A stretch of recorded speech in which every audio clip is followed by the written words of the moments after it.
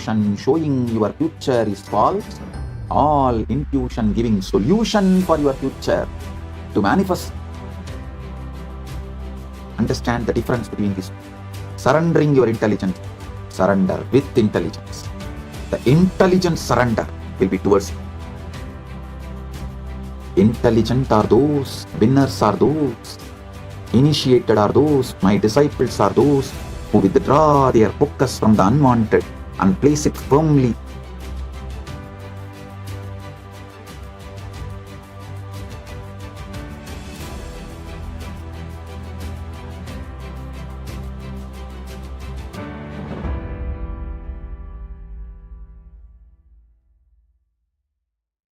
Om Nithyanandeshwar Paramashiva Samarambam Nithyanandeshwari Paramashakti Madhyamam Asmadacharya Paryantam Vande Guru Paramparam.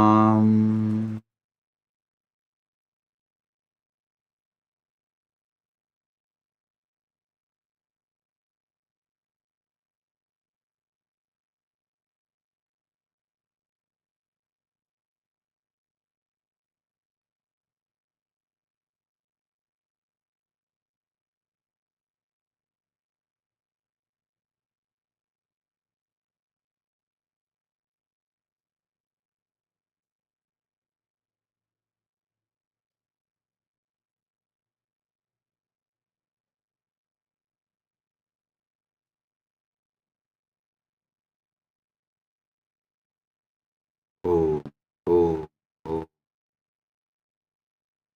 I welcome all of you with my love and respect and blessings.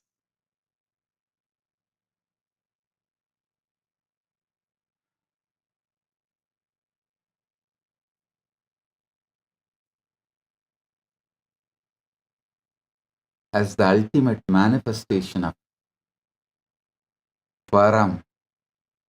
Parama Shiva, I bless you all with Paramadvaita. Paramadvaita Praptiras.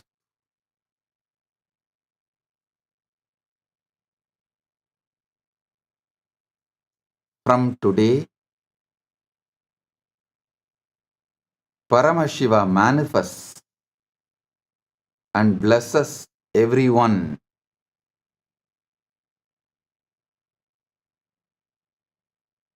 with this Maha Shivaratri Brahmotsavam and the spiritual alchemy process, Shaktipada, Shaktinipada, Jnana Rasavada, quantum entanglement and quantum enlightenment.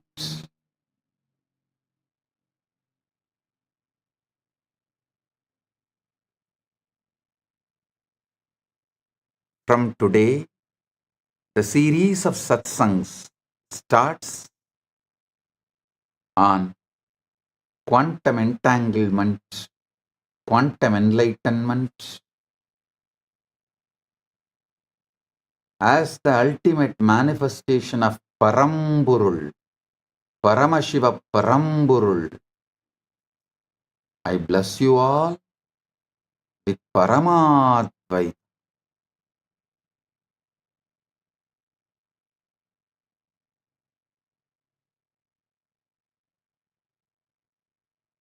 I commit with you all.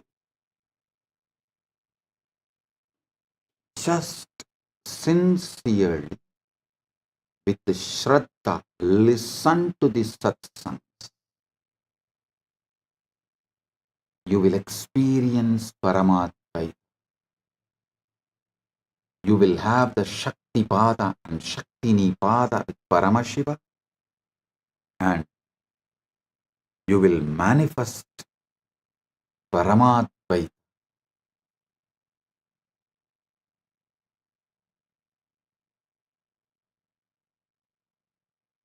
Paramashiva is here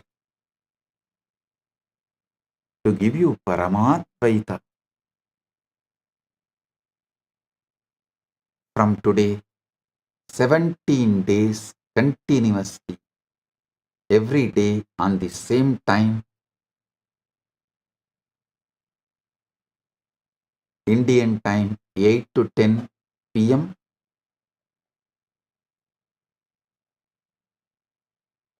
Eastern time 9:30 to 11:30 a.m. Next 17 days, this Maha Shivaratri Brahmotsavam, Maha Shivaratri Satsangs will happen. All I want from you is only one thing. Just listen sincere. That's all.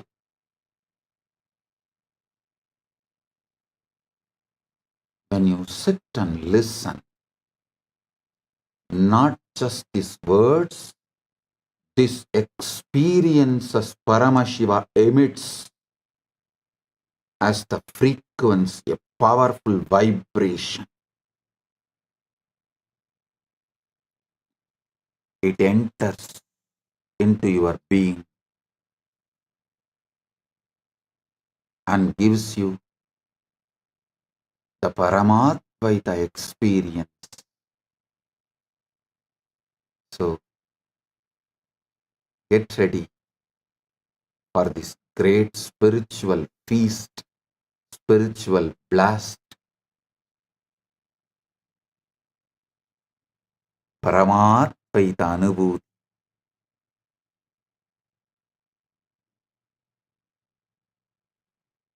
Blessings to all. Listen.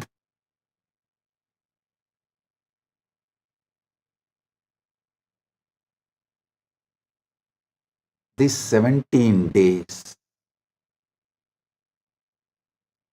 Paramashiva is here manifesting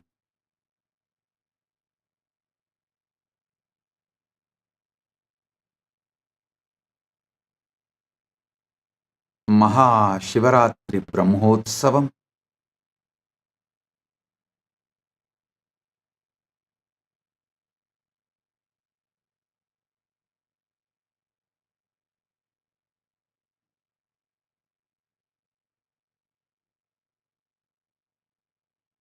February 16th is Maha Shivaratri.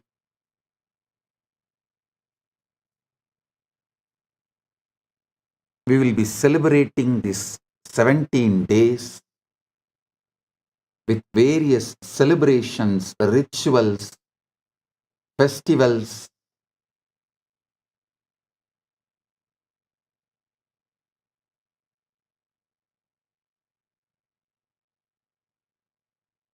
Above all, sitting with Paramashiva,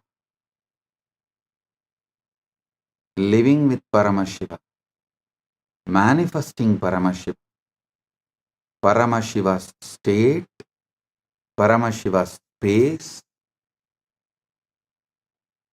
Paramashiva's being, Paramashiva's powers, Paramashiva's consciousness, and ultimately Paramashiva's superconsciousness and Paramashiva's Maha Kailasa.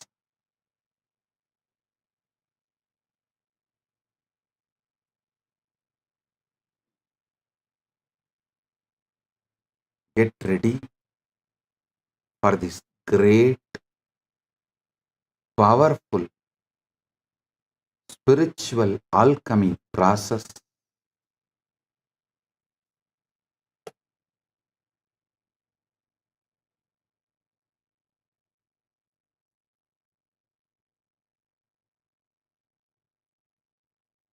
Paramashiva's direct message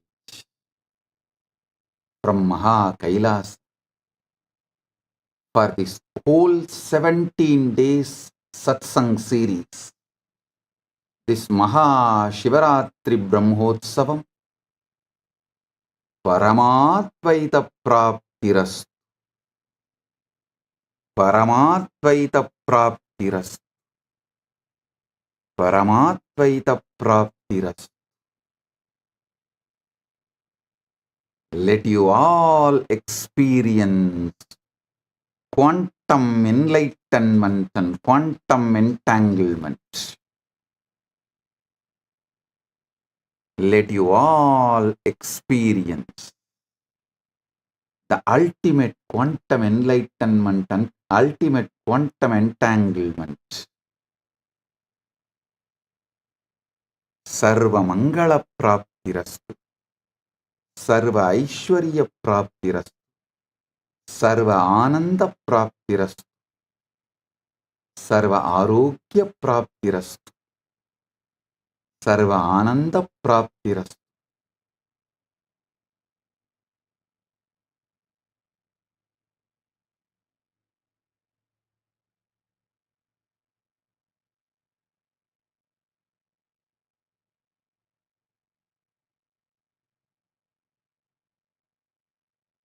From today, celebrations, rituals, festivals for Maha Shivaratri commences, and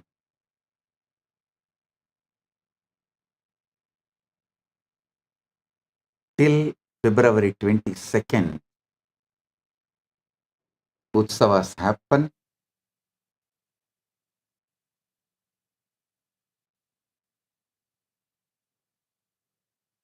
Listen intensely. Listen without any reaction.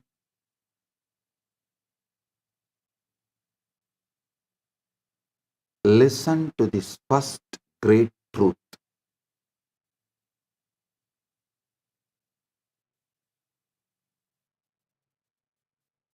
You are a field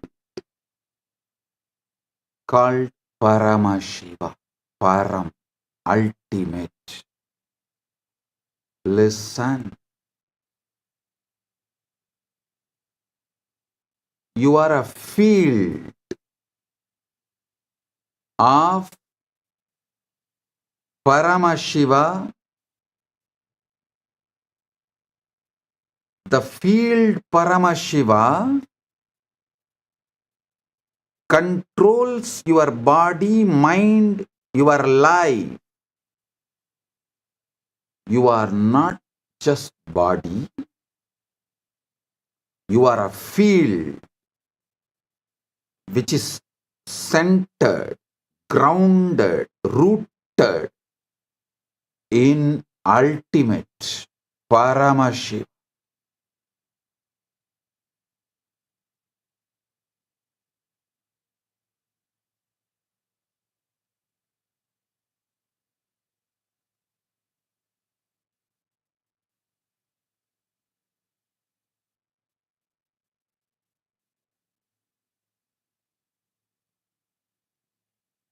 Remember, you are a field rooted in Paramashiva with that intensity. Listen. Listen to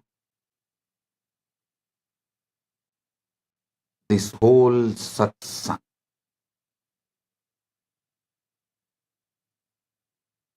The moment you understand you are a field called ultimate Paramashiva, and that field is the ground on which you are rooted.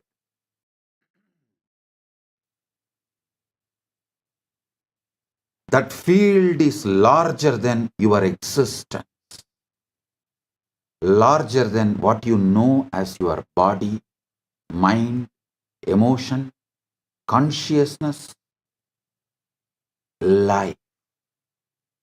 Whatever you call as your body, mind, emotions, consciousness, superconsciousness, life, enlightenment, everything happens inside the field called Paramashiva. You are rooted in the field called Paramashiva. Paramashiva is the source of you. Paramashiva is the field in which you exist.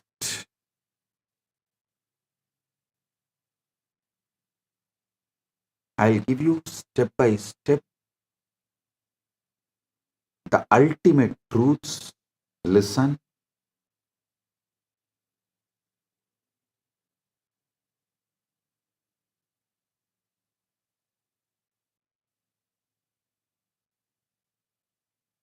Stop all reaction.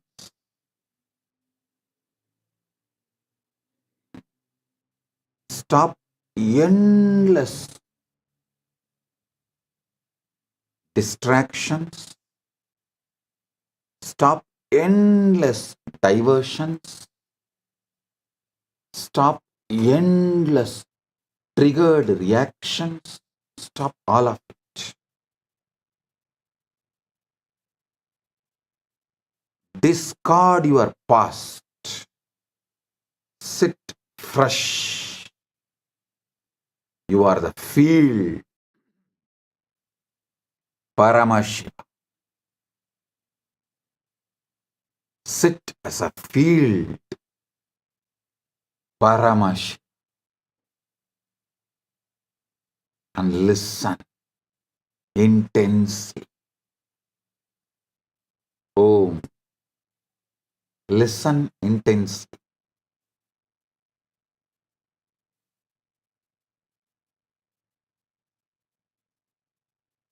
I am not just going to give you words. I am going to give you experience, the truth.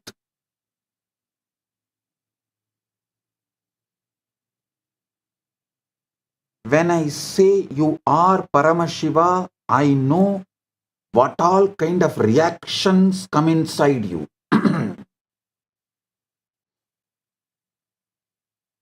What all kinds of flaring up you go through inside you. Relax. You going through flaring up can be forgiven, but you coming to the deluded conclusions due to your flaring up and due to your inflammation is wrong. Listen. Inflammation in your consciousness, acidity in your consciousness, inflation of your ego is all one and the same. Inflated ego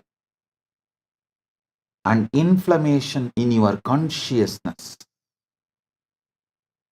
acidity in your emotions, agitation in your mind, all one and the same. Having that is forgivable, but coming to conclusions due to that is beyond forgivable. So sit, listen to this truth one by one by one. First truth. Paramashiva is the field in which you exist. What you call as your life, your body, your mind, your emotion, your consciousness, your relationships, your wealth, your health, everything you know exists inside the field called Paramash. Listen, drop all reaction,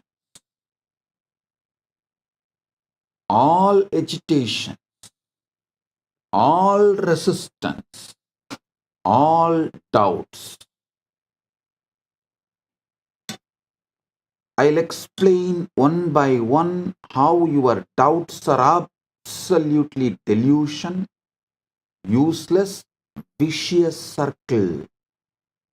When you wake up, how your doubts destroyed your life. One side you will have the tears of bliss overflowing. Other side you will have the tears of ecstasy overflowing. One corner you may feel, why did you miss this such obvious truth for so long?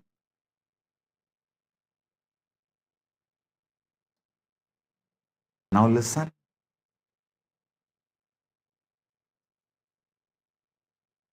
I am presenting this truth as it is. Listen. The biggest problem you have is your present reality is so sickening, toxic.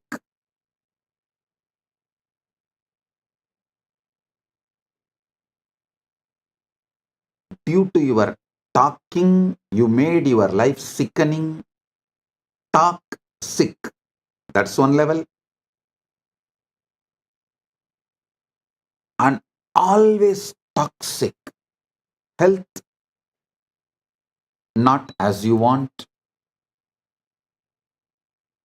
Wealth, surely not as you want. Relationship, surely not the way you want. Inside, there is so much confusion, tiredness, boredom, irritation, laziness. So naturally, your reality stands in front of you and says, you are not Paramashiva. Don't get brainwashed. Listen. Listen to this truth deeply. You are present. What you see around you right now is nothing more than echo of your past thoughts, old beliefs, and yesterday's assumption. Your present is an echo of your past. It's a photograph of a moment long gone, a snapshot of a mind you no longer have to live with.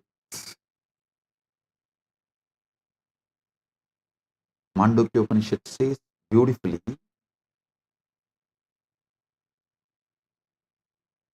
स्वप्नान्तो यदा विज्ञाते विश्वं तत्पतितं जगत् मायामात्रमिदं द्वैतम् अद्वैतं परमार्थतः. Just as the dream world dissolves upon waking, this universe is merely illusion of duality. Non-duality alone is the ultimate truth. Listen.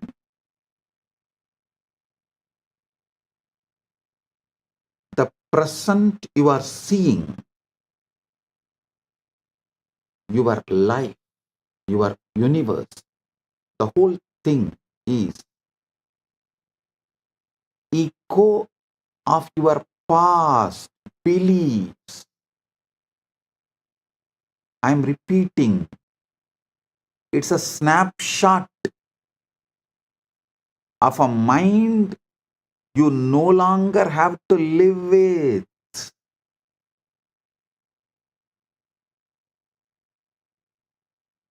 Yata saumyaikena mritpindena sarvam mrinmayam vinyatam syat. Just as by knowing one lump of clay, all clay objects are understood as mere names and forms, so too the universe is a projection of mind's perception. Listen.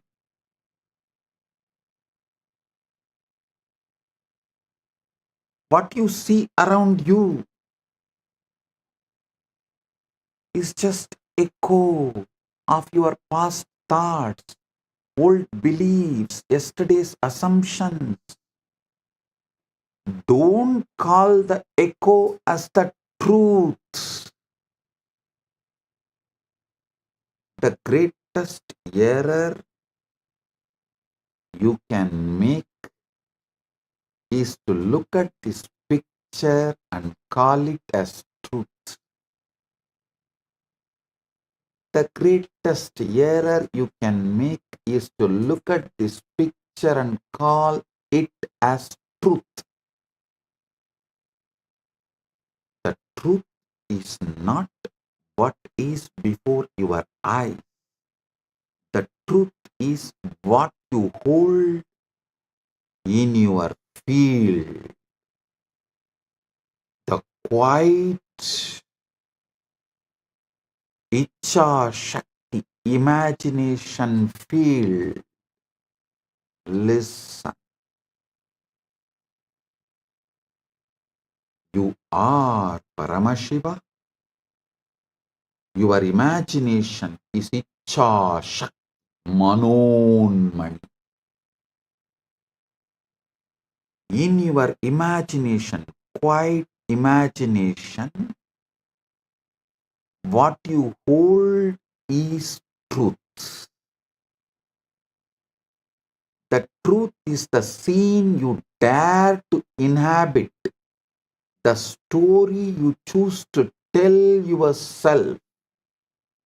The world will show you the reflection of your inner state. It may take few days of delay. If you want tomorrow to look different, tomorrow to manifest as you are Paramashiva inside and outside, you must stop letting today dictate how you feel. You must stop telling your today is the reality which is going to dictate tomorrow. Listen. Kailasa is Paramashiva.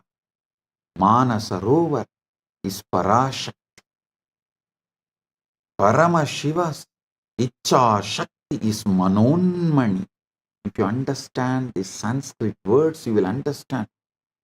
Wow, it is so obvious.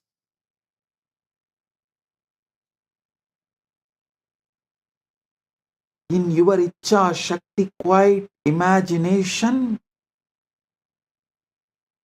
if you decide you are Paramashiva, tomorrow you will see your reality manifest as Paramashiva. It reflects. The world will show you the reflection. You are Paramashiva. It may delay for a few days because whatever you built till now needs to collapse. Only the time needed for collapsing what you built in your past from your Icha Shakti, only that time is required. So listen. Ignore your reality. Ignore your reality.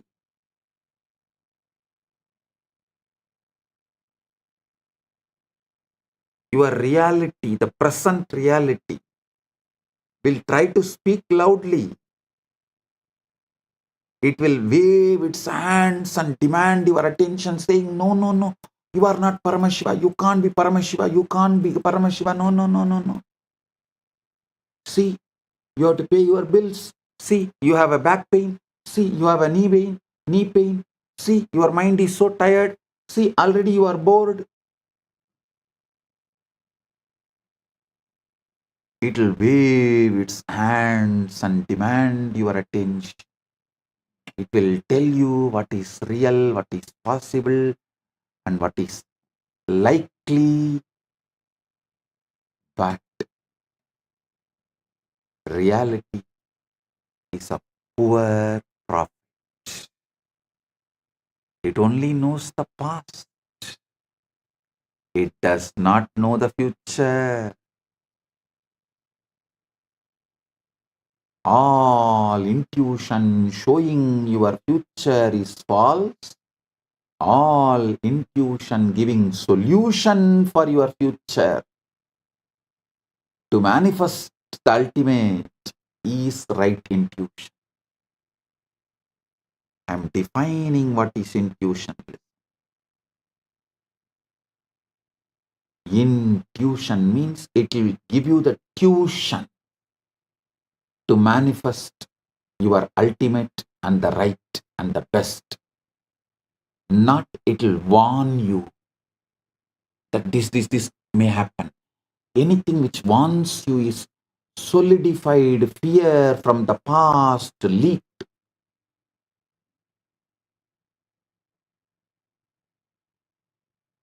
From the indigested stomach, anything you indigest comes out as a gas. Same way, the fear inside you comes out as fear warning. Don't call that gas as an intuition. No. No. Intuition means it will give you the tuition how to manifest your future, your ultimate, your right, your best. You are the creator of your future. You are the creator of your future. Kalpayat yatmanatmanam atmanam devasvamayaya sayeva buddhyate vedan idi vedanta nischayaha. Mantukya karika. Kalpayat yatmanatmanam atma devasvamayaya sa eva buddhyate vedan idi vedanta nischayaha. The self by its own maya imagines within itself by itself, and it alone knows the differences thus projected. This is the conclusion of the Vedanta. Kalpayat yatmanatmanam atma deva swamayaya.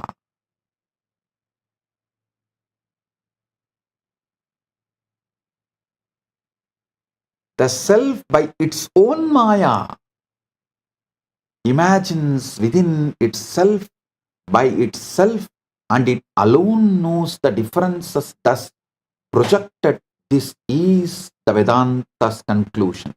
Vedanta nischayaha iti Vedanta nischayaha. Next, from Viveka Chudamani, Apta Pramana. Mano yasyendriyakramam prakasayati sarvataha swapne chakrativa sarvam manaha kalpitameva. He, the mind alone, illuminates the senses, whether in waking or dream states. Everything is a projection of the mind.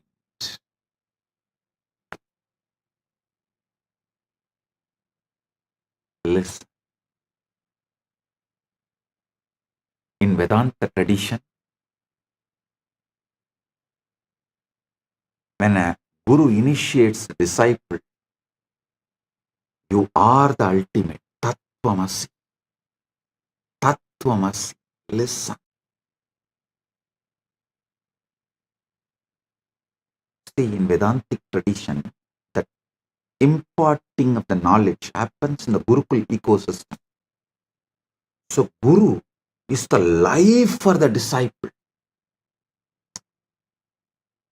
What disciple feels about himself, good, bad, right, wrong, up, down, everything is Guru. So, when disciple is initiated, first thing Guru does is Guru does Pada Puja to disciples. How many of you know? Even now, in Vedanta Sampradaya, Pitas, all the prominent classical Vedanta Pitas follow this tradition. When a disciple is given Mahavakya by Guru, Guru does Pada Puja to disciple to make the Guru make the disciple understand he is the ultimate and he can manifest ultimate, he is capable of ultimate. Now, I initiate all of you. Tattvamasi, Tattvamasi, Tattvamasi, Shivatvamasi, Shivatvamasi, Shivatvamasi, Paramashivatvamasi, and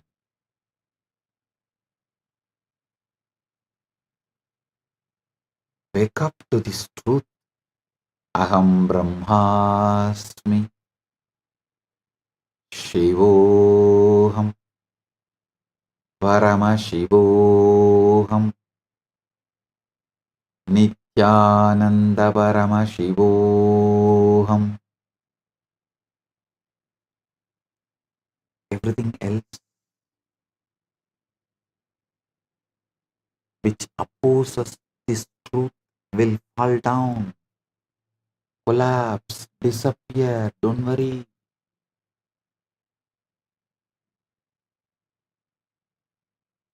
Sincere. I touch each and every one of your feet and manifest the Parama Shiva in each and every one of you.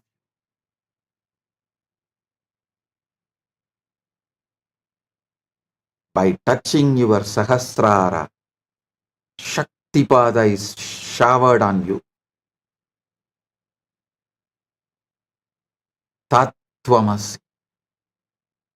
When Aham Brahmasmi flowers in you, same Guru touches your feet and shows you this is the truth. Listen sincerely. I sincerely touch all your feet and show you this great truth. That ultimate truth, you are the ultimate. Tattvamasi is very simple. Assume fulfillment. Live from the end. Listen. Past, present, future. Assume all the three as a cubicle. See, the past present, future. It's like a cubicle. All three are inside the time. Eternal now is a blanket wrapping this cubicle. Listen carefully.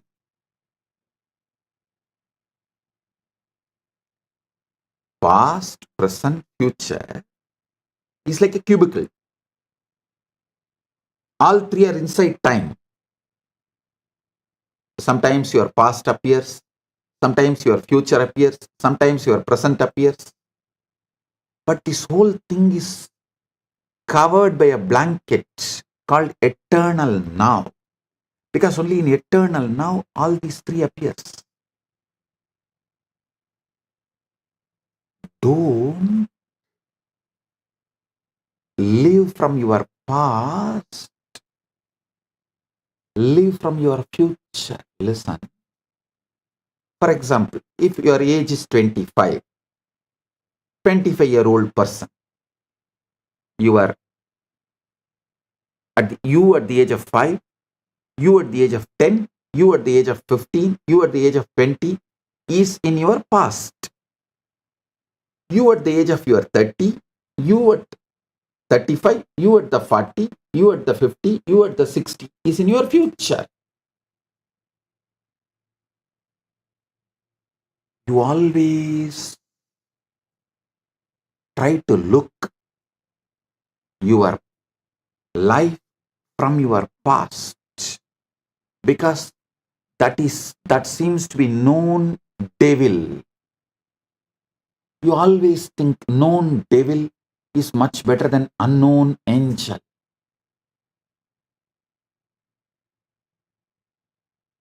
All I am asking you is shift.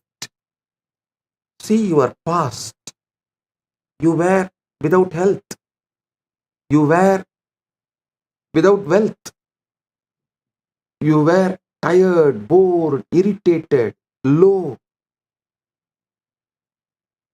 You did not have good relationships. The whole past was a hell, no doubt. But the future, there is a space where you are going to have all the best things you want to manifest in your life. So listen, don't live from this end, live from this end. There is an end in you where everything is hell. There is an end in you where everything you want is manifested, fulfilled. Your past, your future, your present, all the three is a cubicle which is inside the eternal now.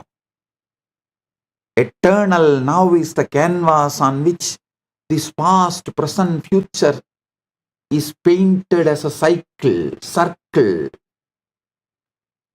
The circle of the past, present, future.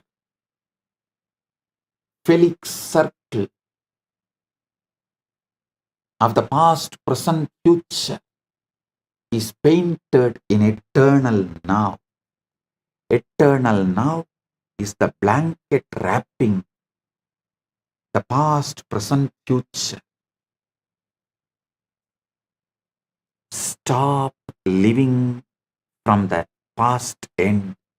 Start living from the other end, future end. Just keep assuming.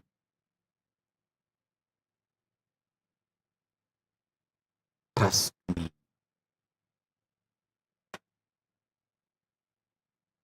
Feeling connection and the trust with the Guru is quantum entanglement, manifest quantum enlightenment right now. I am ready to touch your feet to prove this truth. You are the ultimate. I am touching your feet sincerely. As I touch my Guru's feet sincerely, with the same sincerity, I touch all of you who are initiated by me with this great truth Tattvamasi and ready to manifest the great truth, ultimate truth, Aham Brahmas, Nithyananda Paramashivo. I am touching each and every one of your feet. Listen. Just keep assuming. Assume that the desire is already fulfilled in your health, in your wealth, in your relationships, in your enlightenment, in your power manifestation, in everything you want, in your paramukti, in your paramatvaita. Walk through your days as the one who has already achieved it, who has already received it. I am telling you the greatest secret, Raja Vidya, Raja Gupya, the royal secret, royal knowledge.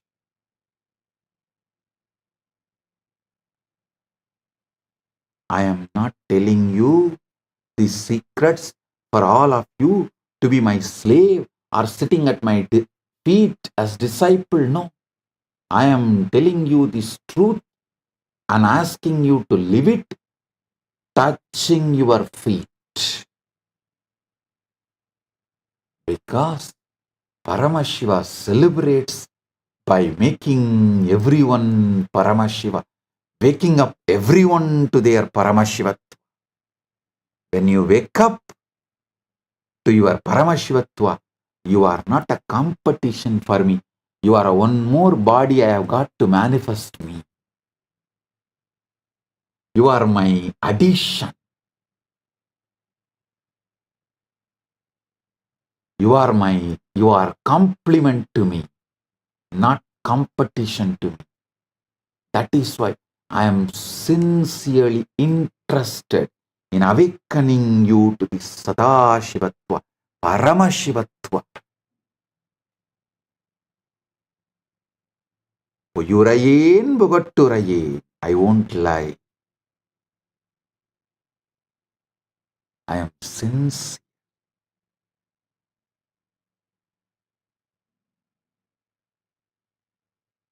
Assume that your desire to have the best body you wanted, to have the wealth you wanted, to have the relationships and the love,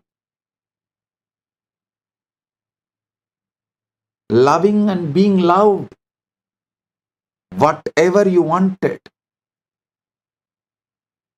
the mental health, physical health, emotional health, conscious health, and superconscious powers and superconscious existence as Paramashiva, as the ultimate. Assume that is fulfilled. Walk through your days as the one who has already achieved it, one who has already received it. When you wake up in the morning, feel the satisfaction of it. When you go to bed at night, rest in the comfort of it.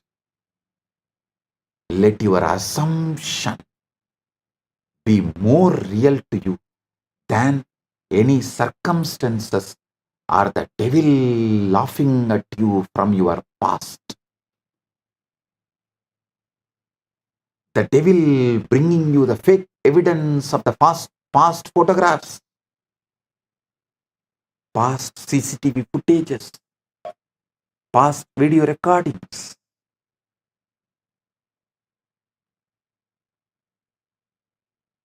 Let the senses argue. At first, your senses will argue. They will show you your knee pain, your back pain, and they will show you your bank account you don't like to see. They will show you the relationship you don't have yet, but you always wanted to have. They will show you the body you wish, but you don't have. Smile at these things,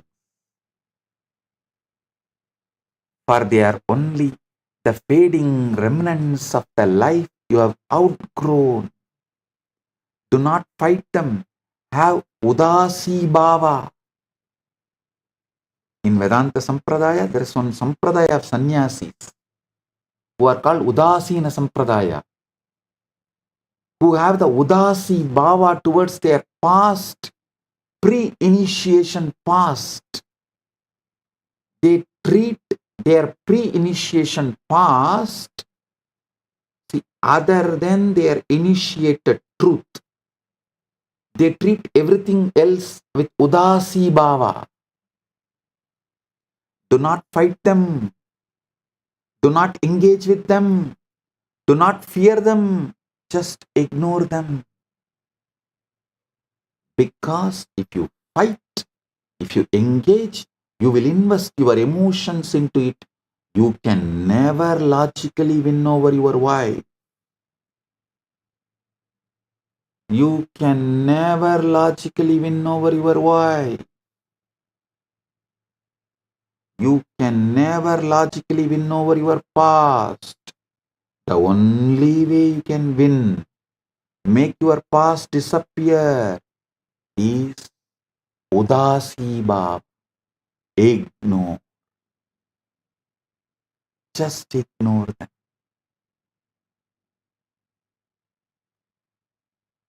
The feeling connection with the Guru literally makes you do this truth, helps you to take the jump.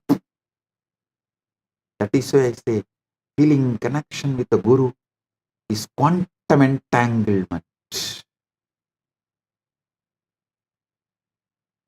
Listen, there is a beautiful story of Arjuna and Krishna. Arjuna and Krishna both were traveling. They were very intimate, much more than what Mahabharata describes. If you want to know the intimacy of Krishna and Arjuna, you need to read between lines, not just Mahabharata, other Puranas too.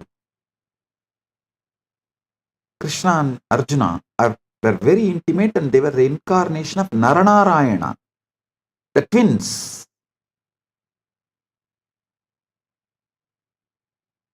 The Naranarayana were described in even Upanishad as the big bird and small bird story. So,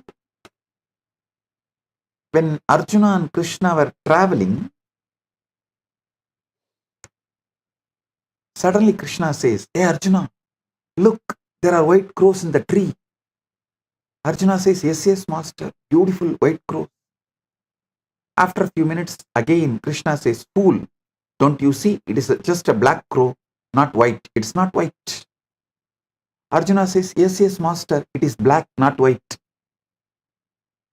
Krishna asks, "What happened to you? When I say white, you say white. When I say black, you say black. What's happening? Don't you have intelligence?" Arjuna says, "Krishna, I don't know. When you said white, my senses really saw white. When you said black, my senses really saw black. When you said white, I really saw white. When you said black, I really saw black. I don't know what is happening to me, but when you said white, I saw it white. When you said black, I saw it black." You will be surrendering to the senses. If you surrender with intelligence, it will always be to Guru. Understand the difference between these two. Surrendering your intelligence, surrender with intelligence. The intelligent surrender will be towards your Guru. Surrendering your intelligence will always be to your senses. in this life you have only two choices. Either you surrender your intelligence or you surrender with intelligence. You intelligently surrender. When you intelligently surrender to Guru, you get into quantum entanglement, that is quantum enlightenment. Arjuna beautifully says, my senses don't give me ultimate, but you are giving me the ultimate. So, when you say white, I see white. When you say black, I see black. That's it.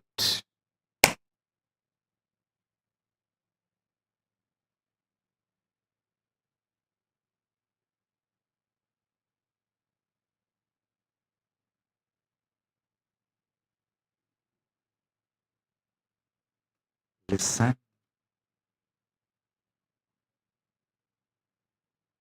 Persist until the old crumbles.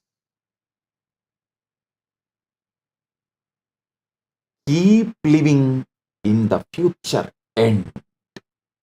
Listen, all of you started as amoeba, individual soul, going to end as Paramashiva.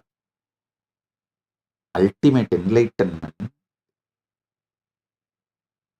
not only easy, you have to achieve, it's a mandatory.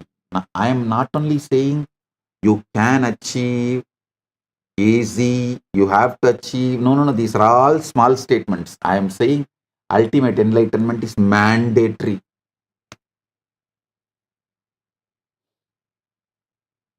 You manifesting the ultimate is mandatory.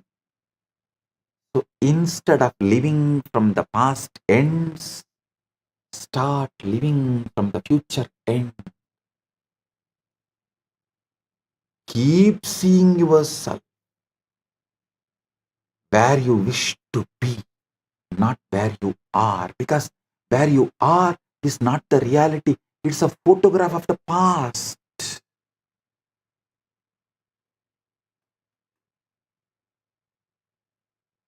Keep seeing yourself where you wish to be. If you persist in this way, the old reality will crumble and the new one, your chosen one, your consciously chosen one, will rise, take its place.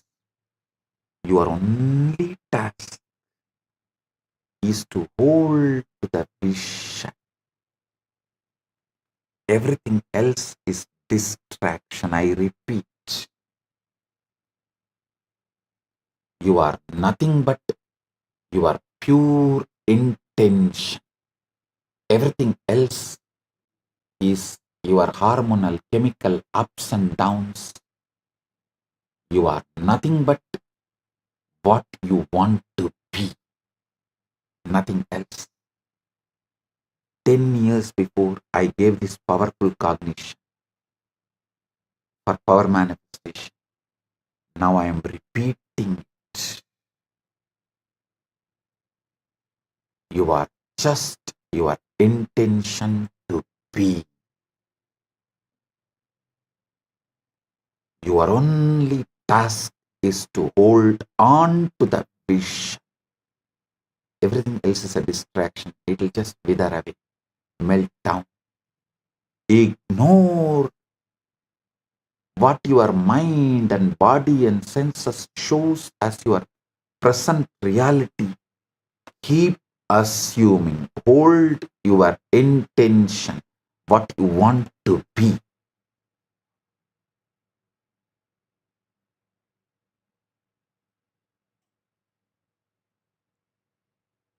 Withdraw from your senses and establish yourself in what you want to be. Yata samharate chayam kurmunganiva sarvasaha indriyan indriyartebhyas tasya prajna.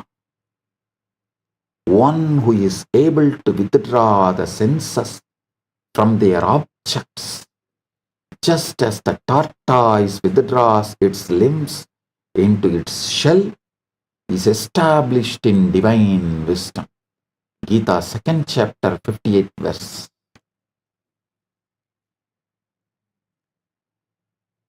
Present circumstances are old patterns.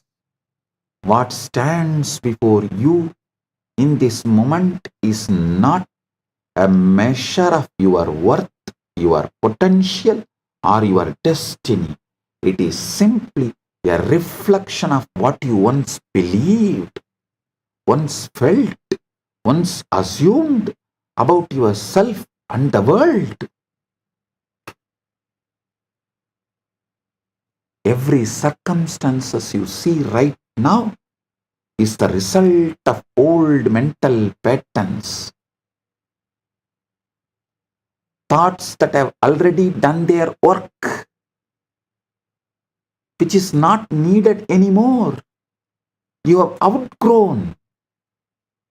It's a past wearing the costume of the present and cheating you. Shadow lag. Listen. Inner leads, outer follows.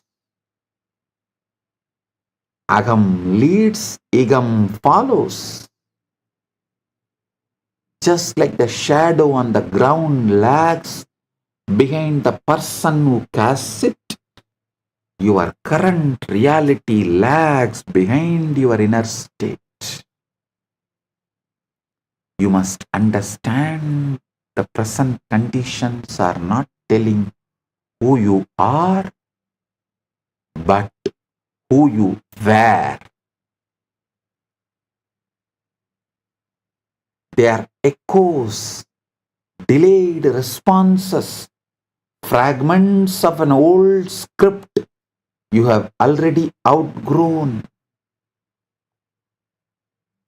Don't chain yourself to the shadow. Don't chain yourself to your past. If you allow yourself to judge your future based on the shadow, you will chain yourself to a cycle that repeats endlessly, the vicious cycle.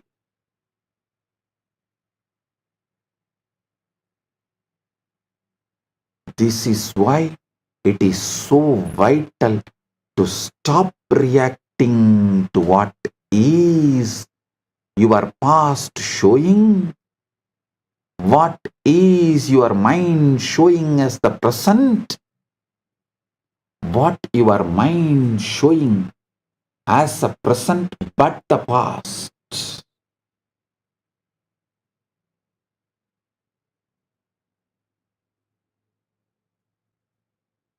Stop reacting what your mind and senses showing as the present but the past. Start living by creating from what will be. Outer world is always one step behind your inner world. By the time you can see, hear, or touch a thing, it has already been set in motion by an earlier state of mind. You see a snapshot of the past, not reality. This means whatever displeases you right now is not your enemy.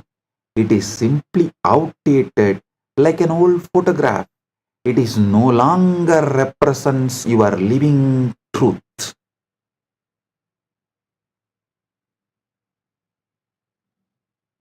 You never see the present. The gap between reality, what you see,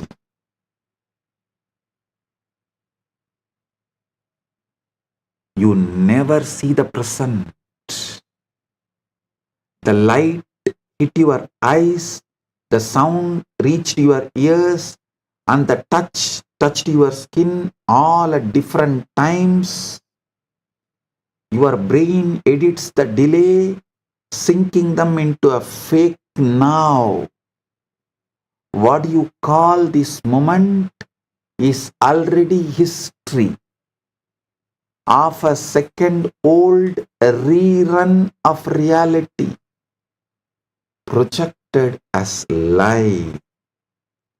Your now is delayed and constructed. Chakshu, Indriya, processes Rupa, Rasa, Gandha, all visual objects with inherent lag as senses arrive at different speeds.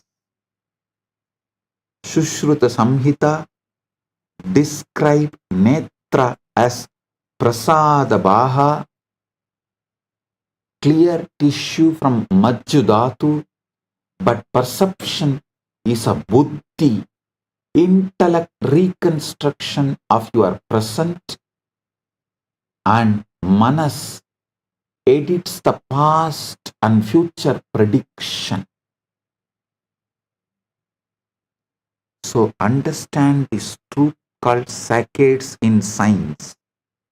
Science tells you how you are not seeing reality, but construction of the past. Your brain does not show you the world as it is. It shows you the world as it predicts it to be. Yama iti maya. Your eyes are not video recorders. They don't stream reality. They are cameras that take snapshots, 3 to 4 rapid clicks per second. Each photo is stitched together by your brain into a smooth movie that never really happened.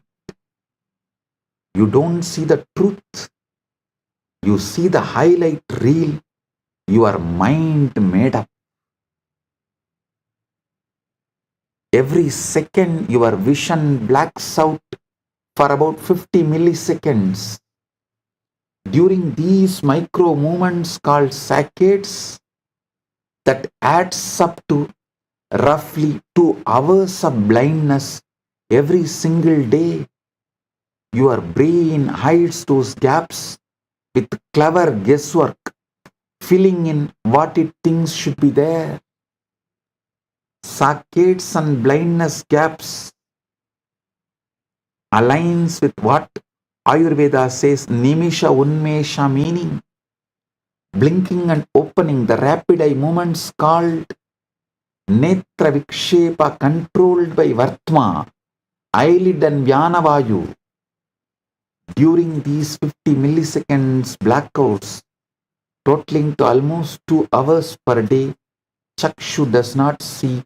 The brain fills the gaps, mirroring how Netra is just a tool, not true awareness. We don't see reality. Our brain creates them. Human vision works by collecting quick snapshots of the world, not a smooth live stream. Our eyes and the brain processes 60 images per second, which is critical flicker fusion rate. When our eyes move quickly, called as saccades, there are brief moments when we don't see anything. Science calls this saccadic suppression, but our brain fills in those gaps called perceptual interpolation. There is also a short delay for the neural processing, which is about 100 milliseconds before we actually see what is happening. So what we experience as a continuous view is really our brain stitching together many quick images and filling in the blanks.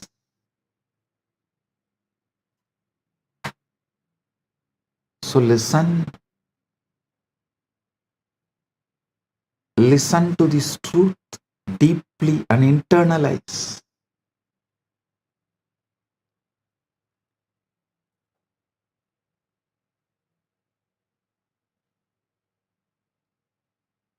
Neither your senses show the present, your senses show the past, your mind also perceives only the past as present. Past only is clothed and assumed and presented to you as present.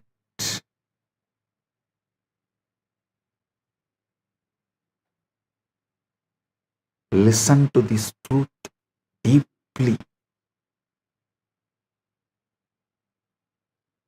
Even your movements are not fully yours.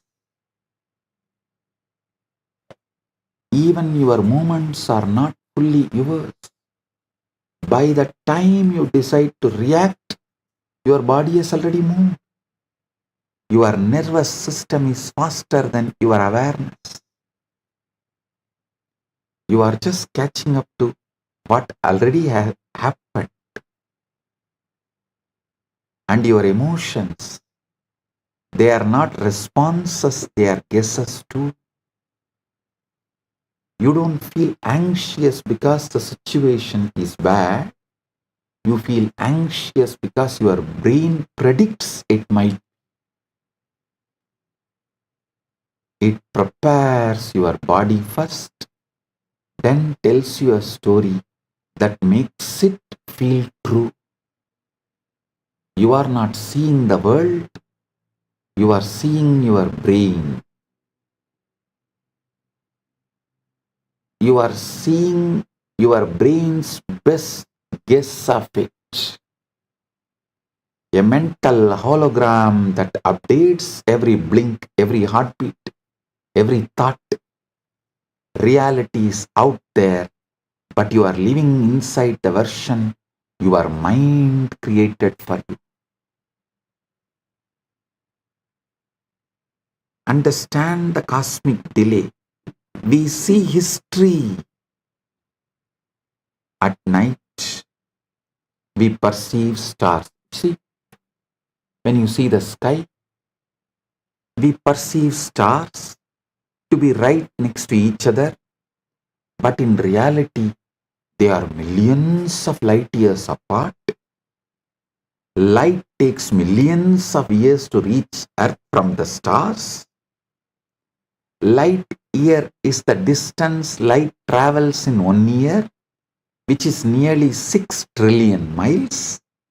Light traverses cosmic distances at infinite speed, meaning we witness stars as they were, not as they are. For example, the Virgo cluster galaxies appear to us as they existed when dinosaurs roamed Earth, while Betelgeuse star might have already exploded into supernova, yet we still see it as a star for the next 600 years. We don't see reality, we only see history unfolding. Don't emotionally engage with the outdated picture. The danger comes when you forget this and begin to emotionally engage with what you dislike.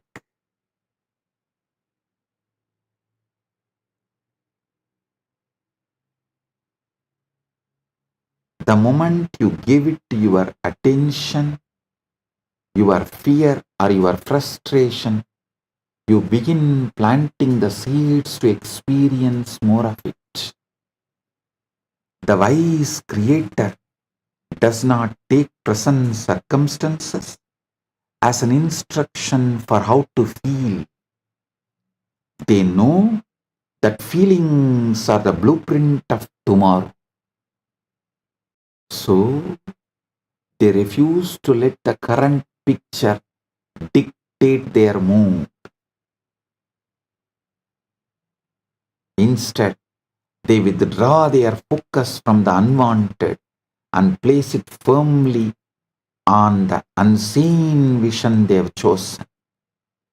Pratyahara from unwanted, Dharana on the unseen. These two words are so beautiful. Pratyahara. Even if you understand the Sanskrit word, Pratyahara means withdrawing from what is perceived as the present from the past. Dharana means focusing on what is your future but going to become the present. This leads to dhyana and samadhi and nididhyasana, manifestation, avishkarana. Withdraw your focus from the unwanted and place it firmly on the unseen vision you have chosen. Intelligent are those, winners are those, initiated are those, my disciples are those who withdraw their focus from the unwanted and place it firmly on the unseen vision they have chosen. The letter already mailed. They treat the present like a letter that was mailed weeks ago. It has already been written. They know that if they want a different letter tomorrow, they must write something new today.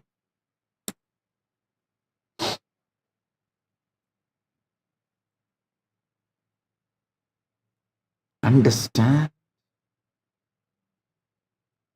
When you understand this, life changes. Detachment from the old happens by natural, organic way. You no longer panic when something unwanted appears.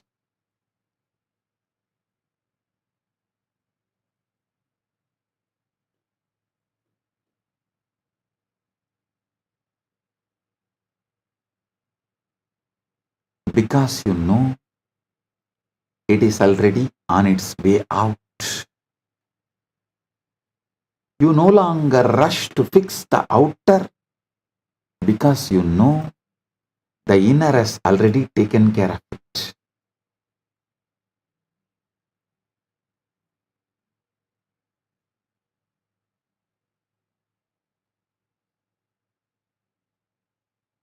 You stop begging circumstances to change. Instead, tend to the only thing that truly matters, your state of being. This is the power of detachment from the old. Vairagya Shakti. You don't fight it. You don't hate it. You simply recognize that it is not the current, not alive.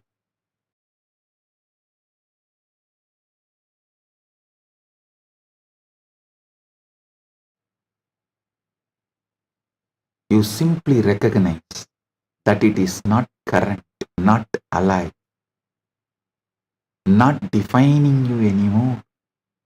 You thank it for its message.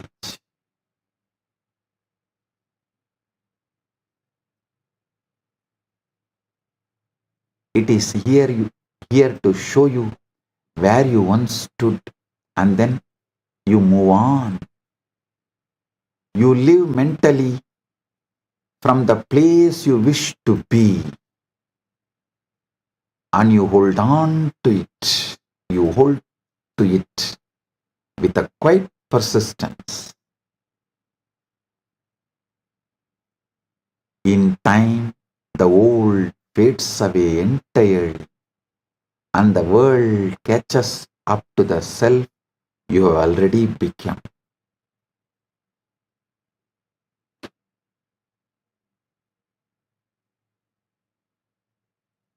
Then you will see with your own eyes. Reality was never telling you the truth, it was only telling you the past. Everything begins in the unseen. Before any event unfolds, before any change is witnessed, before any dream becomes tangible, it exists in the quiet realm of thought and belief. The invisible always comes first. Your mind is the soil, and every assumption you hold is seed planted deep within it. Whether you plant seeds of fear or seeds of faith, they will take root. Whether you nurture visions of lack or visions of abundance, they will grow. The world you walk through is nothing more than the harvest of what you have been growing inside. The visible is the end, not the beginning. The mistake most people make is to judge life only by what they can see. They forget that what is visible is already the end of the process, not a beginning. The tree is not born when you notice it.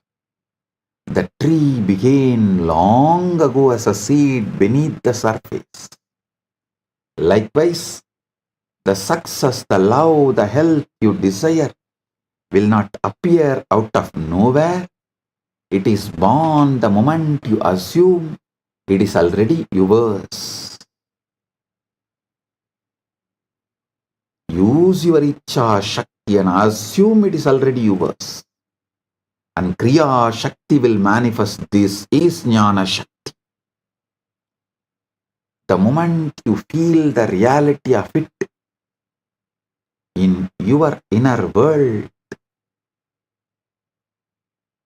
in your Icha Shakti, Kriya Shakti manifests. This is Jnana Shakti. This is why you must be intentional with the seeds you plant, consciously aware of the seeds you plant.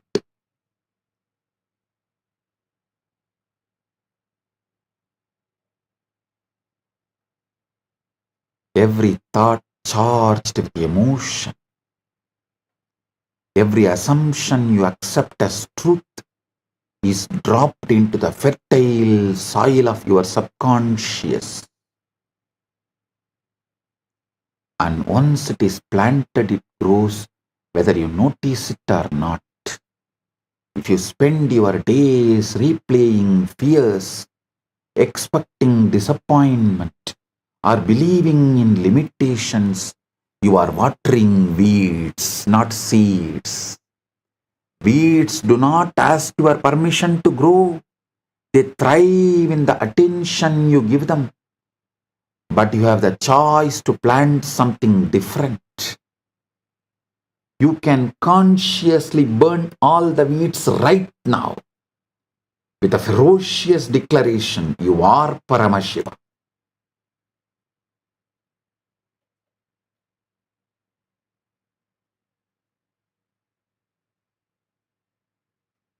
you can just burn the whole soil. So no weed grows. Only the conscious seeds you plant grows.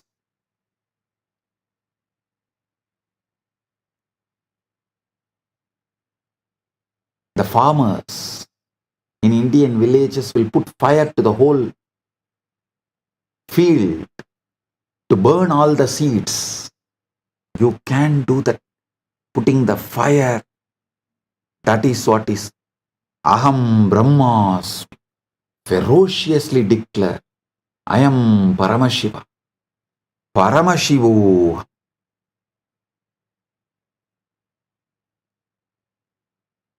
Weeds do not ask your permission to grow, they thrive in the attention you give them, but you have the choice to plant something different.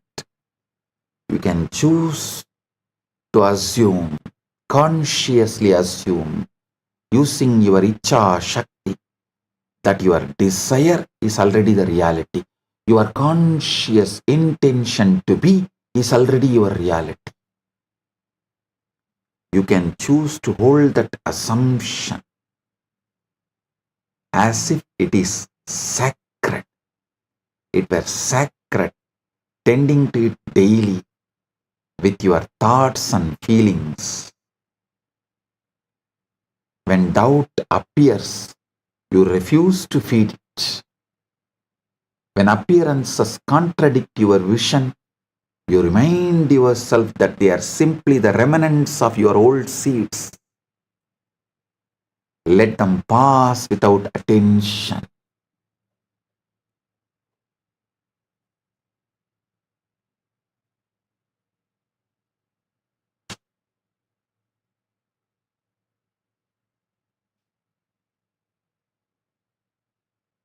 It is not your job to dig up the seed every day to see if it is growing.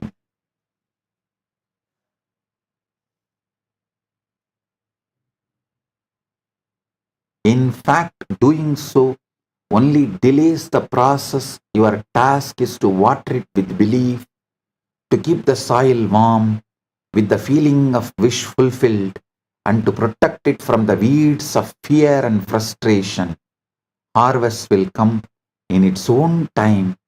Cannot rush the unfolding any more than you can force a flower to bloom before it is ready.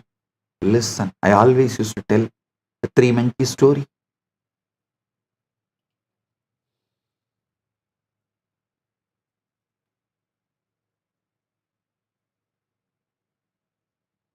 Three monkeys were always disturbing the local villagers by stealing the mangoes and eating. Villagers are throwing stones and hurting them. So all three monkeys have decided to go to a sage who was meditating in the forest and ask for solution. A compassionate sage said, don't worry, you plant few mango seeds and the tree will come, the fruits will come. Enjoy it, don't disturb the villagers. Not only he told, and he also gave the seeds. Monkeys were very happy. They planted them, watered them. 1 day over, 1 month over, 1 year over, 2 year over. The tree did not happen. All three came to the sage, asked, we exactly did what you said. The first monkey said, I planted it perfectly as you told.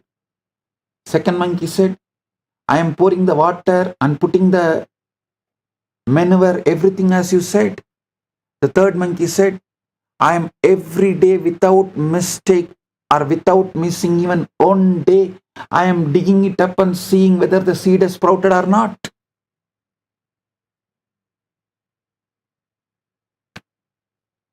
Now you know why the mango tree never happened. Do not dig. Let the seed sprout and become tree. That patience is called tapas.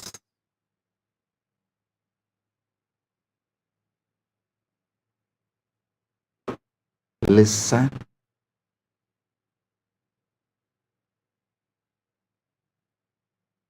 The harvest is inevitable when you truly grasp this truth and you stop living as a victim of circumstances.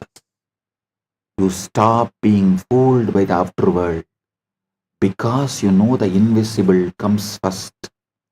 The moment you claim it within, the seed is planted.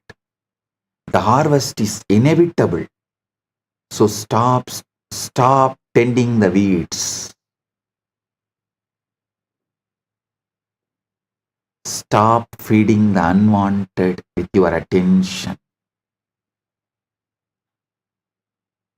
Instead, water your seed with faith. Nurture it with gratitude.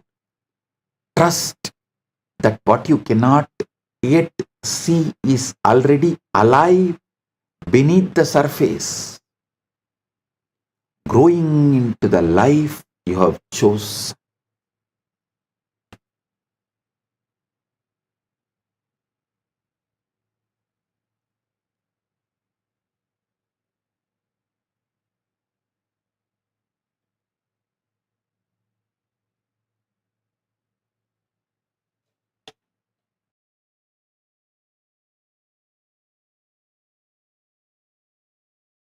The moment you decide what you want,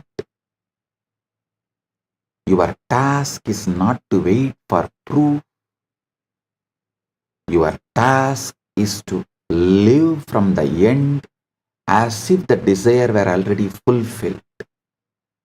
The greatest mistake is to stand still, scanning the world for signs, measuring progress by outer changes. This keeps you in the state of waiting, and waiting only creates more waiting. Instead, you must step into the role now, mentally, emotionally embodying the person who already has the thing you desire.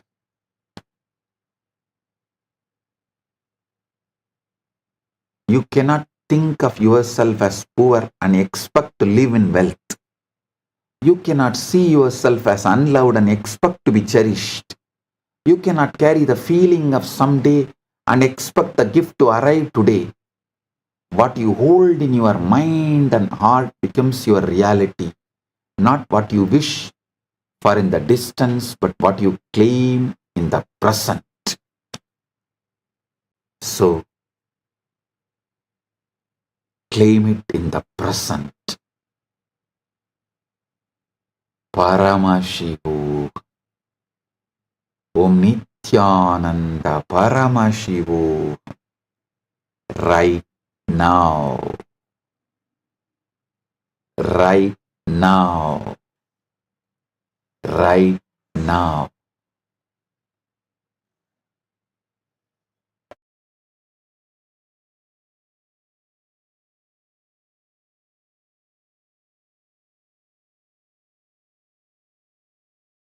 You are Paramadvaita Praptirastu.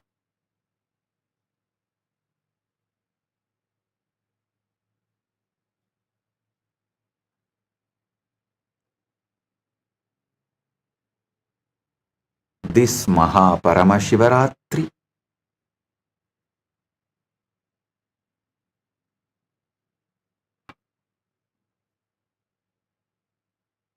will become the greatest experience of Paramadvaita for all of us.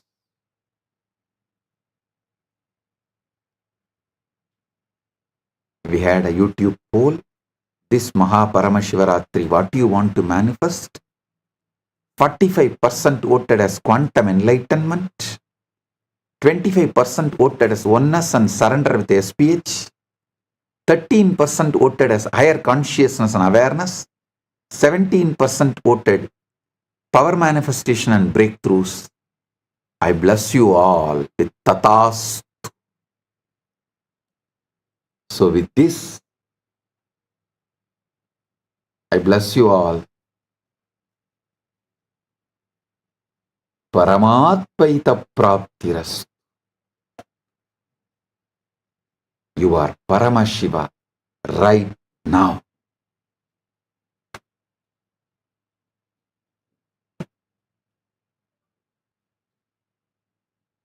With this, I bless you all.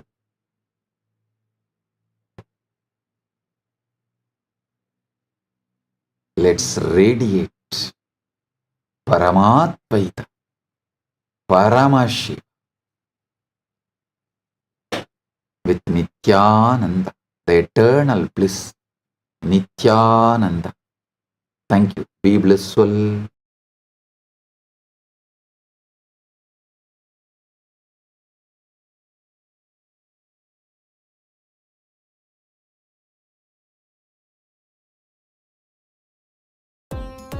Nithyanandam, thank you for watching, and if you found the video enlightening, please give it a like, share it with your loved ones, and subscribe to stay connected with us. Don't forget to click the bell icon to receive the notifications. How the society teaches body-mind combo, and you need to work hard, earn, step by step. If you bring that philosophy to dharma, artha, kama, moksha in all four, you will be whichever country you are. You are daytime, you are brainwashed to be in the ecosystem of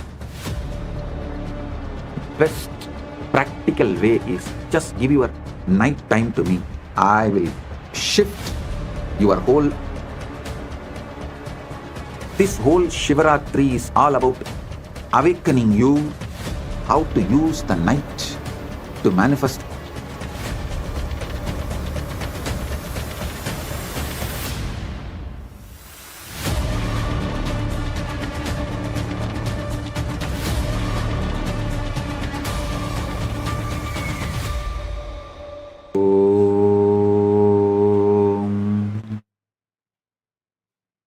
Nithyanandeshwar Paramashiva Samarambam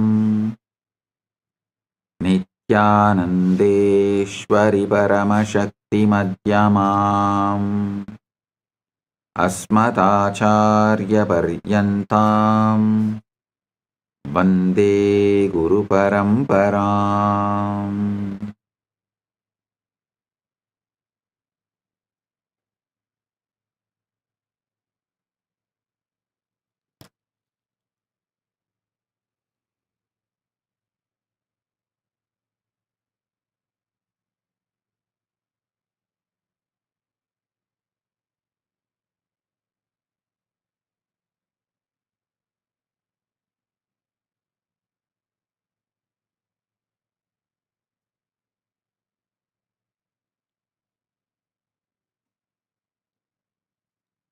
I welcome you all with my love and respect. I welcome all the devotees, disciples, Samajis, Satsangis, Shri Mahans, Mahans, Tanidar Kotari, Kailasas, ministers, ambassadors, citizens, Rajya Sabha members, Chit Sabha members, and Paramashiva Sena program participants in Kailasa Thiruvannamalai and Kailasa Guinea-Bissau. I welcome all of you for this auspicious Paramashivaratri, 5th day satsang and spiritual alchemy process, Shaktipada, Shaktinipada, quantum entanglement and quantum enlightenment.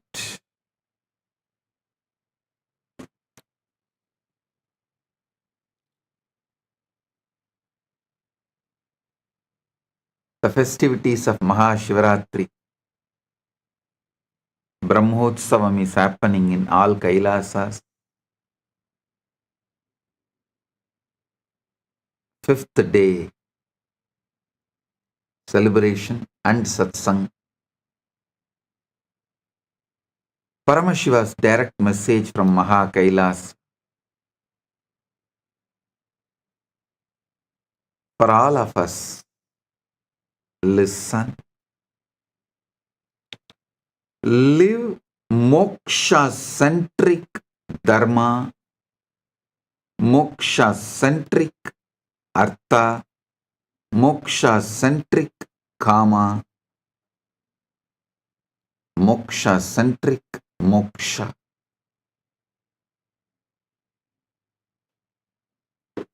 Listen carefully.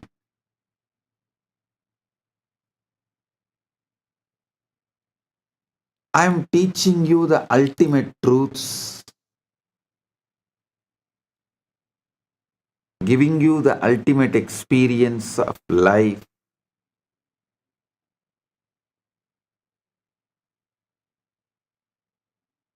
This whole Paramashivaratri is teaching you about how to use Ratri, night time, to manifest the ultimate Shiva. Listen. Shivaratri is not just one day celebration, it's one day training.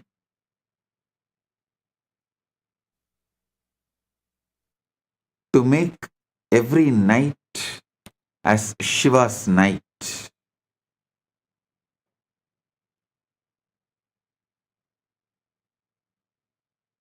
I'll teach you step by step the Kailasa's culture, Kailasa's truths, Kailasa's space, Kailasa's revelation.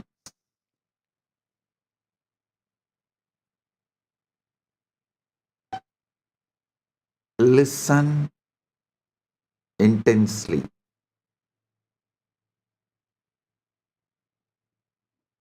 I want you to understand this whole truth, this moksha-centric life.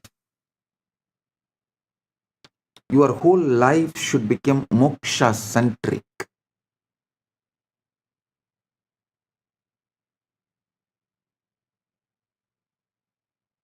See, your whole day somehow goes in constantly brainwashing you to live this world-centric, focused on this world, materialistic mentality, lifestyle, ideology, philosophy centered.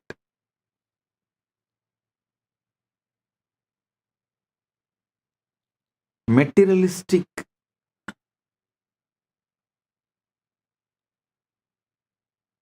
ideology, materialism centered dharma, artha, kama, moksha, all are fake. Listen.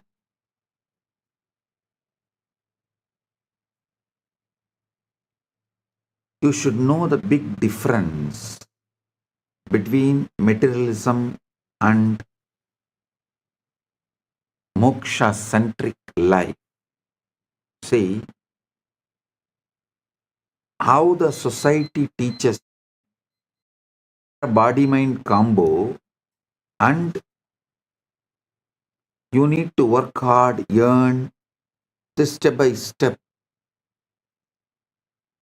If you bring that philosophy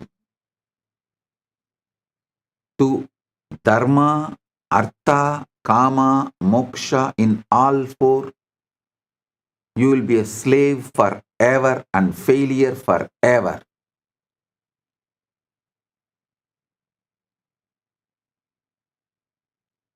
If you shift the whole understanding. Make it moksha centric. Moksha centric dharma, moksha centric artha, moksha centric kama. You will be successful in everything.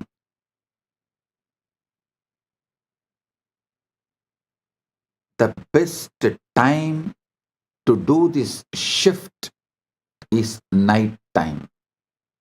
Various reasons. I can give you 108 reasons. Because your daytime is already taken away.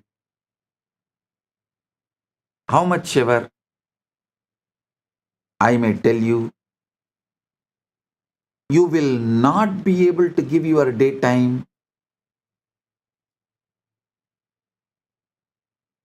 for this ultimate. Your daytime is lost in endless distraction. You are brainwashed to live in endless distraction. The whole ecosystem you are made to be in during the daytime, whichever country you are. No country is an exemption. Whichever country you are. Your daytime, you are brainwashed to be in the ecosystem of materialism, half truths, false narratives.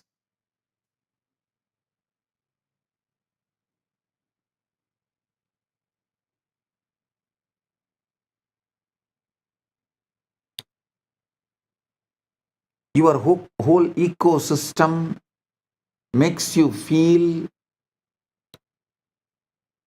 your actions and reaction towards your fear will bring you security. The endless distractions are the pleasure. How many fake narratives are peddled and you are brainwashed, and you also start living, believing unquestioned assumptions.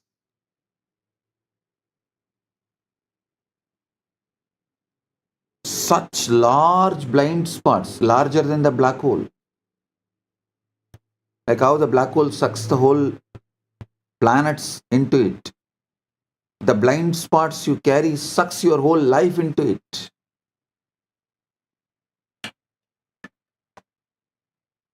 The wrong ideas about the boredom and tiredness. Wrong ideas about loneliness, love. Unquestioned assumptions lead to wrong lifestyle, food habits, addictions, and whatnot.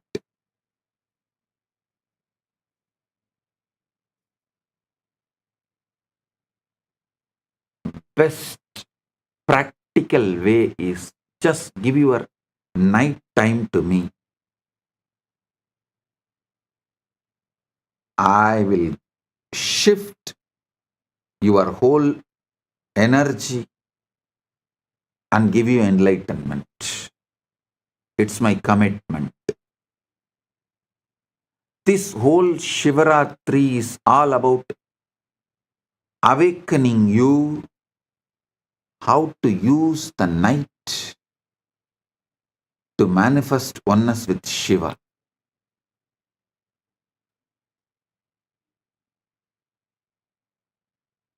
Today the whole satsang is going to be how to use your night the best way to become moksha centric.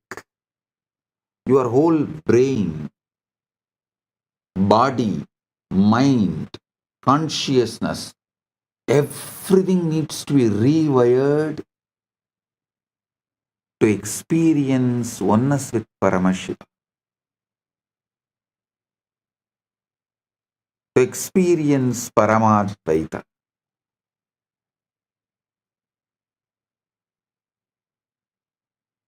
So I'll reveal these truths one by one. Listen intensely. Pradiratram mahatkum karma vishwasya kurvasi najanasi swayam tasya rahasyam paramatputam.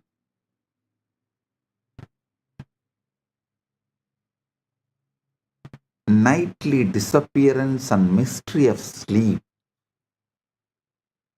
Every night you perform the most mysterious act in the universe and you don't even realize it. You lie down, close your eyes, and then you vanish. Not your body, but you, the one who thinks, one who remembers about himself, worries, plans, remembers, lives, simply disappears.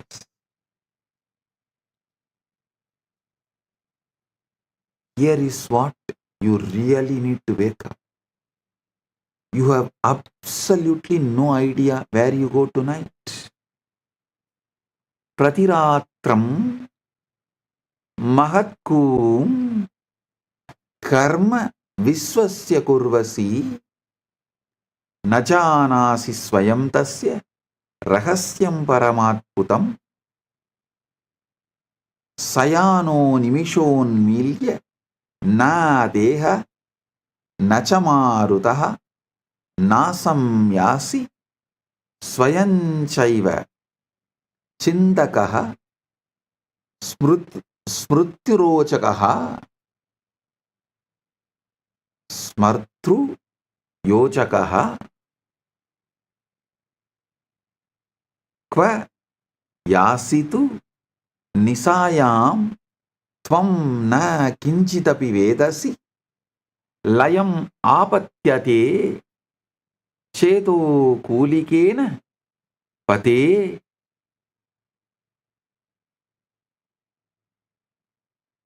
Yadi tadboda matrena na katachit pramatyase chaitanyam tavalokesmin na sadharanam ishyate maranam pradidinam tvedat punarutthanamevacha samanyam manyate loko moha samskaravasat ascharyam klu yatraisha ya nityam sampravartate nitra sarena jivastu tame vadikra mechiraha. Listen, I'll translate and tell you. You have absolutely no idea where you go tonight. When you surrender to sleep, you will dissolve into something so profound, so utterly beyond your daily understanding, that if you truly grasped what happens, you would never take consciousness for granted again. Only once you understand these truths before Shivaratri, you will never sleep again. Every night will be Shivaratri.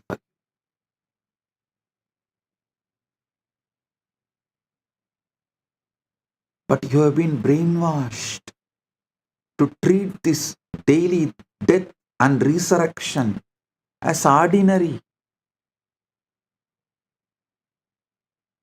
How fascinating that the most extraordinary journey you will ever take happens every single night, and you have been sleepwalking through it your entire life.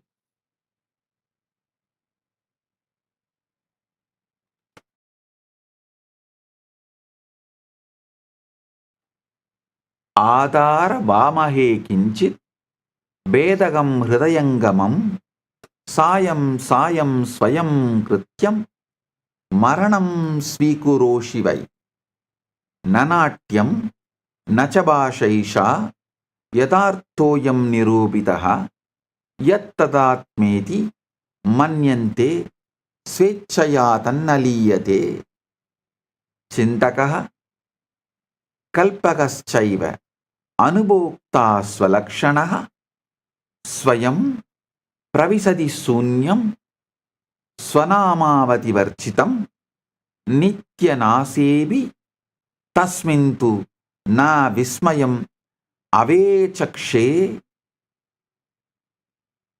अभ्यासेन हि लोकोऽयम् आश्चर्यं विस्मरत्यलम्. Voluntary suicide and the mundane treatment of the mystical. Now let's begin with something rather unsettling. Every evening you perform what amounts to voluntary suicide. I'm not being dramatic. I am being precise. Think about it. What do you call yourself this chattering, thinking, experiencing, being willingly steps into oblivion? See, we have become so accustomed to this nightly disappearance that we have stopped noticing how absolutely extraordinary it is.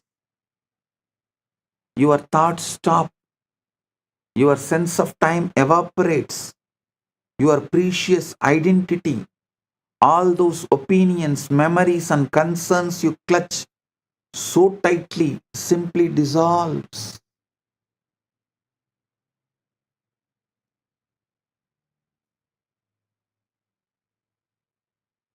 अभ्यासेन हि लोकोऽयम् आश्चर्यं विस्मरत्यलम्.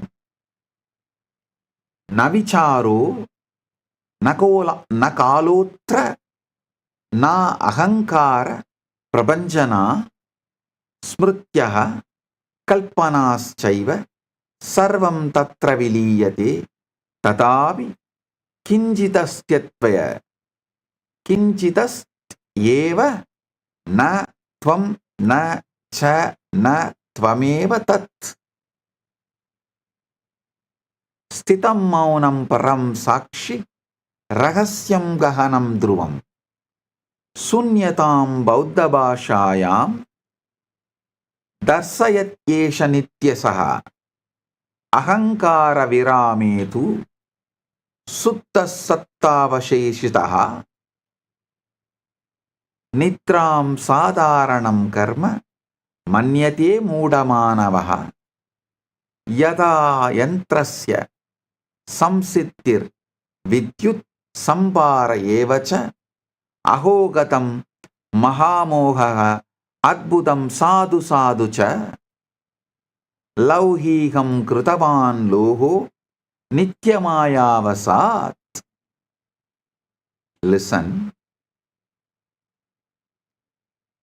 Somehow mysteriously something continues throughout your night. I am describing what happens to your night.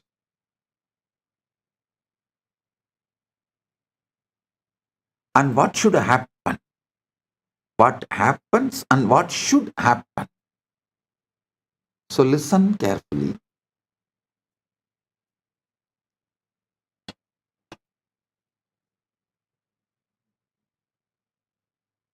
Your precious identity, all those opinions, memories, and concerns you clutch so tightly, simply dissolves. Yet somehow, mysteriously, something continues, something that is not quite you, but is not quite not you either. See, if I ask who is in the night, you can't say you, and you can't say you are not. See, Yoga Vasishta says, Esha Jagarti Suptanam Prahatraya Vivekinam Haratya Satyapadamaarthanam Vitaratya Mahatmanam.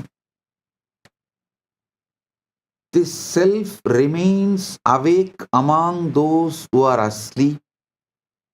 It strikes the undiscerning, removes calamity from the distressed, and bestows grace upon those who are not great-souled. Means even for ordinary people.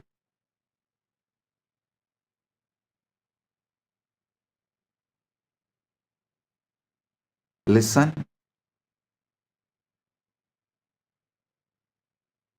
Adetat antaram pashya vismarana vilakshanam nitrayam patite dehe kim nama lupyate kilam na nama nachakar masti na sambandho nachakramaha yenatma परिचीयेद तत्सर्वं नोपलप्यते न चिंता न स्मृतिर नास्ति न मतं नाभिरुष्यपि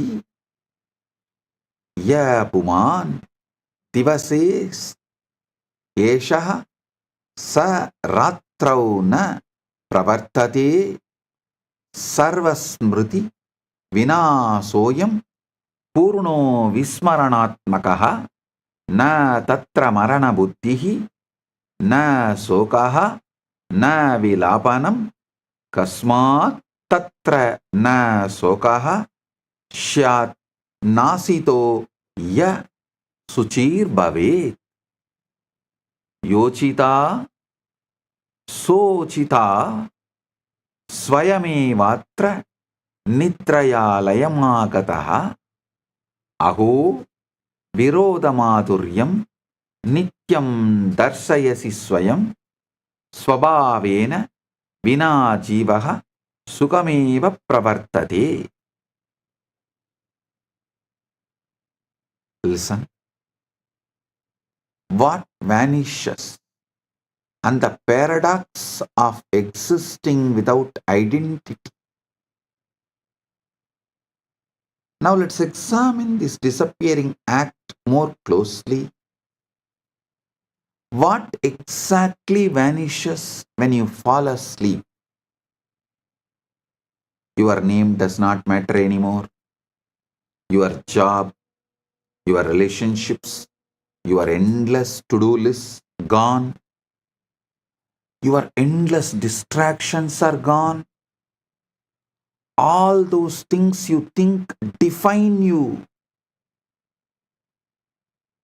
Your wealth, your identity, your relationships, your job, your bank balance simply are not there.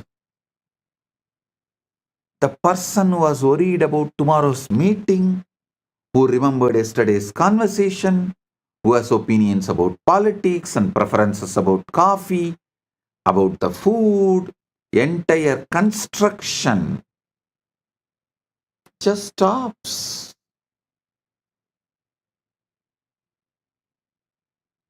It's a most complete forgetting imaginable, possible. And yet, curiously, you don't experience this as a loss or a death. There's no sense of tragedy in deep sleep, no mourning for the vanished self. Why? Because the one who could mourn has also disappeared. This is what I find deliciously paradoxical. Every night you prove that you can exist perfectly well without having your identity, without being your ego, your identity, yourself. In fact, you might say you exist more purely, more essentially when all psychological furniture has been cleared away. Yada sarvobadinam nirase sadi samstitihi. suttadaram tada sattvam drishyade nirvisheshatah yadi nityam vinanama vinarupam vinasmrutim siddhosi tu nisayam kim satyam tava tatpavuhu yattiva rakshate tridam yat ahankara samsritam kim tat alpam vigalpyam va nityanasamartakam. See, here is an uncomfortable question this raises. If you can be so completely without your identity every single night, what does that tell about the reality of this identity you defend so fiercely during the day? Is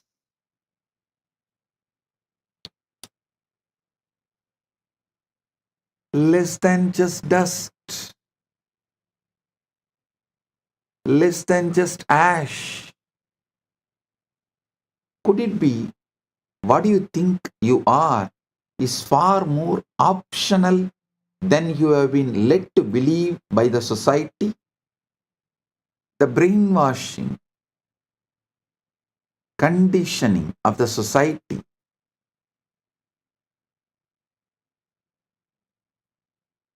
has led you to believe many wrong things about everything, including about you. Listen.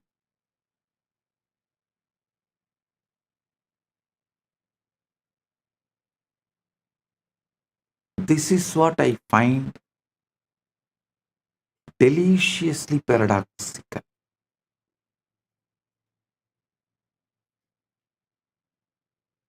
Every night you prove you can exist perfectly without being yourself.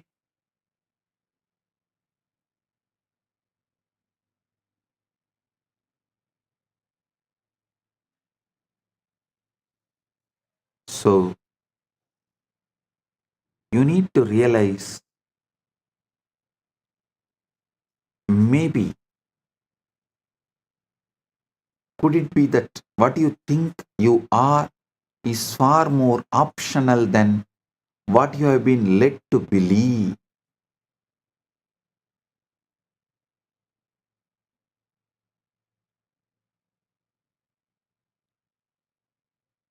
Adagachamahe bodham vismayasyadi gauravam jakratyasti sada kaschit drashta netrapurassaraha pashyat yantargatam vrittam chintam arsham vishadagam nitram vinasa sada yuktaha sakshi nitya ivastitaha chaitanyam vedanam vatvam aham va tamudahritam na kadachit sangitavan nityatve tasya samstitau sukhe dukhe tada taiva rage dveshe cha sarvata eka eva stito drashta parivartanavarjitaha tato nitra samayada sakshi tatra na drishyate na murchito na nashto sau napi kvachita vastitaha abhavoyam navatvaya bhava bhava vivarjitaha drashta evahi drashtrutve layama patyate dhruvam.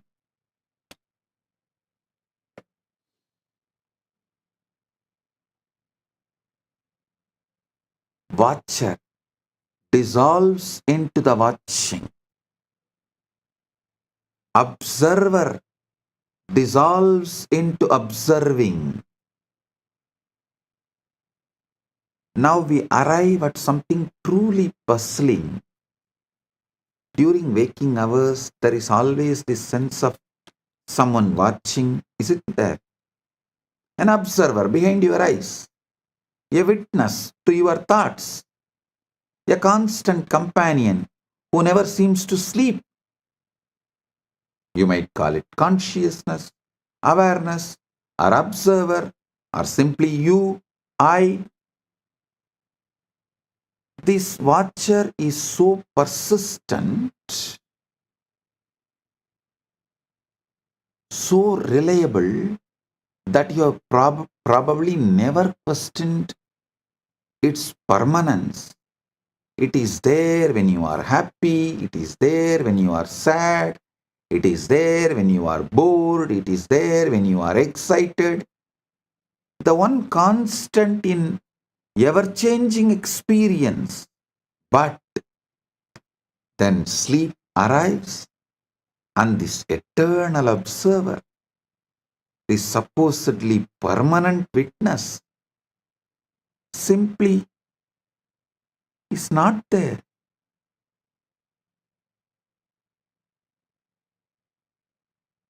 That would imply something is there to be unconscious but not absent. That would suggest a place from which it is missing.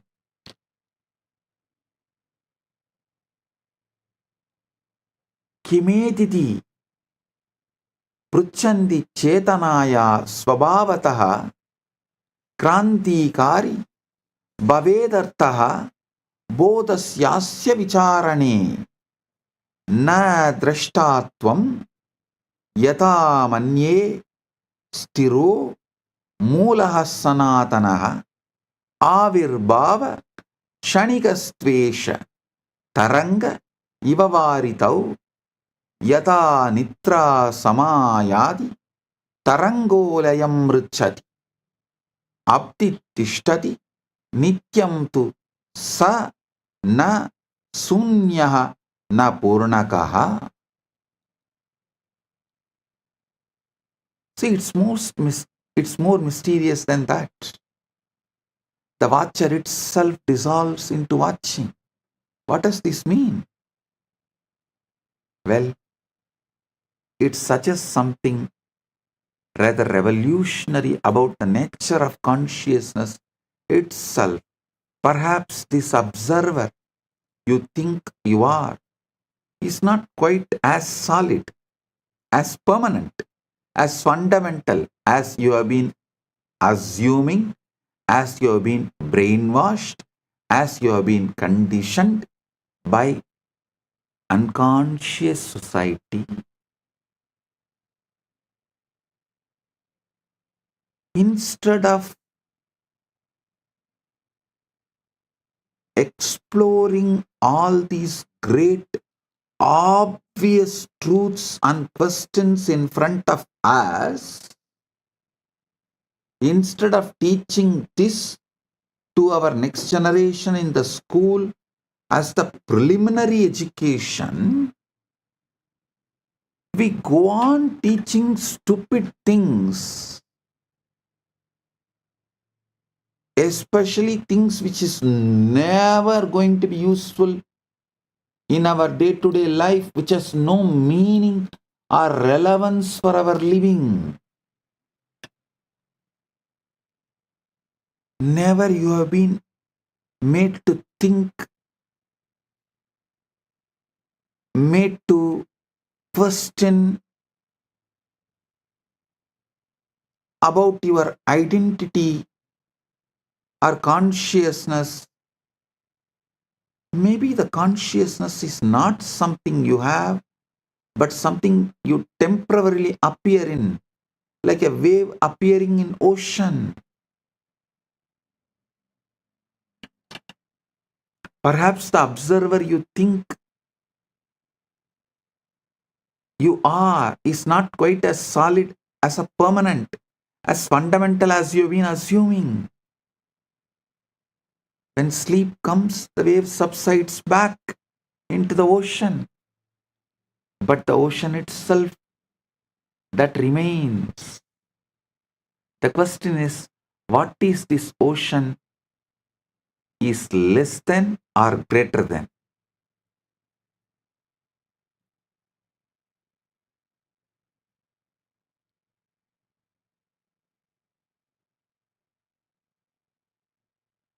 Actually, this whole thing, today's satsang is commentary, Bhashya and Ratri Sukta, deeper revelations from Ratri Sukta.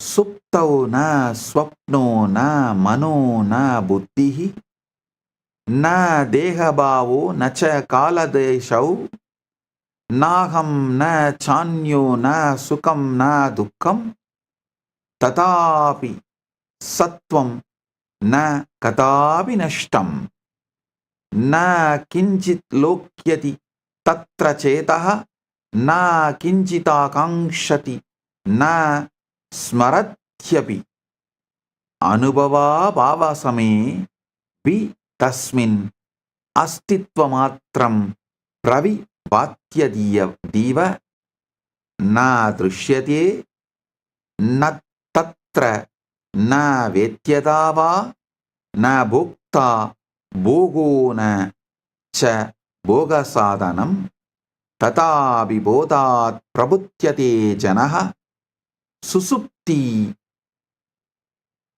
masatya sukidi vetti yadi hyabhavo tra sada bhavet katam visheshaha sugadkayo smritaha supte vishuttam paramam hi sattvam bijatmana adhishtadi sakshi rupam na guna na rupancha nama kinchit naham pratyaya na cha vishwa buddhihi karana dehe layametya sarvam shantam shivam kevalamasti tat ya te tat vaidama lakshanancha nityam niralambanameva sakshi tateva nityam pratiratrameva ajnanavasatna jana prajananti.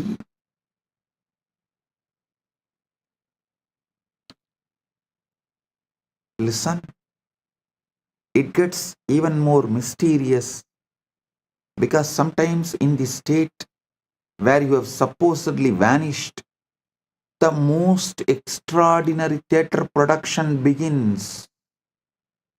Dreams. Now here is what should absolutely baffle you. If you are unconscious, if the self has dissolved, who exactly is creating these elaborate dreams?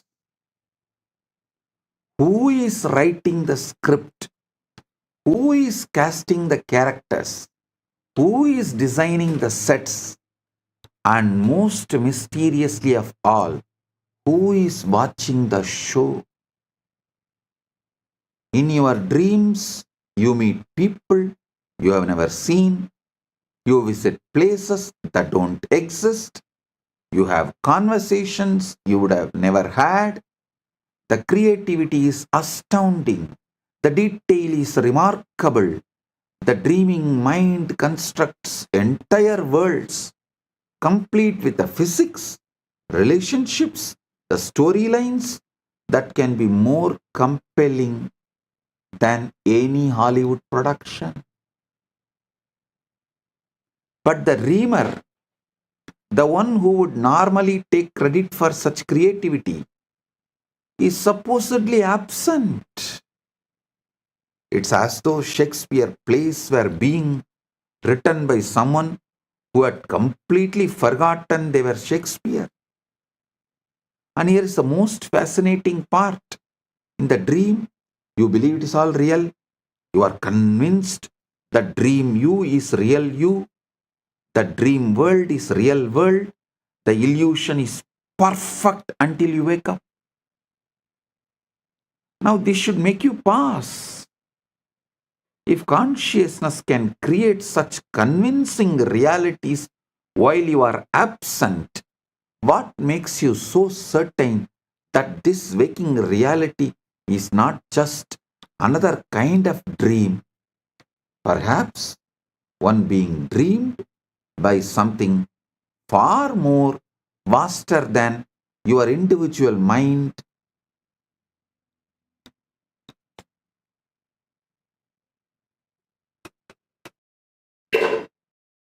It is dreamed by something far more vast than your individual mind.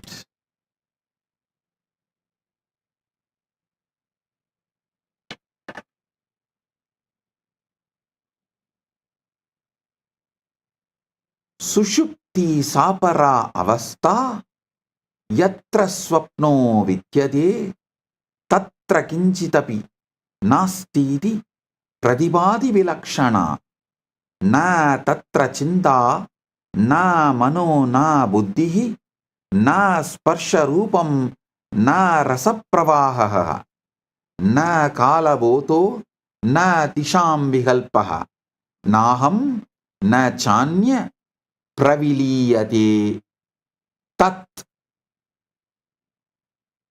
tatapi kinchit pariseshameva na sunyata sa na sa bhavanasa prabodha kale sugamitye ityavetti supto hamasam sugamityanubhuyate yatihya bhavaha kalu kevalam syat na beda bodha sugadukayoho syat sushupti kale visatam hi sattvam sakshitvamatreణ swayam prakasate na anubhavotra na chanubhoktoha na gneyavastu na cha jnanabetaha astitvamatram nirubadi santam anubhava bhava samevi santatam.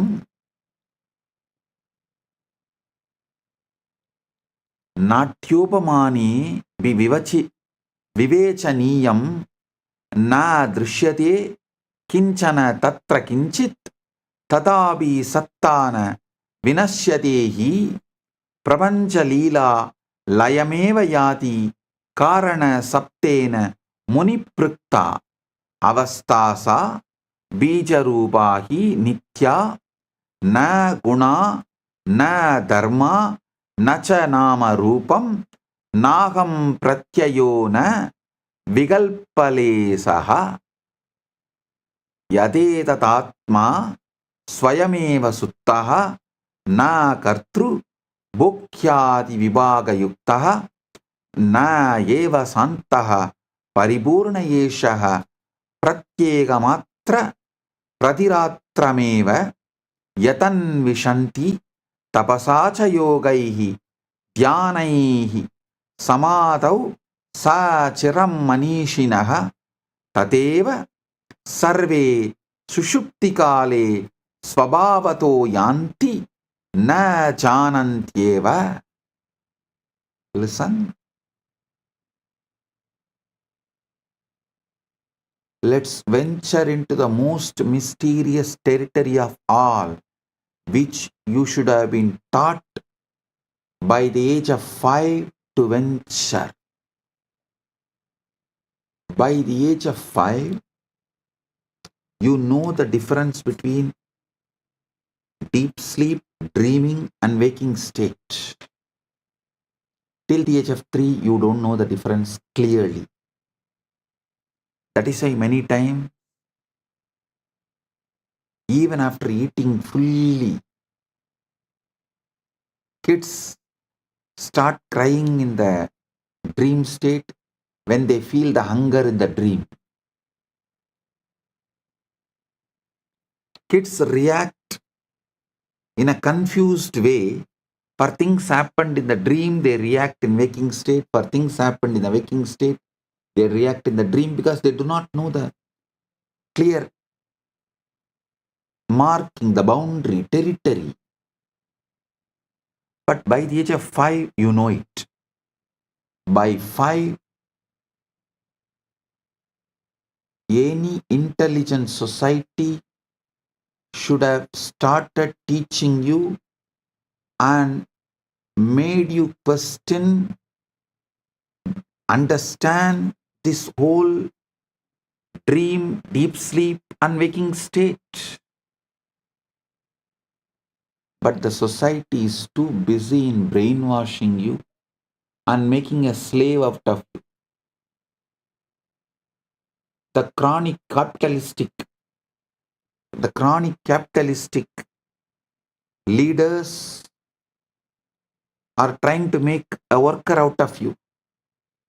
Each religious leader tries to make one person for their religion, a religious follower out of you.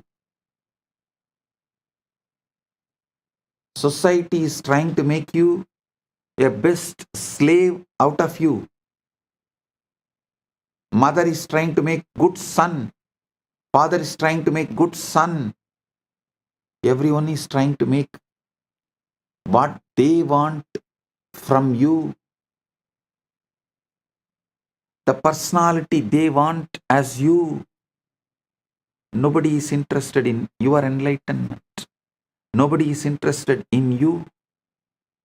A real society which is interested in you by the age of 5 should have made you start thinking, exploring this deep sleep and dream, this whole territory. Let's venture into the most mysterious territory of all, deep sleep. Those hours when even dreams don't visit, when you exist in a state so profound that nothing, absolutely nothing, appears to be happening. This is where things become truly mind-bending. In deep sleep, there are no thoughts, no sensations, no experiences of any kind, no time, no space, no self, no other. And yet something is there. How do I know? Because you wake up fresh, refreshed. Because you know you have slept well. Because there's a clear difference between 8 hours of deep sleep and 8 hours of tossing and turning. If there was truly nothing there, how could there be any qualitative difference at all? This is what I call the deep sleep paradox. Pure being without any content whatsoever. Existence without experience. It's like a theater with the lights off, the audience gone, the actors departed, yet somehow mysteriously the show goes on. The mystics have a word for this state. They call it Karana Sarira, causal body. Karana Sarira, the most fundamental level of your being.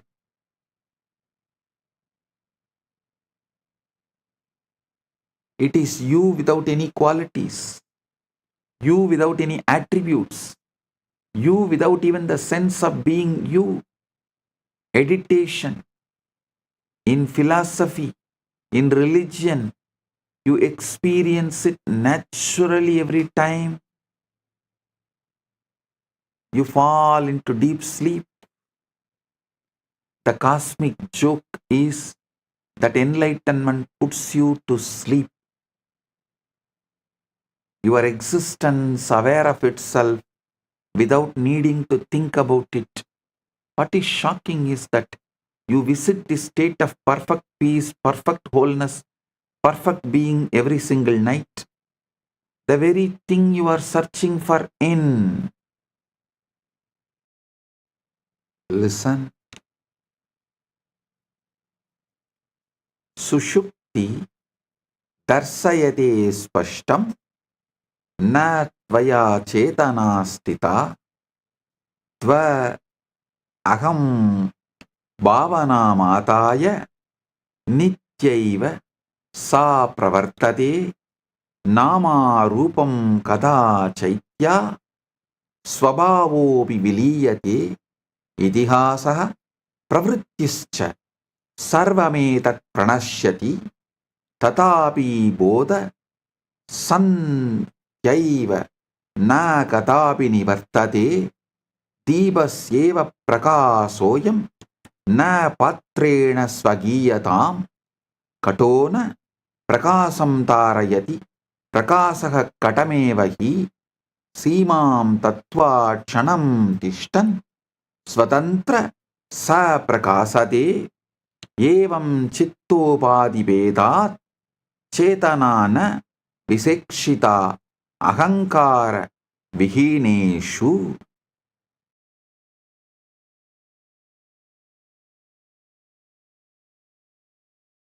वाहो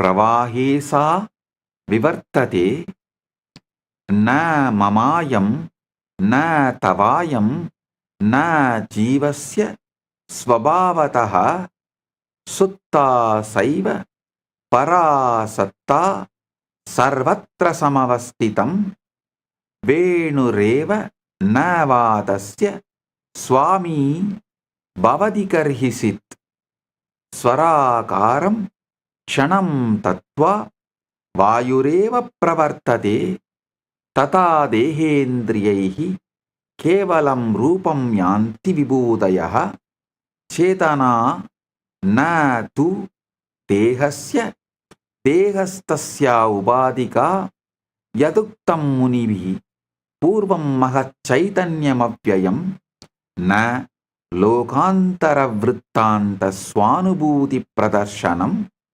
प्रतिरात्रं यदा जीवः स्वात्मभावे लयं व्रजेत् तथैव तत्परं ब्रह्म स्वयमेव प्रकाशते न त्वं चेतनवान् नाम चेतनैव त्वमात्मनि भिन्नो स्मीति promo जातः स्वप्नकल्पोदिवा स्थितः तरङ्गो न जलात् भिन्न जलमेव तरङ्गता नामरूपकृतो भेदः सुषुप्तौ लयमेति स यथा निद्रां समापत्य सागरत्वं प्रपद्यते तथा स्वं स्वरूपं प्राप्य भवत् एव यथास्यसि. Listen.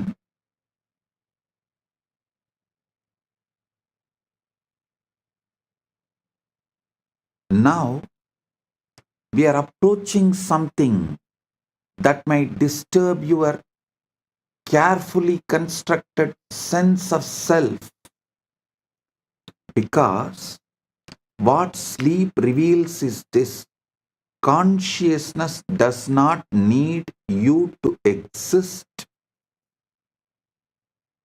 Listen carefully. It's very hurting, because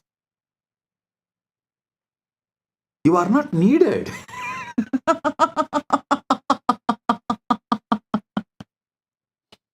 You are not needed. Every night, your cherished personal identity, your name, your history, your personality, your preferences, your right, wrong, good, bad, completely disappears. Your strong opinions, strong ideology, strong policies,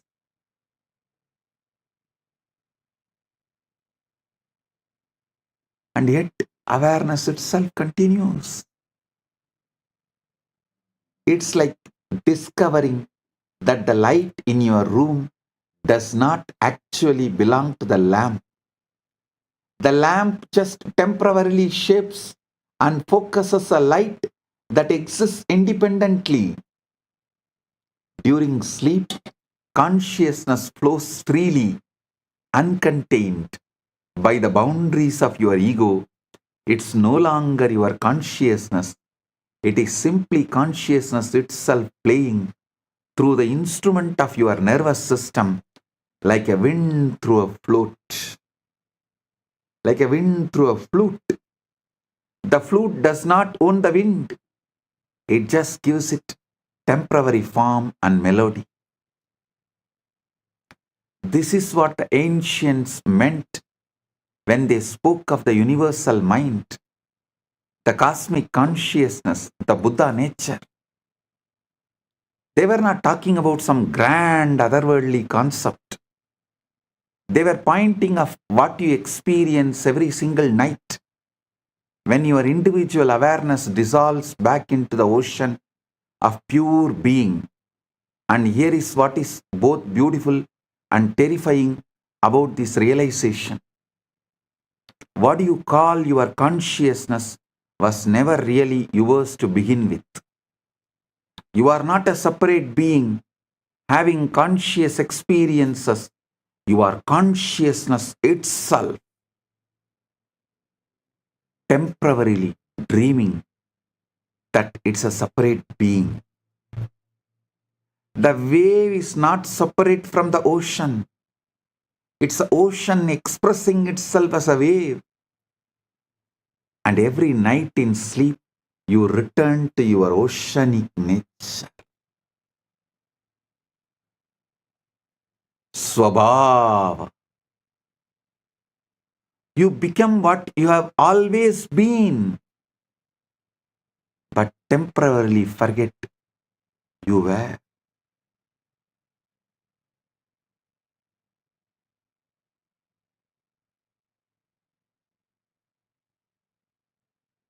Reassembling, which happens in the morning, and the deeper intelligence behind reassembling. Let's understand about that. Listen.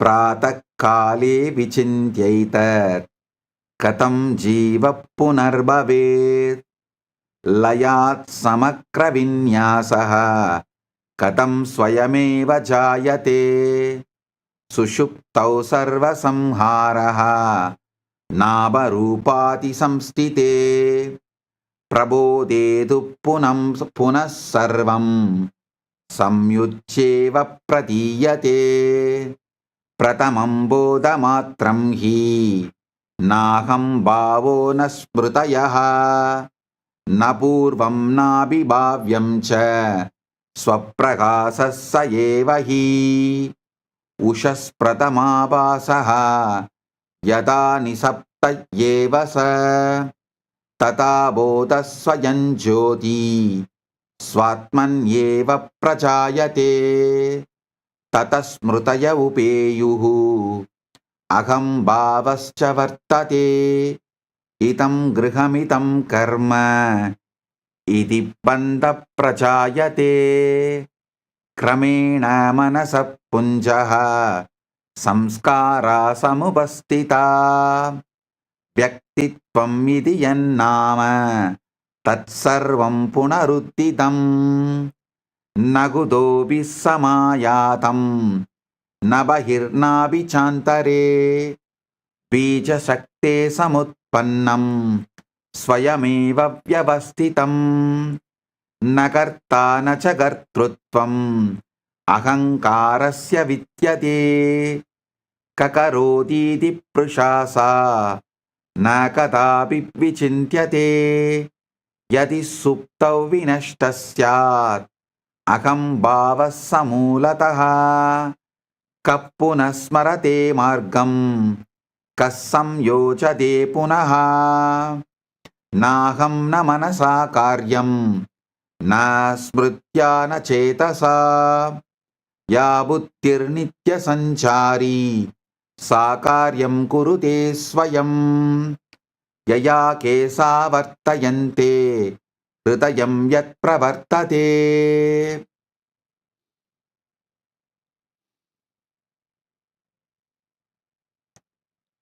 Annam yaya rasam ya rasatvam yati sa buddhi punaruddhite bijat vriksha prasuyate na bijasya vicharanat tata jivasya smarachana nahankaravasanuka aham na kurute kinjit kritam sarvam parena tu kudaya buddhi saktyahi nityameva vyavastitam.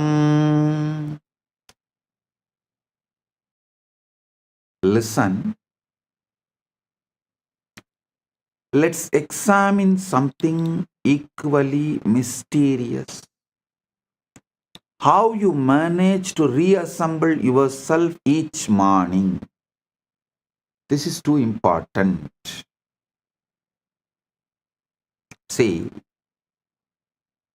only if you understand how you reassemble every morning, you can understand how you can bring the best things of your sushupti state into your waking state, and how you can make the best use of your sushupti state in your waking state.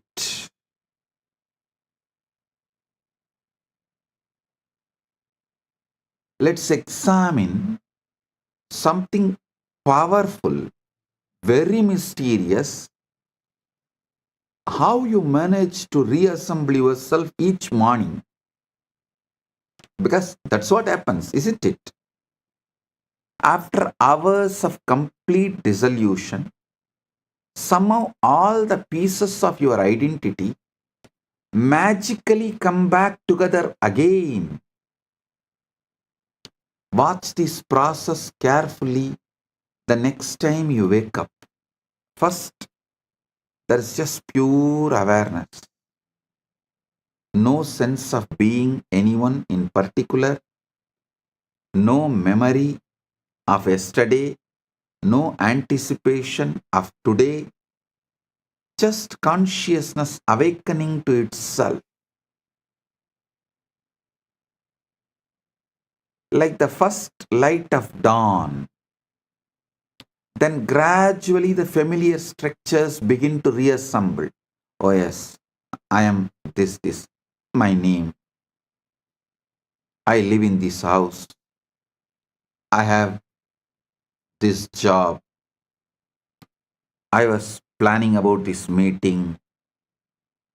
Layer by layer, memory by memory, the psychological self rebuilds itself.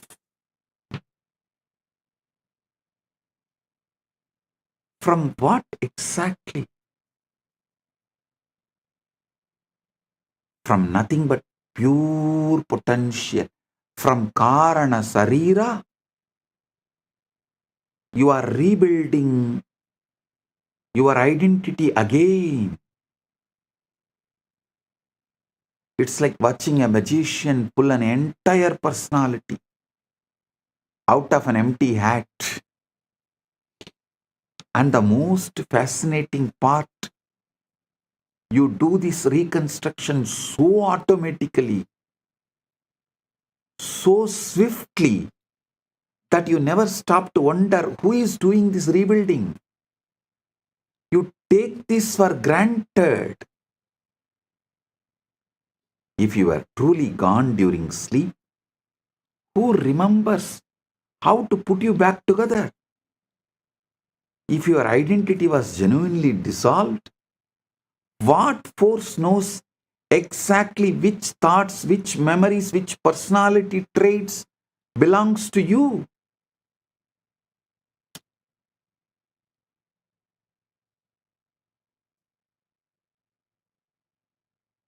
The answer is both simple yet profound. Simple and profound. The same intelligence that grows your hair, beats your heart, and digests your food. The same wisdom that knows exactly how to transform a seed into a flower without any conscious effort on the seed's part. Your ego does not reconstruct itself. It is reconstructed by a far deeper intelligence that you rarely acknowledge or even understand.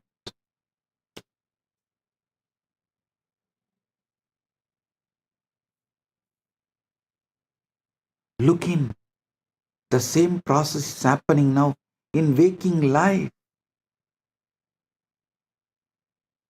Ate tat bodhyamatyantam yannitrayam prakasitam na kevalam nisakale jakratyabipravartate yataham bhavalayaha suptau yachabhotasya nirgamaha yatat drishyamaha buddhihi sa jakratyabi samstita vedosti kevalam tatra jakratavastayavaha aham karteti sangalpaha dirghakalam pravartate agam chindayitedi brute aham kuryamiti smaran aham jivami lokesmin ityayam pranti samhati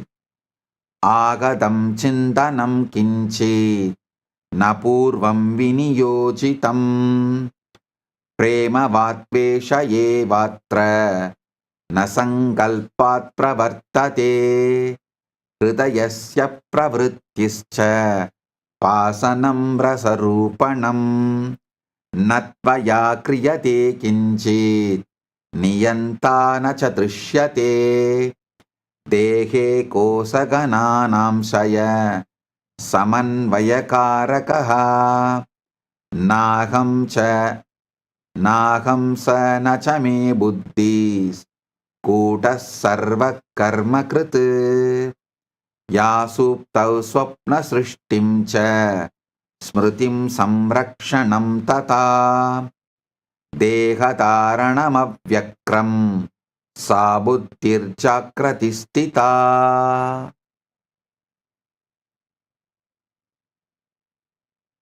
अहम कर्तेति यत्पानं तते आवरणं स्मृतं तस्मात् सैव महाशक्तिः न दृश्यते स्वयज्ञया स्वप्नो यथा न कर्तारं पश्यस्यात्मनि संस्थितं तथा जाग्रदवस्था सा स्वप्नभेदेन वर्तते स्वप्नत्वे विस्मृतं यत्र स्वप्निता स्वयमेव हि तादृशं जाग्रतं विश्वं चेतना स्वप्नयत्यलम्.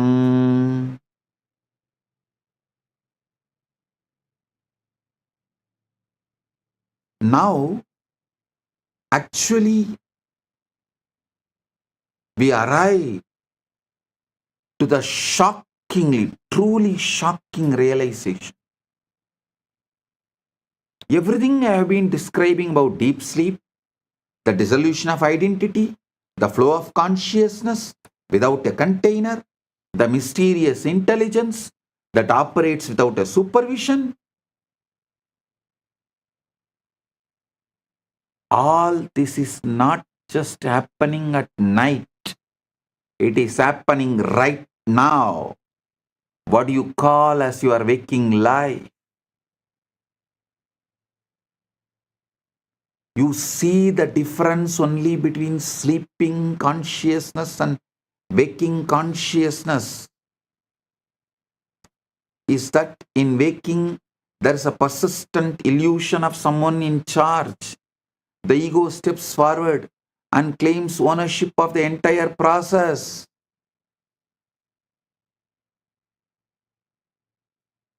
I am thinking these thoughts, I am making these decisions, I am living this life. But look more closely. Did you decide to have that thought that just occurred to you? Did you choose to fall in love with someone or some things? Or did it happen to you? Do you control your heartbeat, your digestion, your immune system? Are you actively managing the incredible complexity of your cellular metabolism right now? The same mysterious intelligence that operates during sleep, creating dreams, maintaining the body, organizing memory, is operating right now. You are not just giving it credit because the society has brainwashed that you have an ego, and that ego has convinced you that you are the one running the show.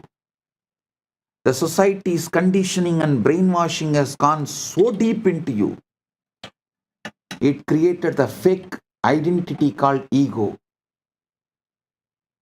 And that ego is convincing you that ego is running the show. But what if I told you that waking life is just another kind of dream? A dream in which consciousness dreams. It's a separate individual having experiences, making choices, living a life. A dream so convincing that the dreamer completely forgets they are dreaming. A dream which consciousness dreams. A dream in which consciousness dreams. It's a separate individual having experiences, making choices, living a life.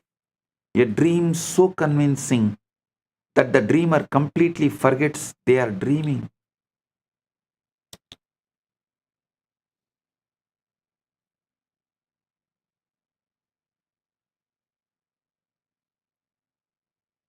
Dreamer dreams the dreamer. That dreamer dreams the dream.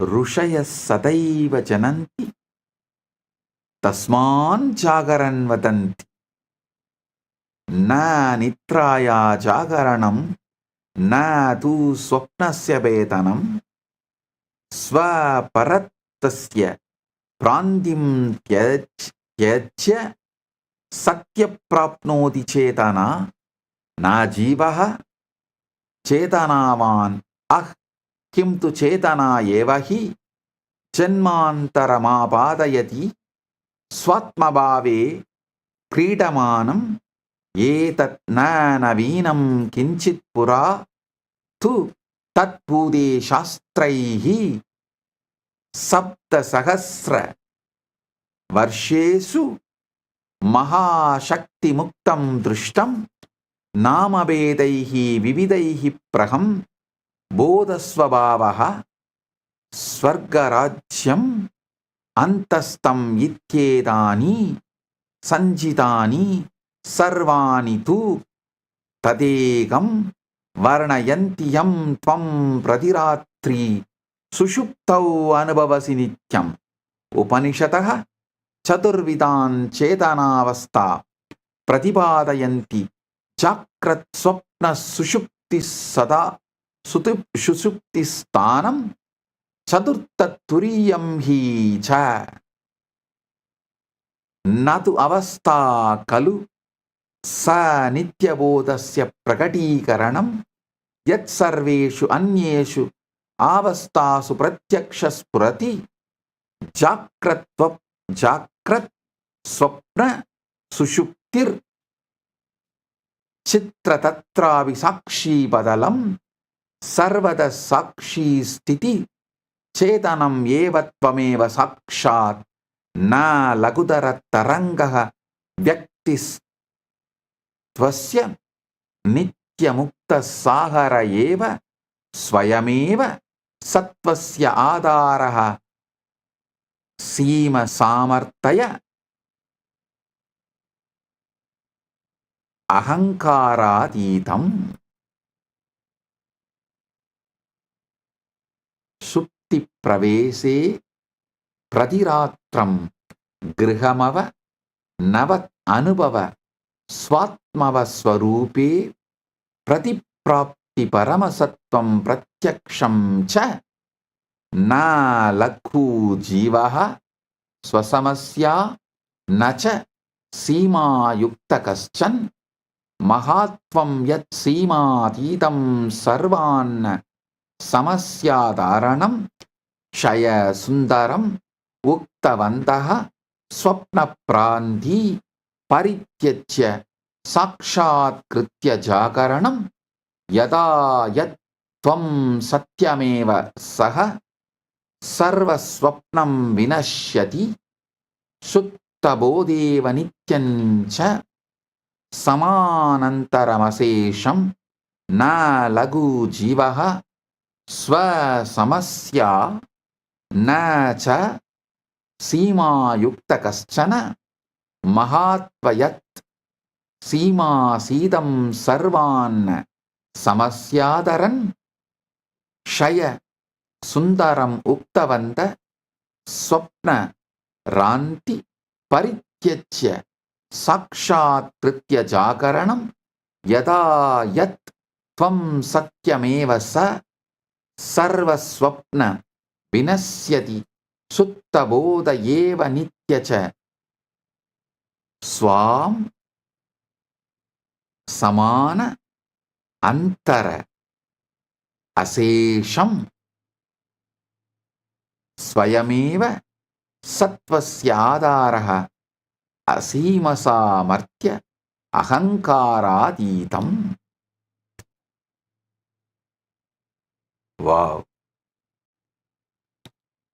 Understand these four states of consciousness. You can get awakened right now. The rishis have always known it. That is why they speak of awakening. The fourth state, turiya. Not awakening from sleep, but awakening from the dream of being a separate self. Awakening to what you discover every night in deep sleep. That you are not a person having consciousness, but consciousness itself playing at being a person. What I have been sharing with you is not new. You know, the ancient traditions have been pointing to this mystery for thousands of years. They called it by different names. Brahman, the Tao, Buddha nature, the kingdom of heaven within. But they were all describing the same thing you visit every night in deep sleep. The Upanishad spoke of four states of consciousness: waking, dreaming, deep sleep, and the fourth, turiya.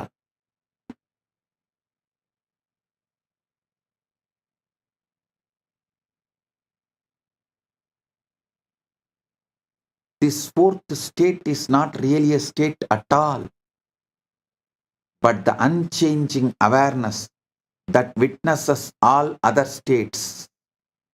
The screen on which the movies of waking, dreaming, and sleeping all play. What the sages discovered is that this witnessing awareness, this pure consciousness that remains constant through all your changing experiences, this is what you actually are, not the temporary wave of personality, but the eternal ocean of being itself. They realize that the journey into sleep each night is actually a journey home. a return to your original nature, your true self, your deepest identity, not the small self with its endless problems and pursuits, but the vast self that has no problems because it has no boundaries. Vedic rishis put it beautifully. They said enlightenment is like awakening from a dream in which you dreamed you were someone other than who you really are. And what you really are is what remains when all the dreaming stops. Pure awareness, infinite potential, consciousness without limits.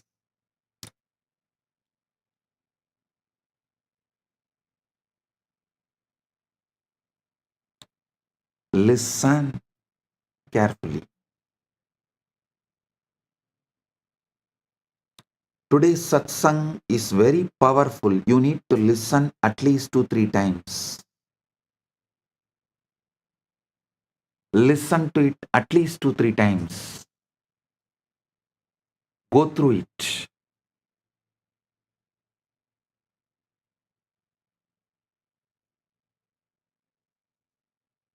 I'll give you now the essence.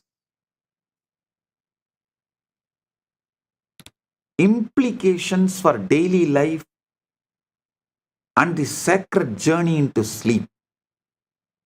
Tasmadeva dhyana paramparasu sushupte pravenyam vishishtovyasah kriyate ahankare liyamanebi yacchetanana liyate tasya sakshat karayate prayatnavantaha yatratrau acetanataya anubhavasi tadevate sakshat trashtum icchanti yada vyakti swarupam samashti chaitanyat utpatyate punascha tasminneva liyate iti yesha eva desham rahasya botaha na mokshaha satya na kinchitapi nodanam praptavyam yat tvam asi yat sata asi yat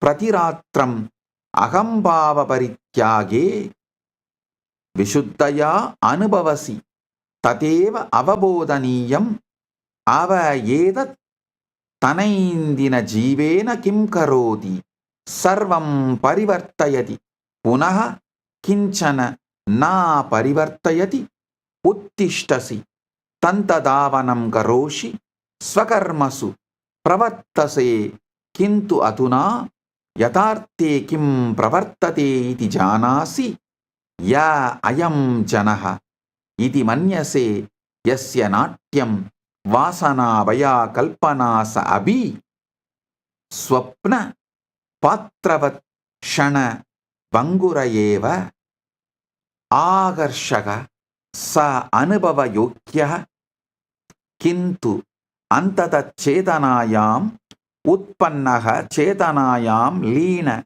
क्षणिक प्रतीति एवः एतत् जीवनं न निष्फलं करोति अपितु क्षणं क्षणं अनन्तमूल्यं करोति यतो हि न अन्यत्र गन्तुम् इच्छसि न अन्यो भवितुं न अन्यत् साधयितुं यत् सर्वेषु प्रयासेषु अन्वेष्टं तदेव त्वम् असि इति साक्षात् पश्यसि तथा जीवनम् उपेक्षारूपेण किन्तु लीलारूपेण जीवली फलासक्तिं विना कर्तव्य पूर्णनिष्ठया यथा नट स्वपात्रं सम्यक् वहति न तु तस्मिन् विस्मृतिं यास्यति अत यथा पुनः शयनं गच्छसि तथा तं विश्राममात्रं न मन्यस्व स पवित्र प्रत्यावर्तनमार्गः स्वरूपस्वरूपे स्वस्वरूपे लय परमसत्या ऐक्यं यत् योगिनः जीवनपर्यन्तम् अन्वेषयन्ति तत्त्वं प्रतिरात्रं swabhavikataya anubhavasi swasa prasvasavat sahajam.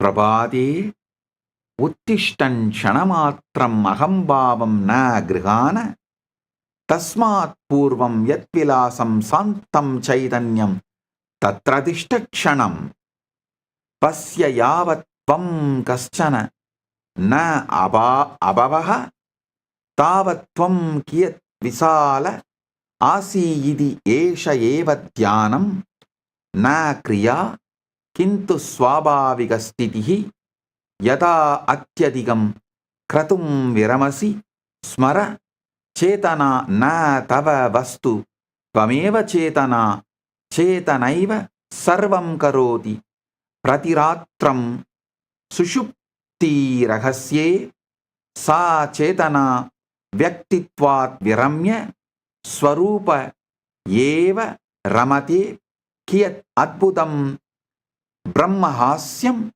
yat paramatmabodhayam satakaha chiram yasayante sa pratiratram anubhavaha prataha vismaranam kintu adunatvam janasi evam sati katam punaha ayam vyaktiswapna atyanta gambirataya grahya bhavet.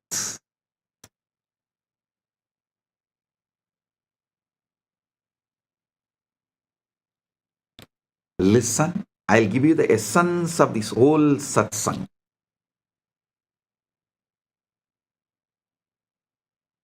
All the traditions of Sanatana Hindu Dharma always focus on the transition into sleep. See, Shaiva in Agamas, in Shakta Tantras and Vaishnava Tantras, Bauddha, Jaina, Vedanta, in all great traditions of Sanatana Hindu Dharma, always focus on the transition into sleep. They are trying to jump into consciousness while the ego dissolves to the witness. The very process you experience unconsciously every night, to see directly how the individual self arises from and dissolves back into the universal consciousness. The secret they discovered is this: you don't need to achieve enlightenment. You don't need to do anything great. You just need to recognize what you already are, what you have always been, what you experience most purely every night when you stop pretending to be someone else. What does this mean for you? How you live your daily life? Well, listen, it changes everything. You still wake up, still brush your teeth, still go about your business, but now you know something profound about what is really happening. You begin to see that this person you think you are, with all its dramas and desires, its fears and fantasies, is no more permanent than a character in the last night's dream.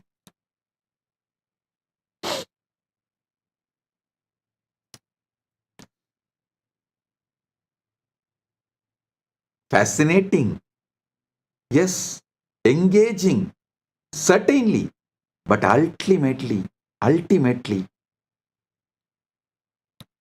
is just another temporary appearance in consciousness. I am not saying your life is meaningless. No, it's quite opposite.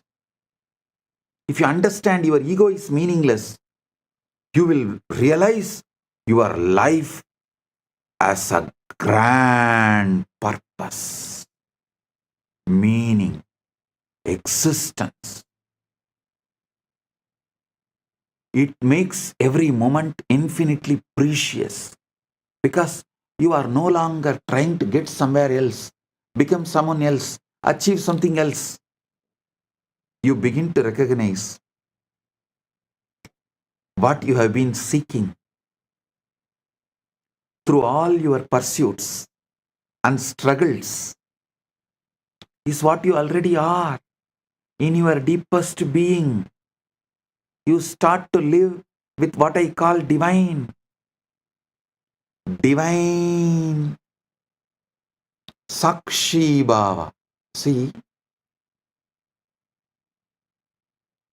Paramashiva, he does asatya sadhakas, unimaginable, unthinkable, impossible things, he makes it happen just by his simple presence, mere presence. He does not get involved in anything, but he makes everything happen. Paramashiva never gets involved in anything, but he makes everything happen. As ultimately, you will realize you are that.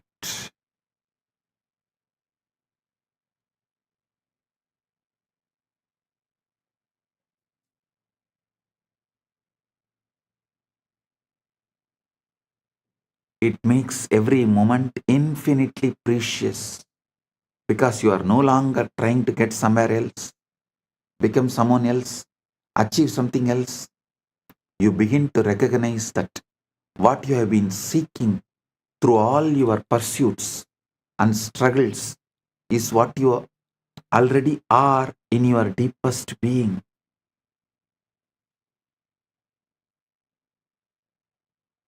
You begin to recognize that what you have been seeking through all your pursuits and struggles is what you already are in your deepest being. You start to live with that, what I call the absolute divine Sakshi Bhava, caring deeply about life while holding lightly to its outcomes. You make everything happen, but you are not involved in anything.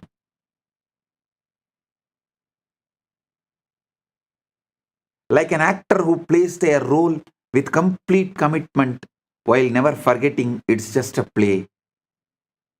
The next time you lie down and fall asleep, instead of treating it as a mere rest, recognize it as a sacred journey. Nitra Samadhi Stitihi. Nitra Samadhi Stitihi. Implications for daily life and the sacred journey into sleep. Realize this.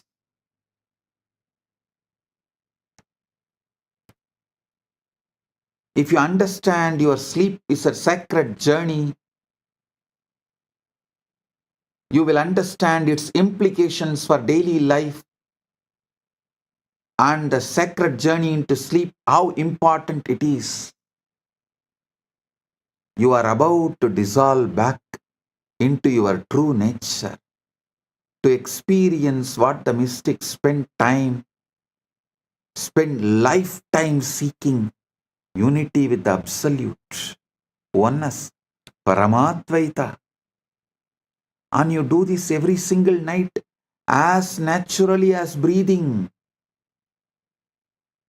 When you wake each morning, instead of immediately grabbing onto your identity, try staying in that spacious awareness for just a moment longer. Feel how vast and peaceful you are before you become someone. Again, this is Samadhi, Dhyana, not something you do, but what you naturally are when you stop doing so much. Samadhi is not you enter into something, you achieve something. No.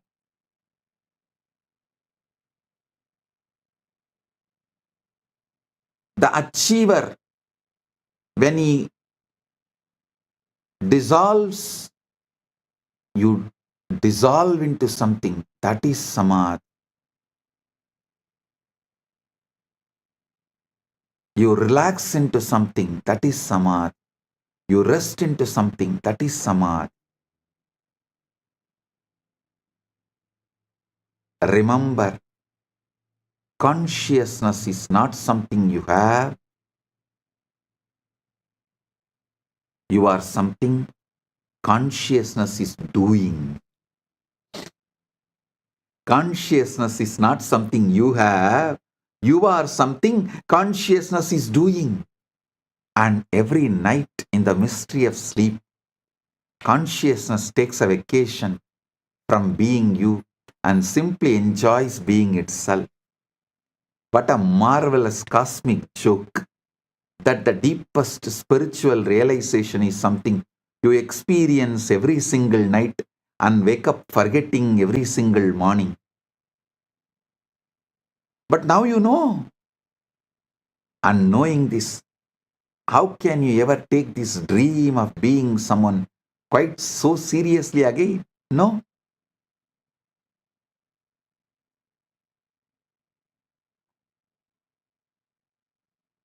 Stop taking seriously. Start being witness. Witnessing the witness. Observing the observer. Being sakshi to the sakshi. Paramatvaita praptirs. I'll continue further truths in further satsangs. With this, I bless you all. Paramatvaita praptirast.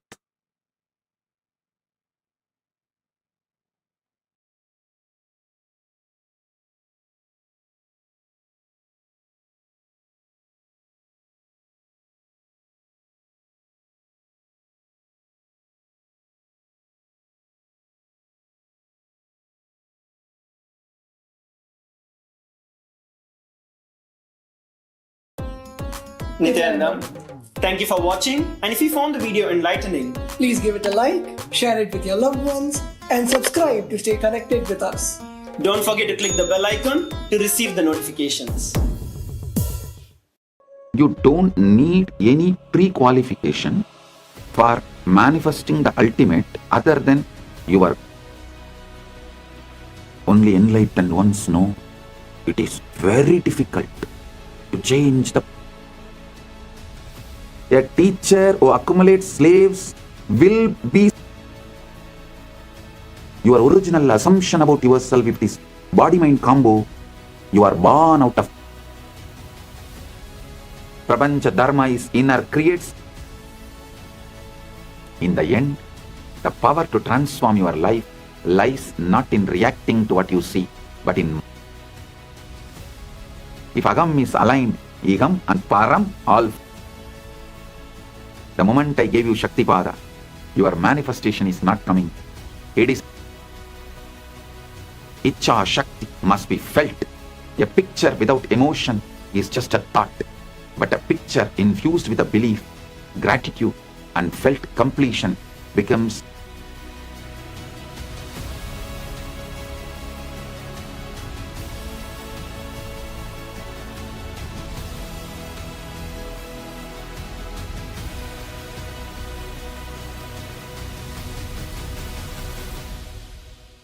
Nithyanandeshwara Parama Shiva Samarambam Nithyanandeshwari Parama Shakti Madhyamam Asmadacharya Paryantam Vande Guru Paramparam.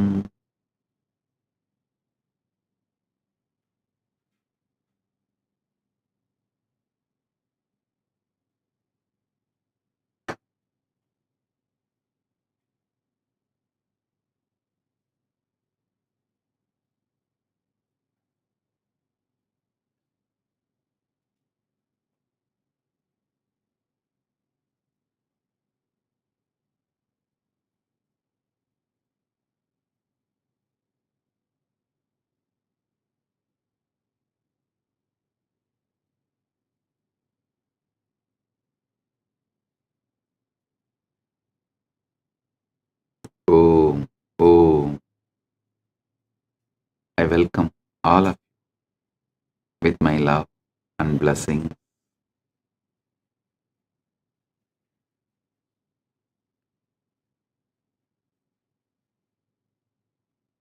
I welcome each and every one of you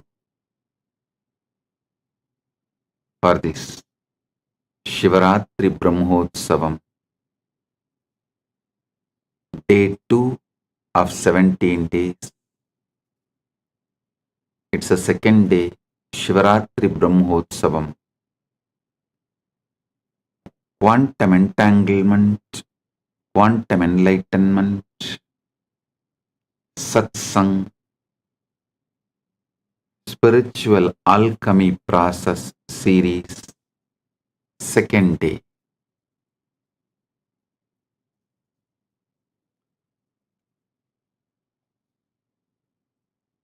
Listen intensely. Paramashiva's direct message from Maha Kailasa for all of us. You do not need any pre-qualification for manifesting the ultimate, manifesting what you want. Listen.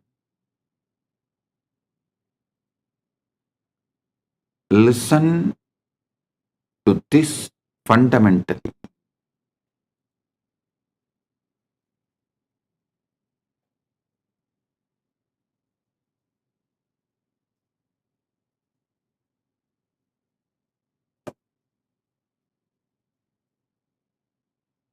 This message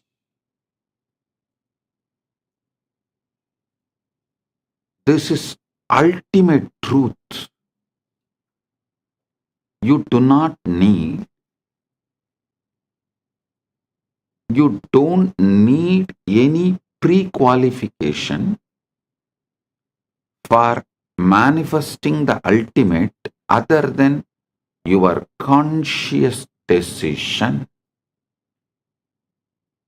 your will. That's all. Listen.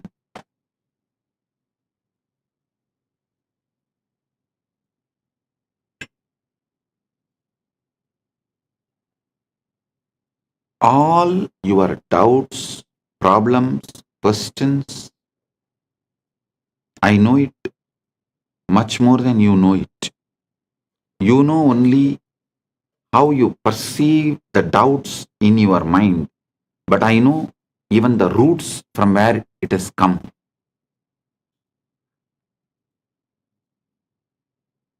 First of all, you should all realize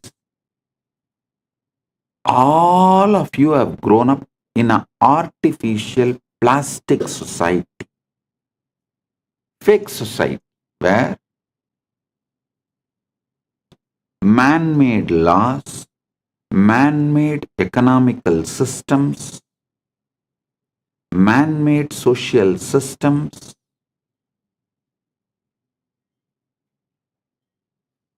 with large blind spots and exploitative motive,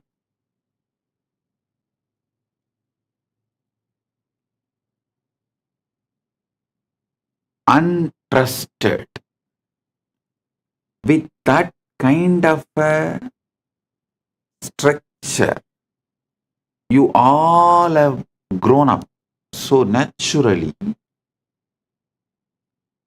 Whether your family or a school, your college, your team, everything teaches you a false idea. Outside first, inside next. Means you have to work hard to get something, earn something, gain something. Then you will be happy inside. Listen. This is not the organic, natural law of life. Listen, that is why even now, all middle class level success, mediocre level success,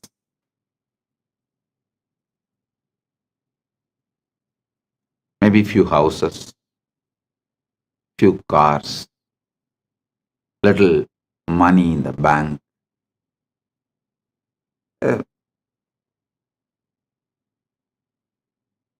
career, successful career.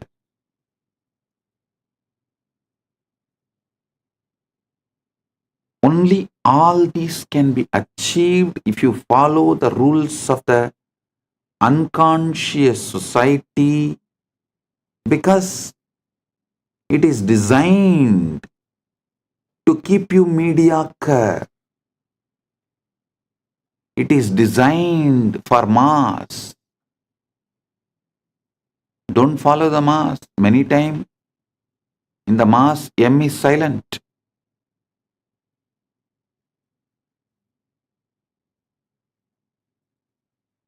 It is designed to keep you mediocre.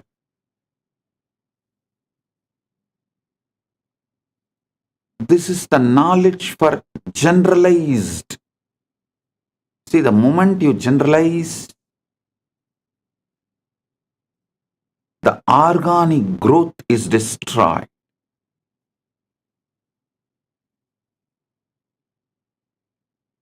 Whether education, bringing up, lifestyle, everything. Knowledge, the ideas we teach, the groom and make people experience, everything is specialized in royal schools.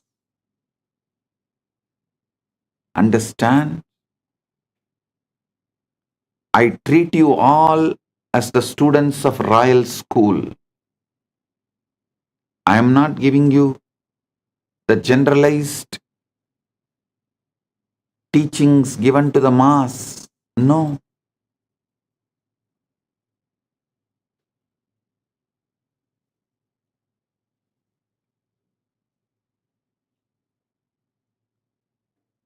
I don't even want to call my followers, my disciples, my devotees as seekers. No, you are not seeker. The right word for you is manifest. You are not seeker. Right word for you is manifester. Listen.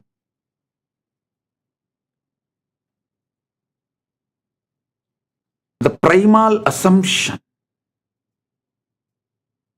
first assumption you build about yourself, unconsciously or consciously, forced on you or you voluntarily build it, married or raped, anyway, the child you give birth, unconscious,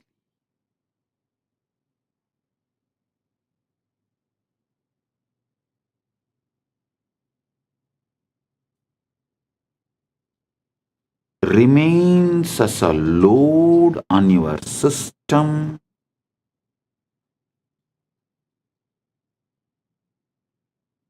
continues to keep you focused on endless distractions. It is not even something productive in your life about what you want. It's not even making you healthy or wealthy or happy or blissful. It is just you are stuck with the impossibility and you are rotting in a rut. Just see. Look around.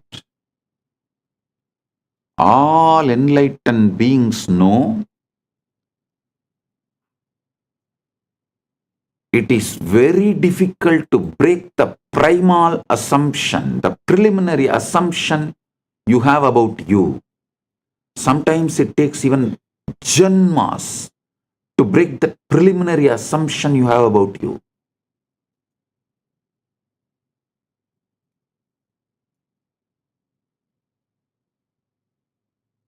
That is why I am very clear. The preliminary assumption you have about you itself, I am giving you right. Ultimate assumption. Listen. All the traditions, whether religions or philosophy or psychology, starts with you as just body-mind combo are doing the worst crime against humanity. Because the moment you start thinking you are a body-mind combo and you have to gain step by step by seeking, accumulate and achieve the enlightenment, the ultimate, over.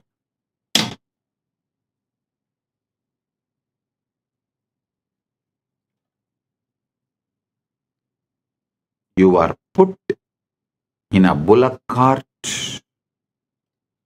or I should say you are chained in the EMI slavery. Listen. Never believe slavery is erased. Slavery is wiped off. No. Slavery is modernized with EMI.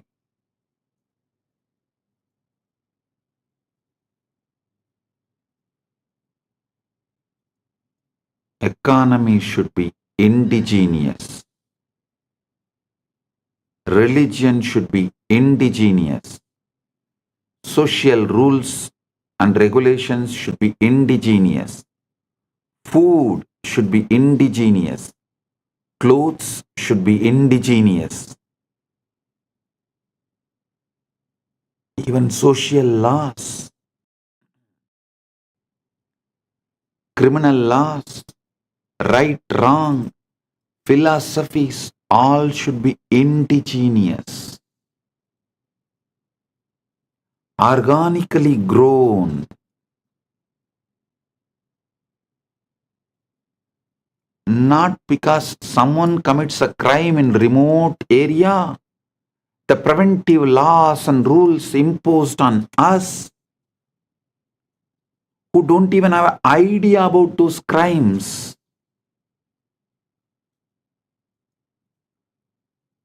One good thing I found is that due to the AI revolution, the Gen Z is going to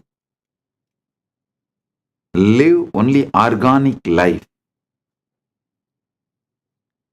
The globalized brands, whether it is a Coca-Cola or burger or pizzas, are all global brands. Business brand, retail brands, cloth brands, religion brands, philosophy brands, all have no future due to AI revolution. People are going to choose the indigenous lifestyle. They are no more interested in following the dead, unwanted, unknown. Actually, neither the person who imposes the rule, nor the person who maintains the rule, nor the person who obeys the rule knows why the rule exists. What the hell you are doing? What the hell is going on?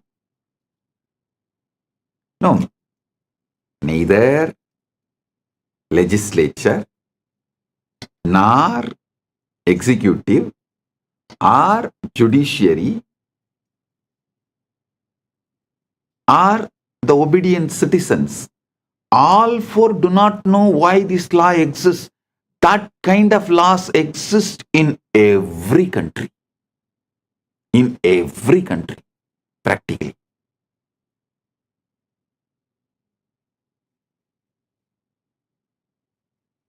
If you start seeking the root of the law, some assumptions happened in some roundtable discussions 150 years ago.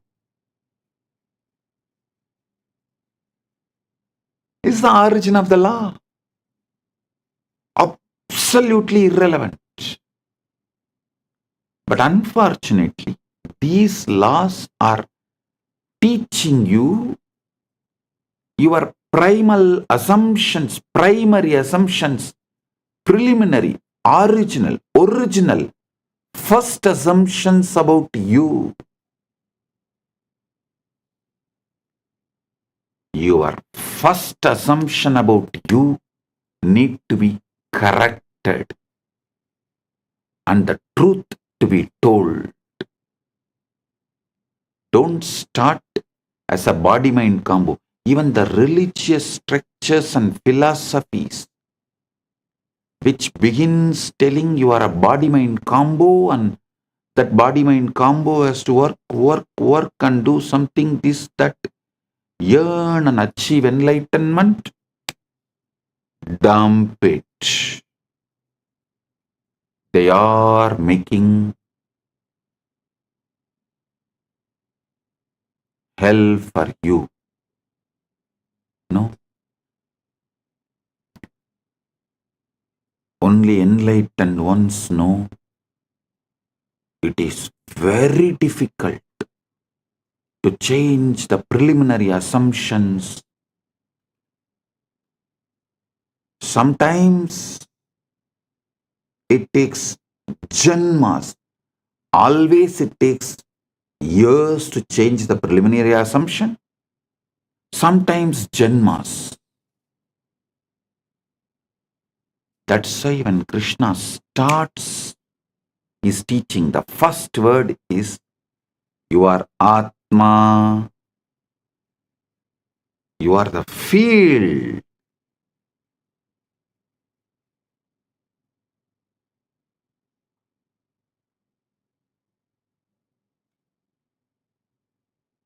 You are the field which is carrying the ultimate, pregnant with the ultimate.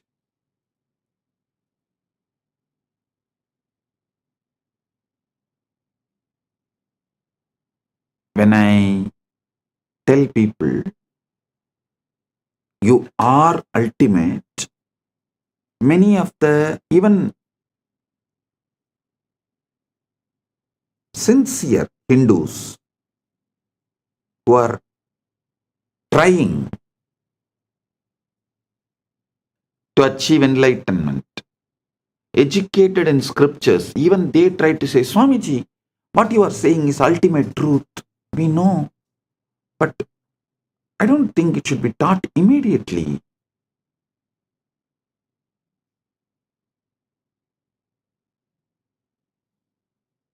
People should go step by step. You are doing wrong by teaching the ultimate truth immediately. If I am wrong, Krishna is wrong. The moment he opens his mouth, actually Krishna opens his mouth only in the second chapter, Sankhya Yoga. In whole Bhagavad Gita, there are 18 chapters, and second chapter is Sankhya Yoga. First is Arjuna Vishada Yoga. Second chapter only Krishna opens his mouth. The moment he opens his mouth, the first thing comes out and falls. You are Atma. You are the field.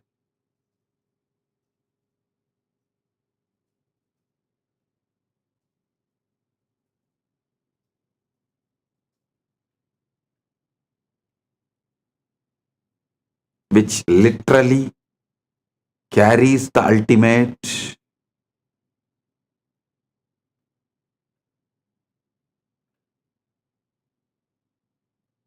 Listen.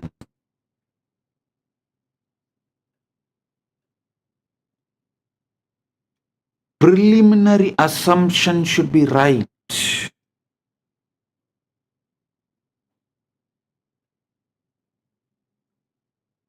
If you think you are a body-mind combo and start from there, the struggles will be too much and almost I can guarantee you will not achieve. You may be a good slave to your teacher. Listen to one important truth. A teacher who accumulates slaves will be slave for those slaves because he has to be constantly maintaining those slaves. I think I am the only master who lives in absolute seclusion, where I don't have anyone around me other than few people who are just taking care of me and living around me out of love. And all the followers live absolutely away from me, never seen me for years now, but continuously the following is expanding, growing.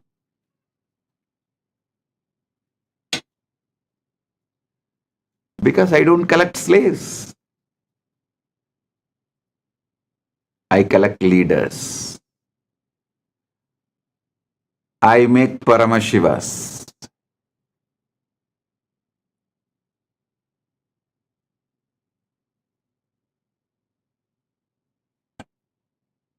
I don't collect body-mind combos, make them enlightened. I collect Paramashivas and make them manifest.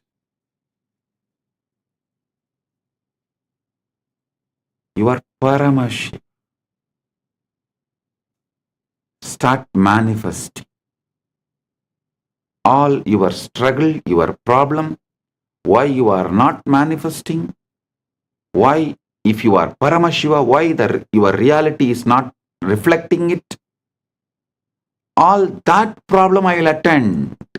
It's a legitimate problem. I will attend.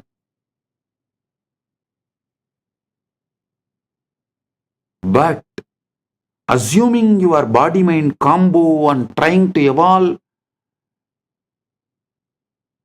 your birth is illegitimate.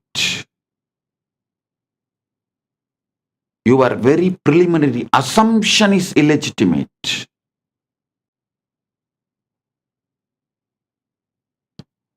Your preliminary assumption about yourself, your original assumption about yourself, if it is body-mind combo, you are born out of rape by the society,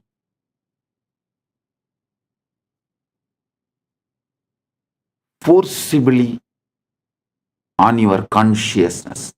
Society commits a forcible rape on your consciousness, and out of that illegitimate child born is your original identity.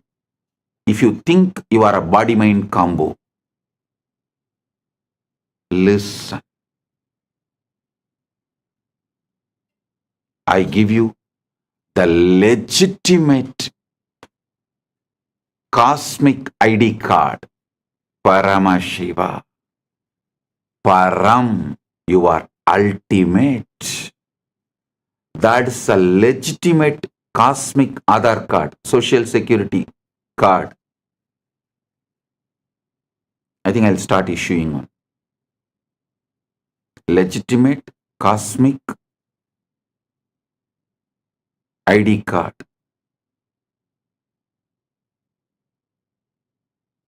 You are Paramashiva. Start manifesting it.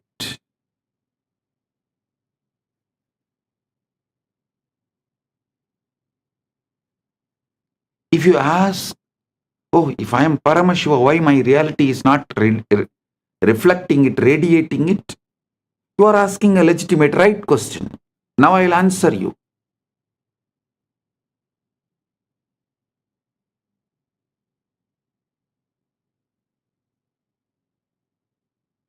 From yesterday, I'm explaining so many different points.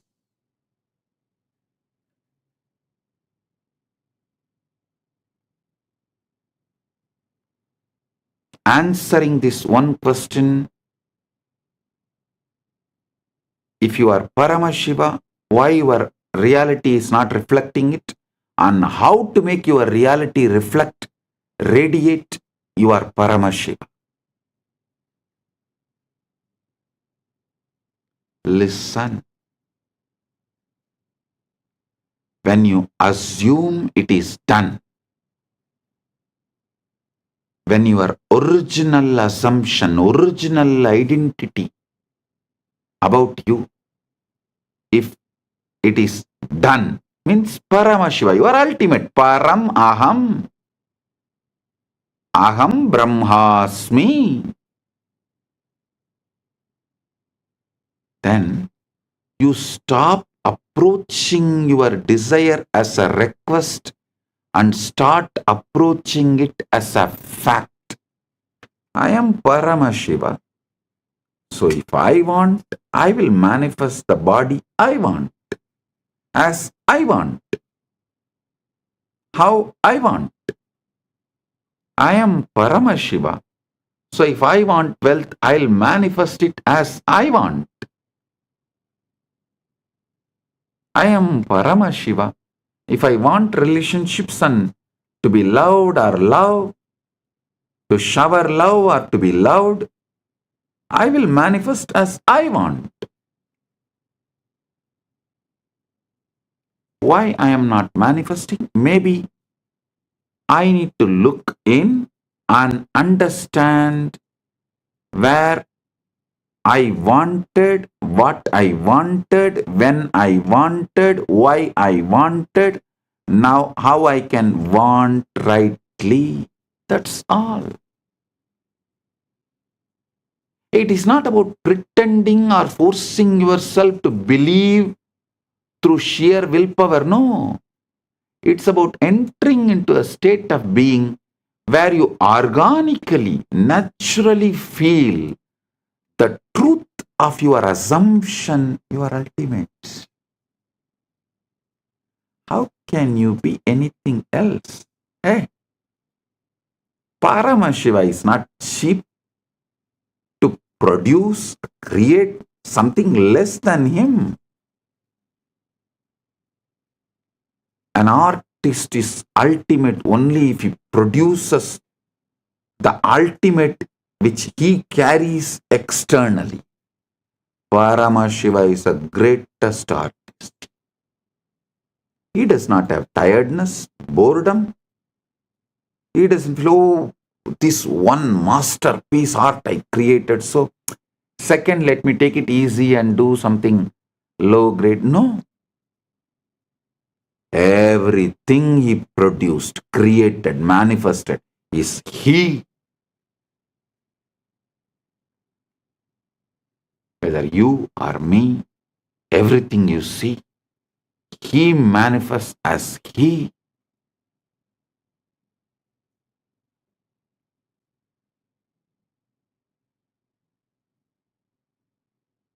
Just organically understand the facts I am presenting.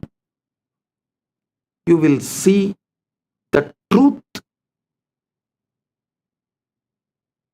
very clearly.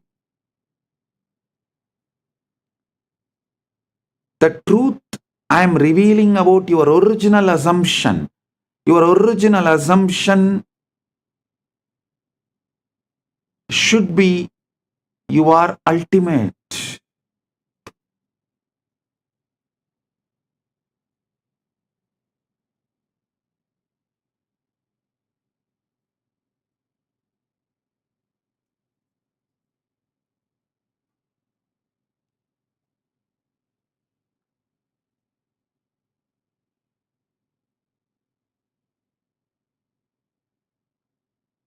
you do this by asking yourself, if I already had it, how would I think? How would I walk? How would I speak to others? How would I treat myself? Listen. Listen to bring the right ultimate assumption. I should say, even the word ultimate looks little remote. So I will use the word right assumption right now.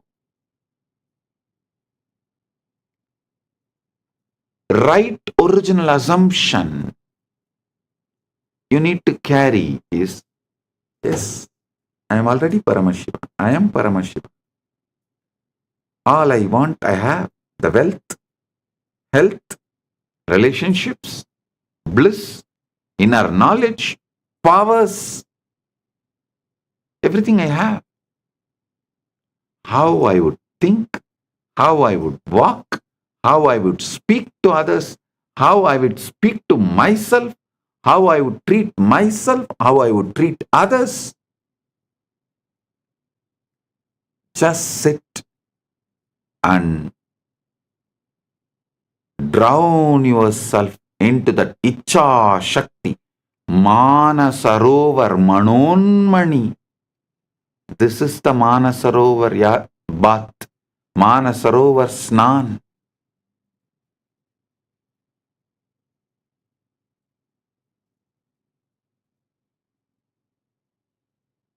Do this.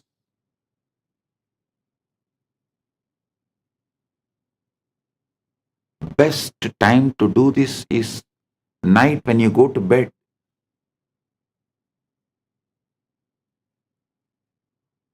You are entering into your Karana Sarira.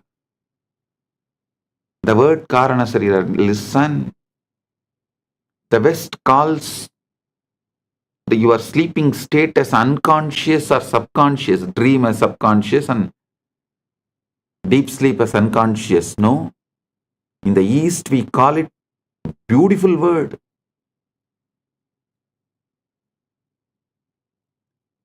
Deep sleep, we call it as Karana Sarira. Means that is where all the reason, Karana, seed, cause for why you are existing the way you are existing is there. So every night, don't think when you fall asleep your day ends. No. You are working in your warehouse, the Karana Sarira. Your cause. All the reasons, causes of why you are, who you are, what you are falling into that.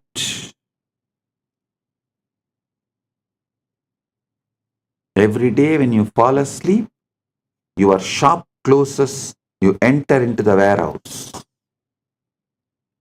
Production unit. I think production unit is the better word than the warehouse. Your daytime is marketing, shop.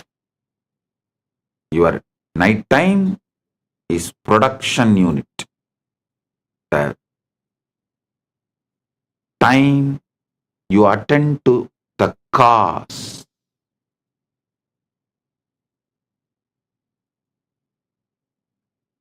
Every night when you enter into that Karana Sarira, that is why I insist all my disciples study little Sanskrit. Because if you know little Sanskrit, you know every night you are falling asleep into Karana Sarira. Even if you know these facts, that one day you will think, what? Why is it called Karana Sarira? If you only know the English word, every day night you fall asleep, you fall into subconscious and unconscious. You will think, why am I wasting time there? What's the use of it? Then you suffer with the sleep apnea. But if you know, every night you are falling into Karana Sarira during your sleep, you will know what should be done, then it will become the real productive hour of your life. The real productive hours of your life is your Karana Sarira, sleep time. All great people who achieved all great things which humanity is celebrating used their Karana Sarira, their time with Karana Sarira, with a clear purpose and conscious involvement.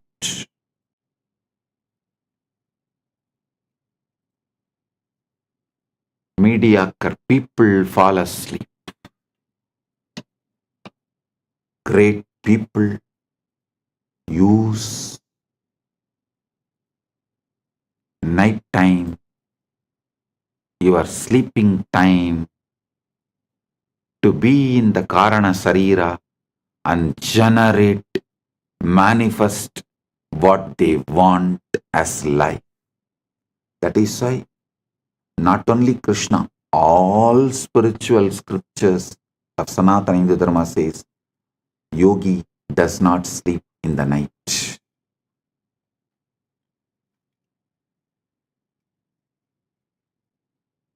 Every night, when you fall asleep, ask yourself, if I already have it, if I already had it, if I am Paramashiva, how would I think? How would I walk? How would I speak? How would I speak to myself and how would I speak to others? How would I treat myself and how would I treat others?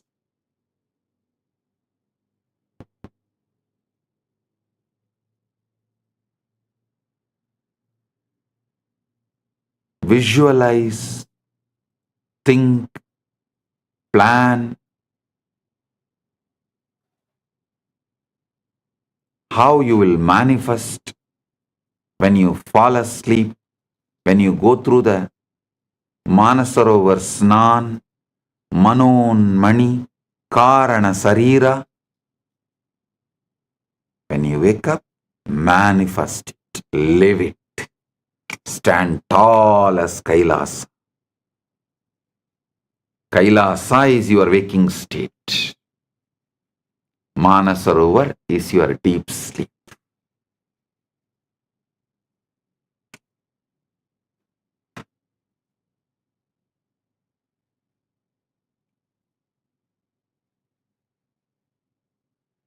Live according to the answers you get in the deep sleep. Even if your senses are trying to convince you otherwise during the daytime. At first, this may feel strange because your outer reality will still carry the residue of the old state. But do not be discouraged. Outer conditions may be little slow to catch up. They are the shadows, not the substance. The substance is the inner state you hold consciously, unwaveringly.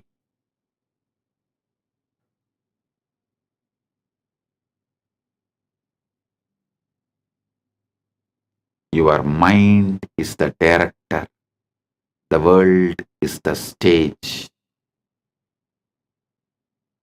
The moment you accept the role of Paramashiva inwardly, the scene begins to change outwardly. Hey, listen.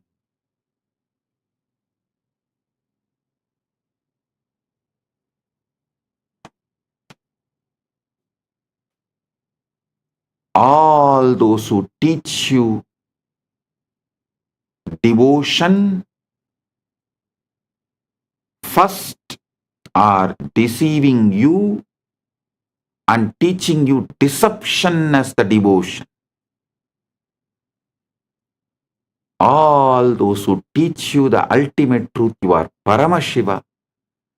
And when you start living you develop so much gratitude for that consciousness, that awareness, which is just manifesting anything as you want, and you fall in love with your own consciousness. That is devotion. Swabhakti, Guru Bhakti, Atma Bhakti, Atma Murti Bhakti is all one and the same.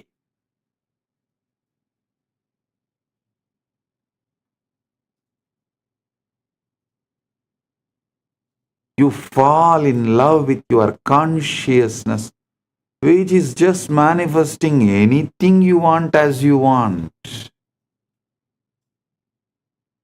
So simple, so wonderful, just like wow. So wonderful, so beautiful, just like wow. When you get this feeling, the love you experience, the gratitude you experience, the love which flows out of this gratitude is devotion. That will flow, overflow through towards your own consciousness, your own Guru, your own Paramashiva. Mannata Shri Jagannatho, Madguru Shri Jagadguru, Mamatma Sarvabhutatma. That space is bhakti. That is devotion.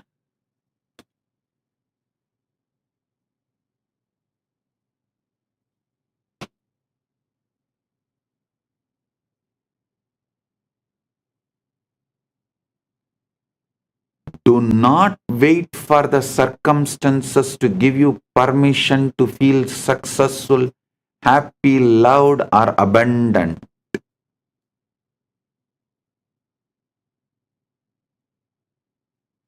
Decide to feel it now.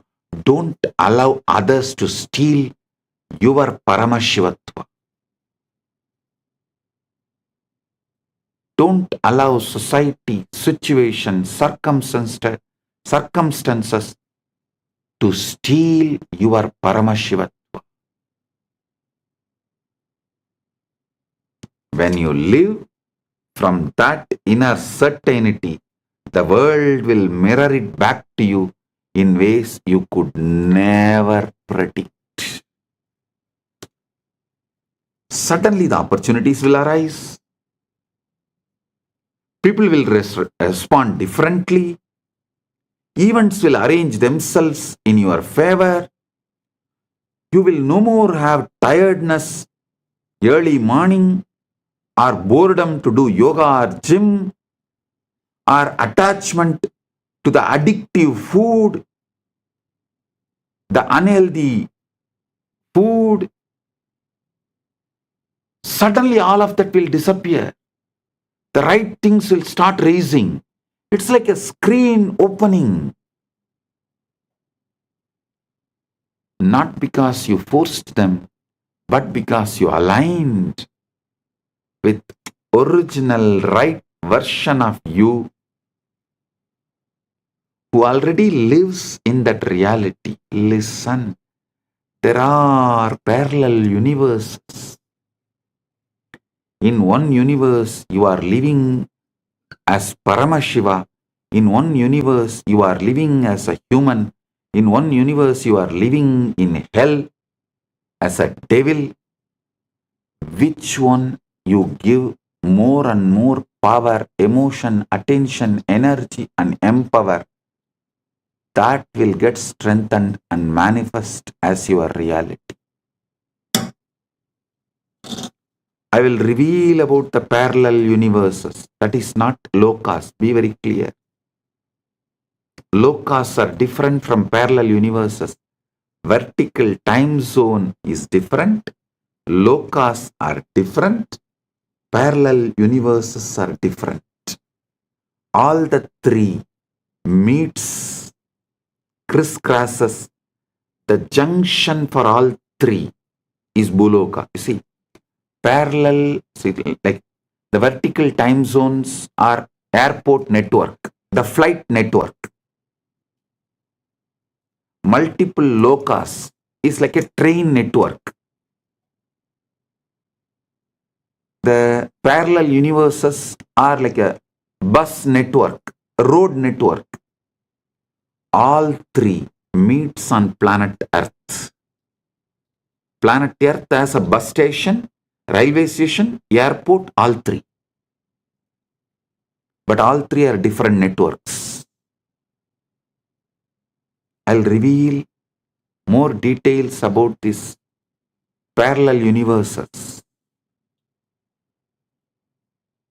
I am telling you,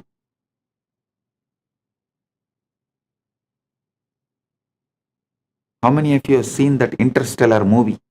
How that guy comes back and tells the daughter, don't allow me to go, don't allow me to go, somehow stop me. Same way I am telling you. Don't assume you are a body-mind combo. Don't assume you are a body-mind combo.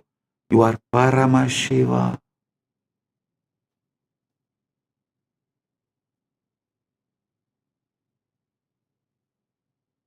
Only one thing in that Interstellar movie, he is telling for himself, here I am telling for you. That's all.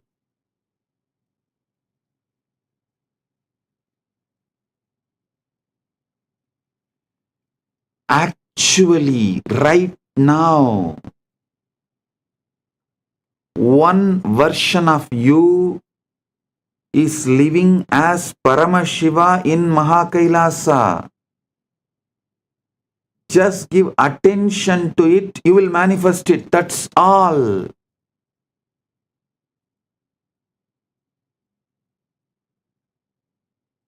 The key is persistence.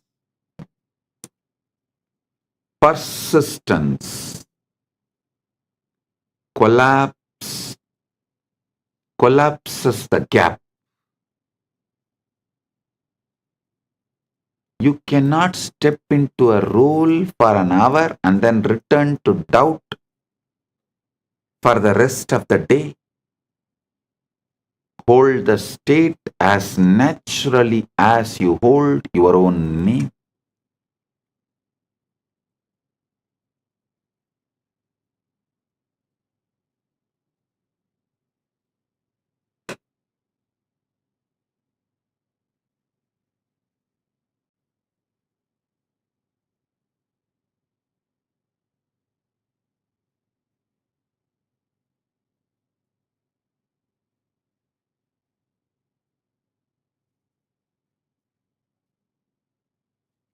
Hold the state as naturally as you hold your own name.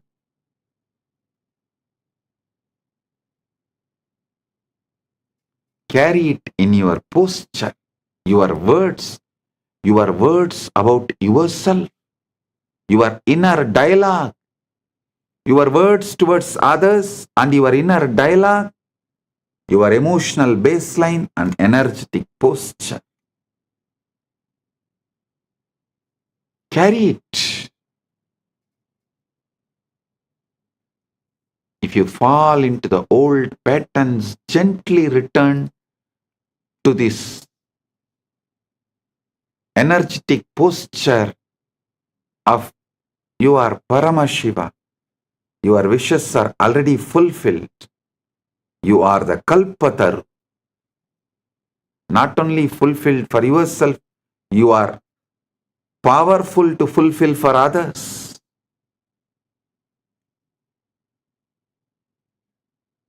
When you assume as if it is done, you collapse the gap between the desire and experience. You just manifest your experience, your existence in Mahakailasa's Paramashiva.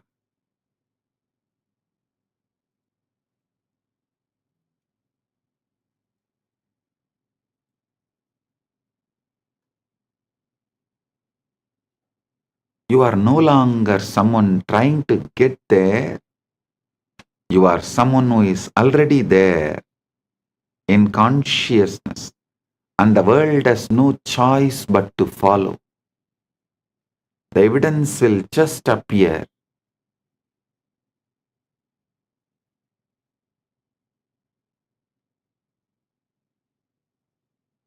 It may take little time, but it will appear only after you stopped looking for evidences and decided to live it.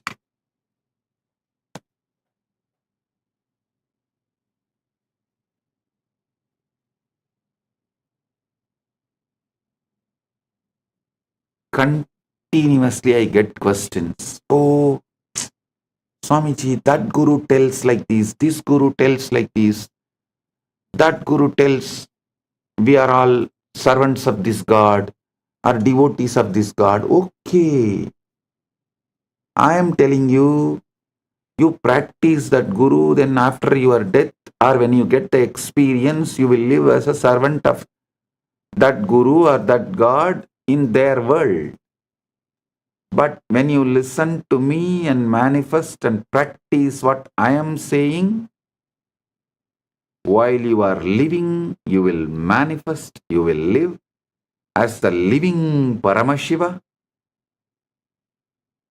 After you leave the body, when you want to leave the body, as you want to leave the body, you will live as Paramashiva. Paramashiva is not one, infinite. How can the infinite be one? Don't you see? When you assume mentally infinite is one, you are having a huge blind spot, bigger than black hole.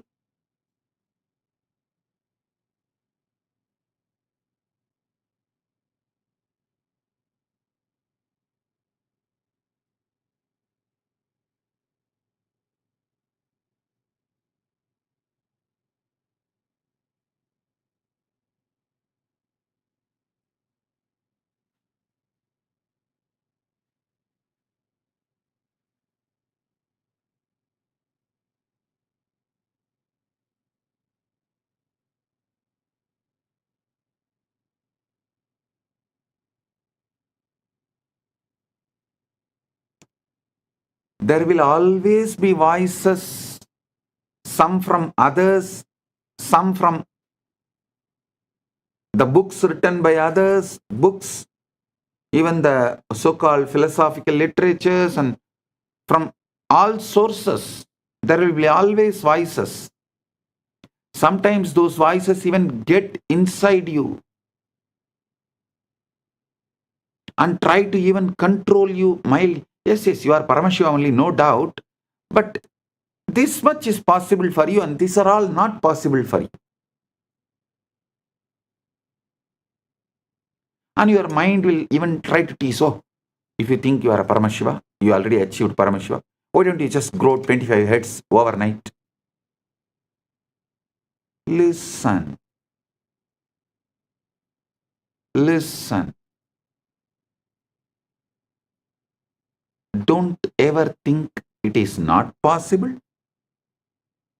Don't ever think it has some complications.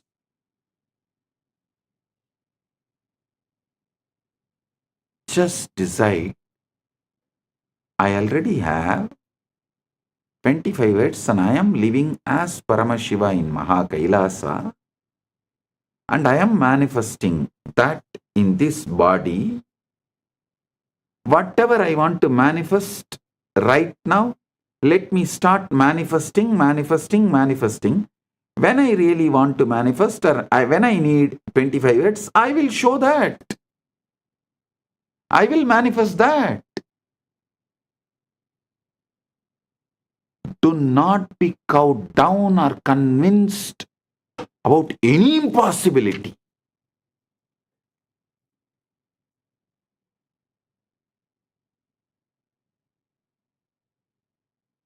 The outer voices will measure your potential by your current situation, by your past failures and by their own limited vision. Sometimes this outer gets into even your inner dialogue and emotional baseline. If the outer voices, the negative destroying voices enters into your inner dialogue, that is like a skin disease. If it enters into your emotional baseline, that is like a heart problem. If it enters into your energetic posture, that is cancer.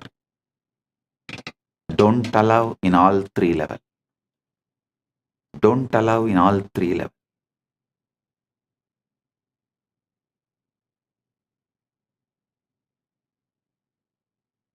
If you allow these voices to dictate your thinking, you will find yourself trapped in the same reality they believe in. The truth is, those outer opinions and visible circumstances are powerless unless you give them the power through your attention and acceptance and letting them inside your inner dialogue and emotional baseline and energetic posture.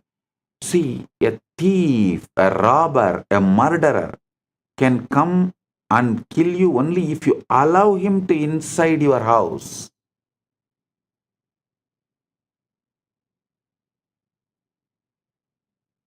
Safeguard yourself so strong they are not able to enter. Be aware they don't sneak in the form of guest. Neither knowingly nor unknowingly they should be able to enter. Neither you should allow them knowingly nor you should allow them unknowingly. Only when you allow them, they have power. As long as they are outside your house, they don't have power. Outer voices often comes disguised as a common sense, practical advice, just being realistic, good old aunties and uncles. But what it is really doing is binding you to the known and the visible, keeping you from stepping into the unseen where your desire is already alive, saying a simple no to this whole society and saying no to this whole outer voices is sannyasa.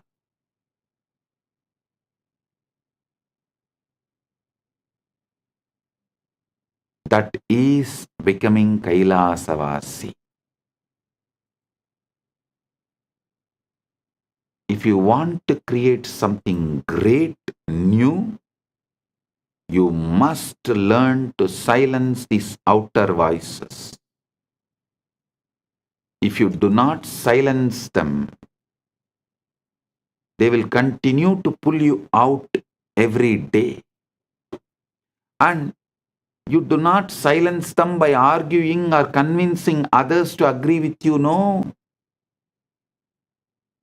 You silence them by withdrawing your mental and emotional energy from their words. Discard their words because their very identity, the original existence in which they are living, is not your goal, and that is not what you want to be, that is not how you want to be.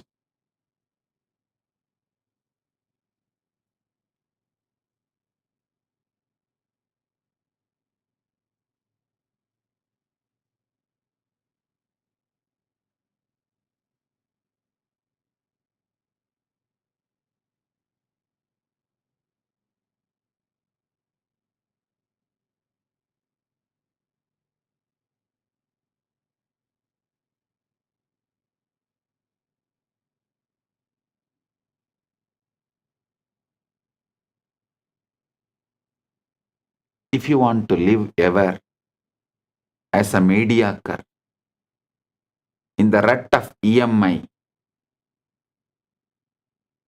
listen to the outer voices.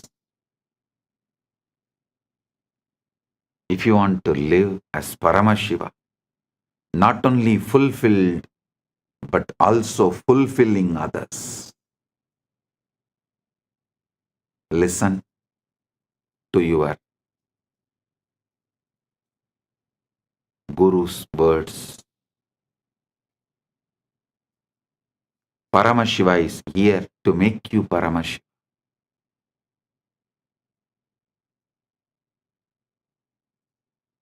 Silence the senses.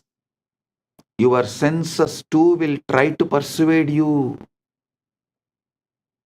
Your senses too will try to persuade you.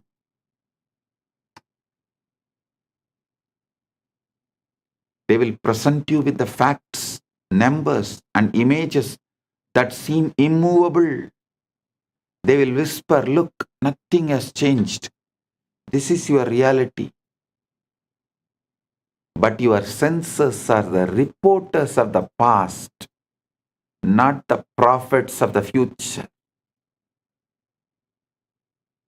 They are mediocre, opinionated,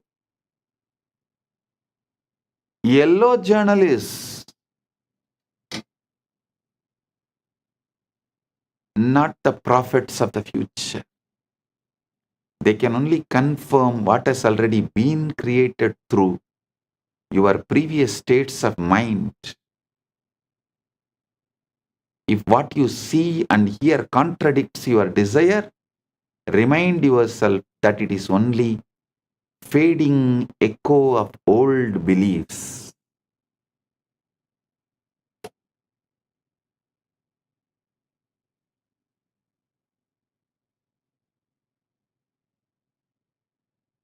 This is why inner discipline is so important.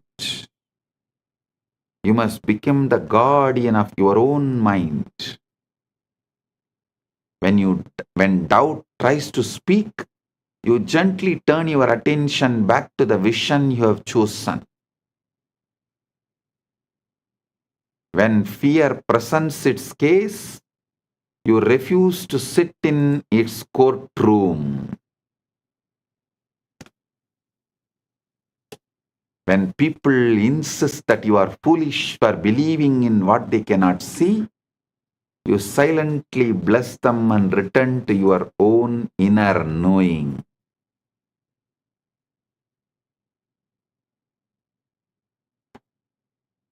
Convince yourself completely. The power to manifest is not found in convincing the world to support your dream. It is found in convincing yourself so completely that the world has no choice but to rearrange itself accordingly. This is why you must not let the noise of others or the evidence of your senses shake your conviction. Every moment you allow yourself to be swayed by the outer world, you water the seeds of doubt. But every moment you hold fast to your chosen assumption, you strengthen the roots of your new reality.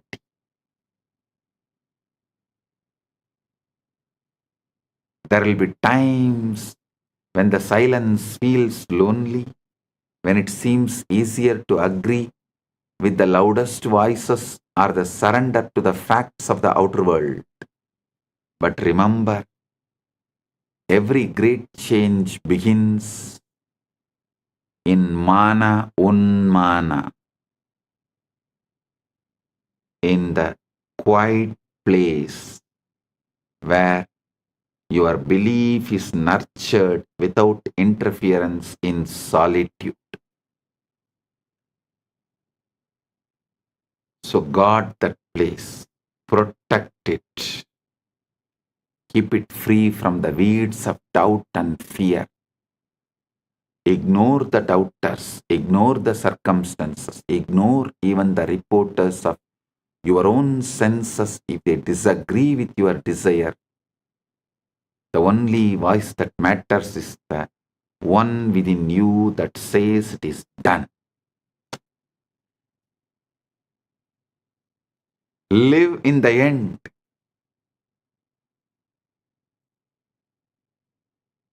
To live in the end is to anchor yourself in the state of your wish already fulfilled, making it so real within that it becomes the place you live from rather than the place you hope to reach.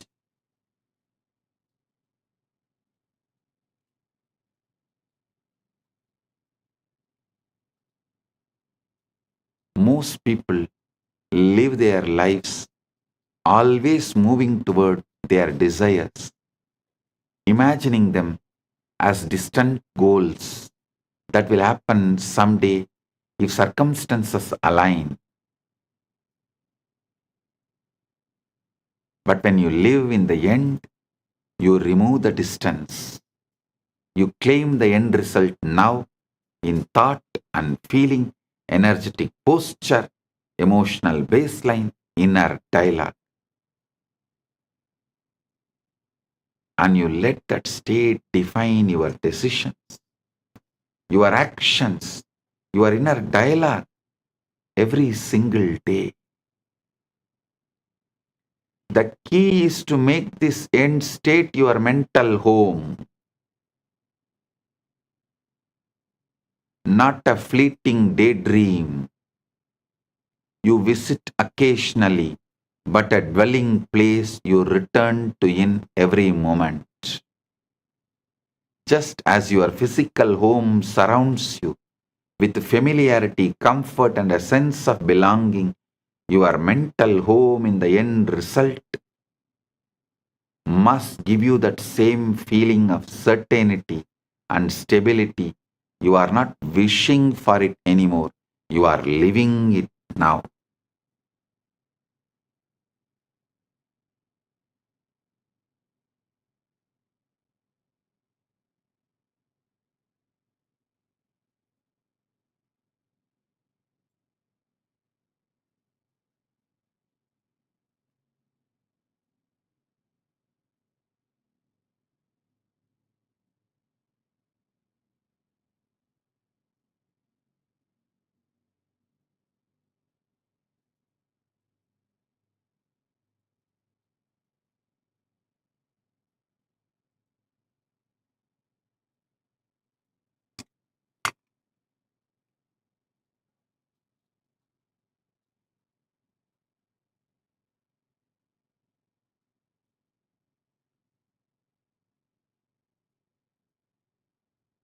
Listen. I am defining thinking of a seeker and thinking of a manifester. Thinking toward the desire, keep it in the future. It says, I am not there yet, but one day I will be. This posture of waiting only reinforces separation between you and your desires. Thinking from desire, however, assumes you are already there. It says, I am this now, I have this now, it is mine now. From that position, your actions, your words, and expectations naturally align with the reality you have claimed. So, be always a manifester, never a seeker.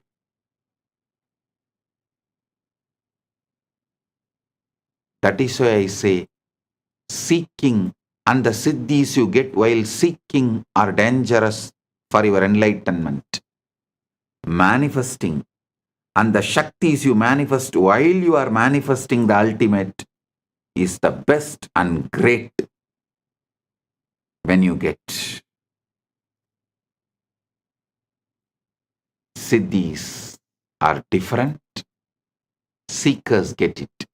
Shaktis are different, only manifestors get it. The fundamental thing you need to be a manifester is Shaktipada, initiation from the Guru who has manifested, who has achieved this Anubhuti, who is Parama Shiva. And he initiating you. That Shaktipada is the capital, and I am giving you all of you. The capital Shaktipada to be a manifester. You are Paramash. Don't panic over numbers or evidence. When you make the end your home,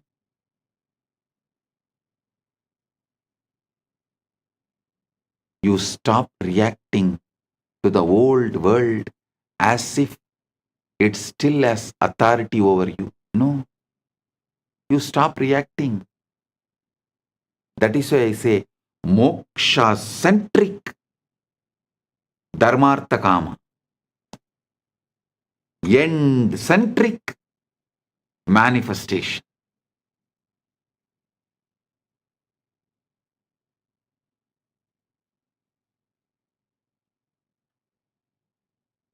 If your bank account does not yet reflect wealth, you do not panic. You know who you are already, the person who lives in abundance. So the numbers have to eventually match the truth.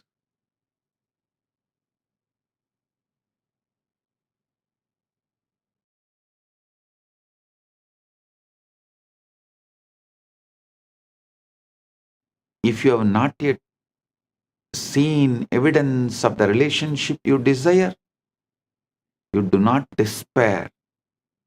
You know you are already loved, chosen, and cherished in the reality you have chosen to inhabit.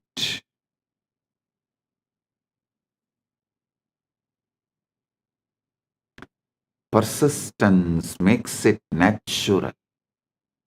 Persistence is tapas. Persistence is manifestation.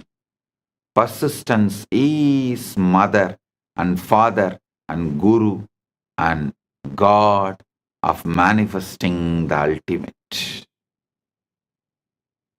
The challenge for most is persistence. It is easy to visit the end when you feel good, but to live there daily requires discipline.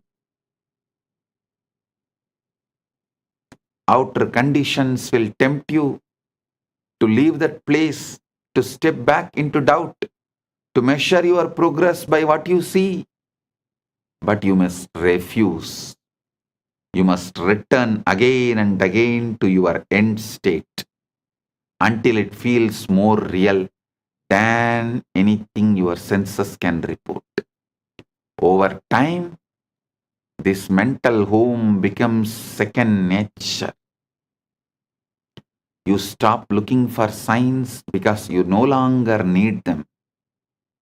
You are living the reality within yourself so completely that the outer must eventually conform. And when it does, it will feel natural, as though it was always yours. Living in the end daily is not pretending. It is choosing your truth and dwelling in it until the world catches up. Makes your final wish your home, and soon the outer world will deliver the exact address you have been living at in your mind.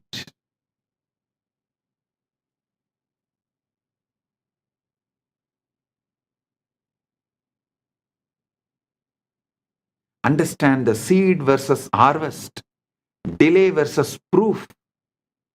Persistence is the quite unwavering decision to hold on to your chosen assumption regardless of what the world shows you. It's understanding that the outer world is slow to reflect inner change, and that during this delay, the old reality may still appear strong, solid, and unshakable. Many people abandon their vision in this waiting period, thinking nothing is happening, when in truth, everything is already in motion beneath the surface, or I should say, above the sky. The old reality is like a shadow. It lingers for a while, even after the light has shifted. Just because you cannot yet see the new conditions does not mean they are not on their way. In fact, the very moment you have assumed your desire as true, the process of creation begins. But if you look for constant proof, just like the third monkey, you pull the seed out every day, you dig the seed out every day, you pull yourself out of the state that makes fulfillment inevitable. Proof is the harvest. Assumption is the seed. The seed does not need you to keep digging it up like the third monkey. It needs you to trust it. It'll grow. Trust it'll grow. Persistence means living in your chosen reality, even when the evidence screams otherwise. It means refusing to let the temporary appearance of the old state dictate how you feel or what you believe. It's not stubbornness for its own sake. It's loyalty to the vision you have chosen. When the outer contradicts you, you do not argue with it. You simply ignore it and return to the inner world where the desire is already fulfilled.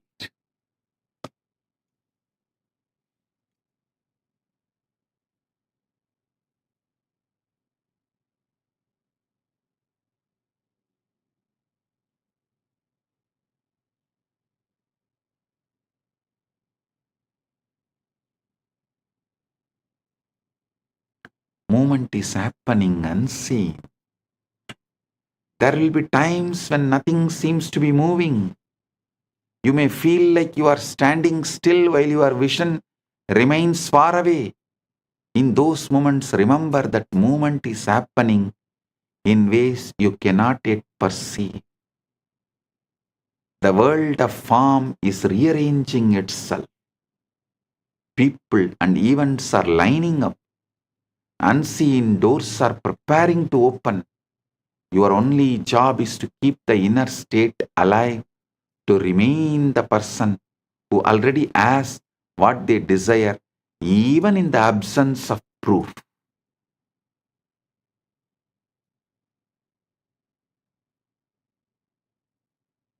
Have conscious decision, will, faith. It will make time irrelevant. Persistence is the test of faith. Not faith in luck or chance, but faith in the cosmic law. Faith in the cosmic law, the Prabanja Dharma, that inner creates outer. Prabanja Dharma is inner creates outer. Cosmic law is inner creates outer.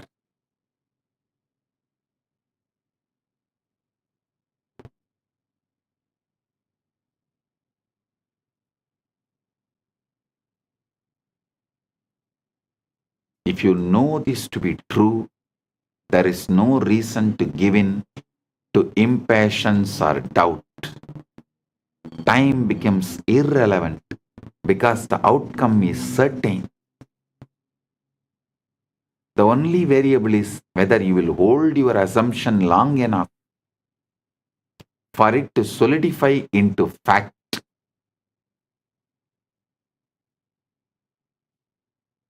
the reality will bend for you.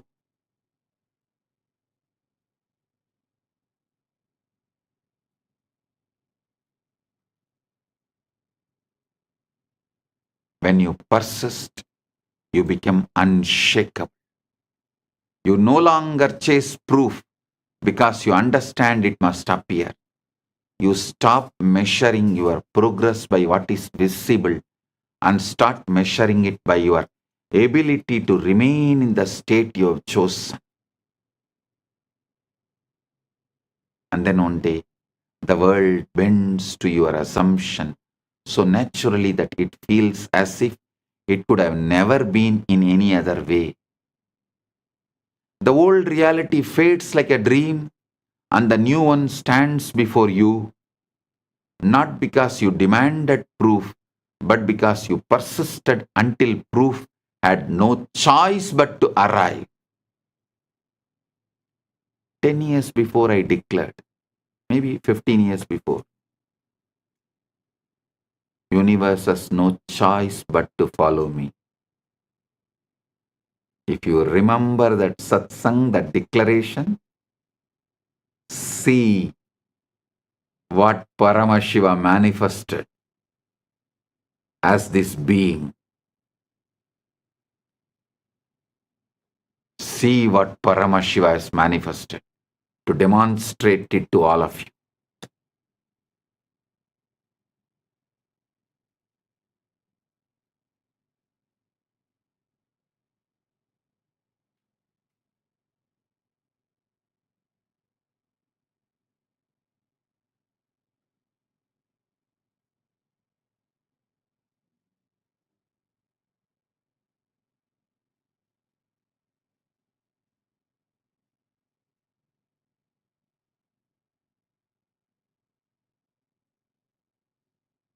Universe has no other choice but to follow you.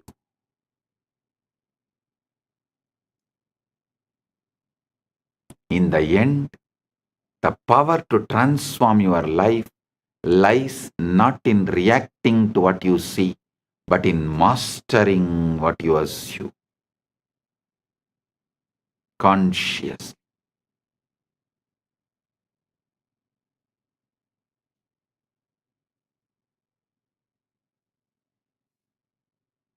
Reality as it stands today is nothing more than the echo of the past beliefs, a delayed reflection of the states you no longer need to accept. The invisible comes first. For every change begins in the unseen realm of thought and feeling by assuming as if your desire is already done, silencing the outer voices living in the end daily, and persisting without the need for proof. You position yourself as the true manifester, creator of your experience and life. The world may resist at first. The illusion of the old may seem stubborn. But if you hold your assumption with the faith and persistence, reality will bend. It always does.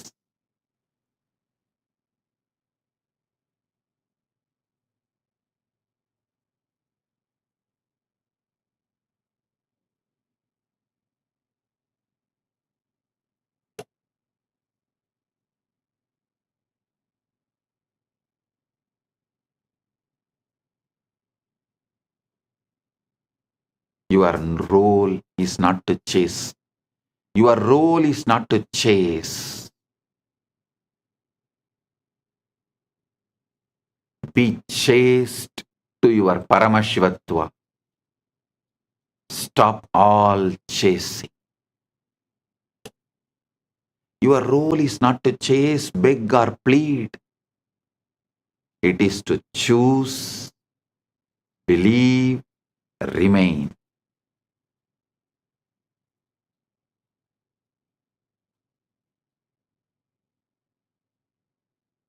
Stop, chase, beg, plead. Start choose, chaste, believe, remain, persistence. The inner must be honored before the outer can reflect it. If the aham is aligned, puram follows. If agam is aligned, iham follows. If agam is aligned, iham and param all follows. And the moment you live from your chosen state,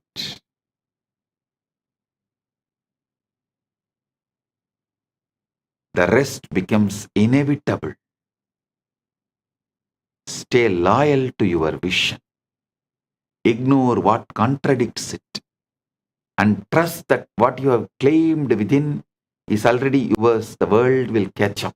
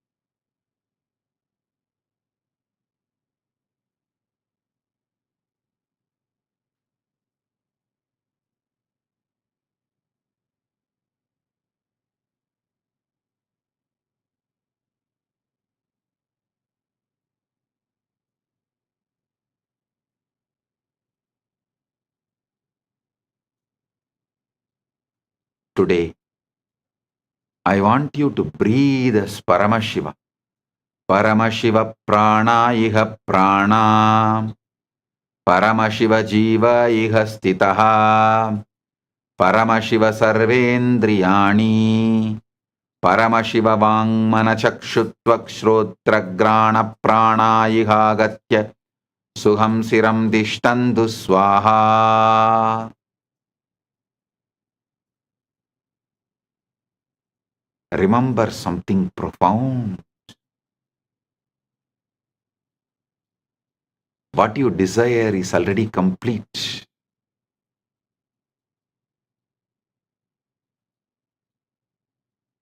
Not being prepared, not slowly forming, but finished, fully formed in the unseen, waiting for you to meet it.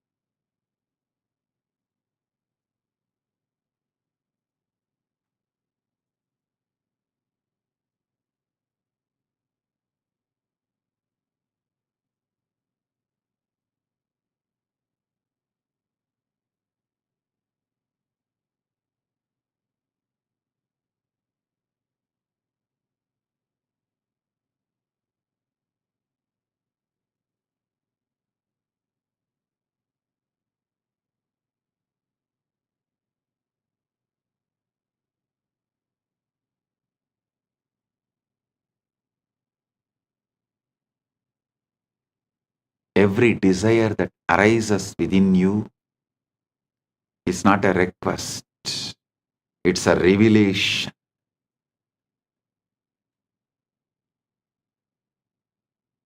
It reveals what already exists for you in a higher dimension.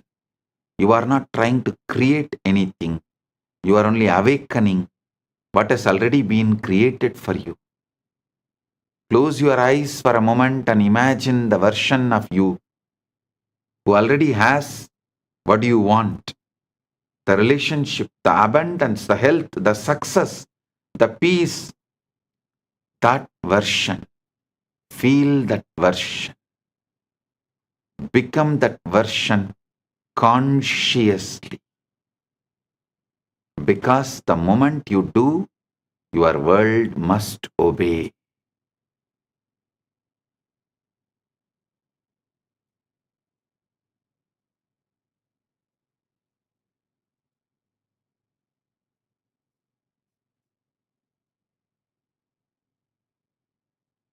Imagination is not fantasy, it is Icha Shakti. It's a conscious workshop where all the things take shape. What you assume is true with the feeling becomes the law of your life. The outer world has no choice but to reflect your inner conviction. So if you have been waiting, worrying, doubting, or wondering, when will it happen? Stop. The question is not when. The question is who. Who you are being right now. Are you the version of yourself who hopes, or the version who knows? Because the one who knows receives.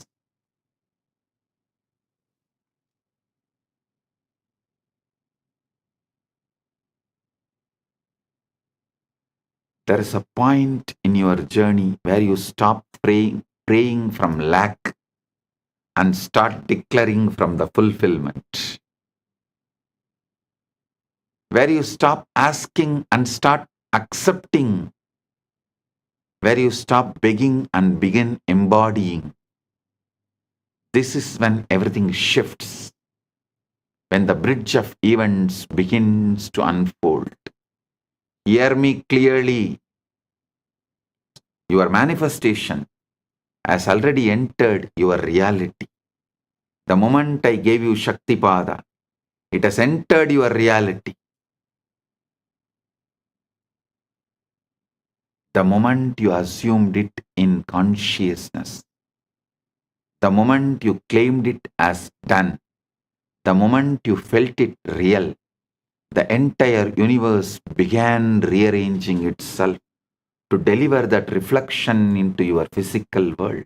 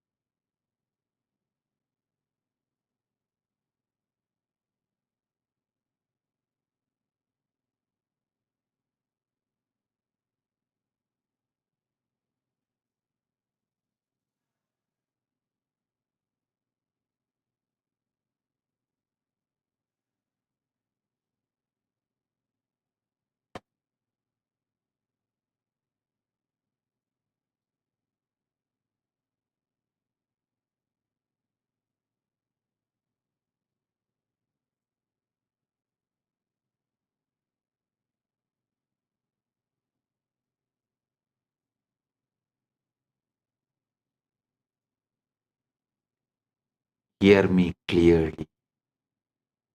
Your manifestation has already entered your reality.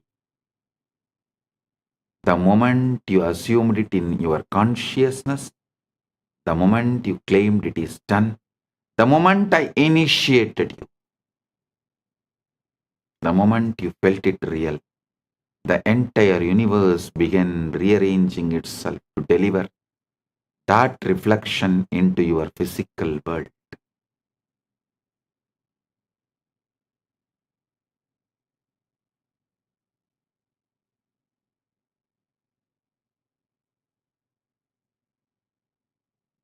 You may not see it yet, you may not feel the full weight of it, but the roots are already broken through the soil of the unseen. The evidence is moving towards you. The people, the opportunities, the alignments, the timing, it's all being orchestrated with precision.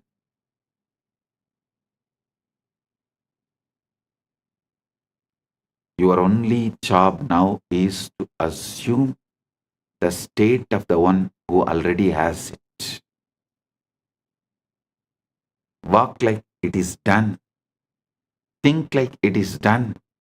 Feel like it is done. Give thanks like it is done. and watch how quickly your reality bends to match your inner knowing.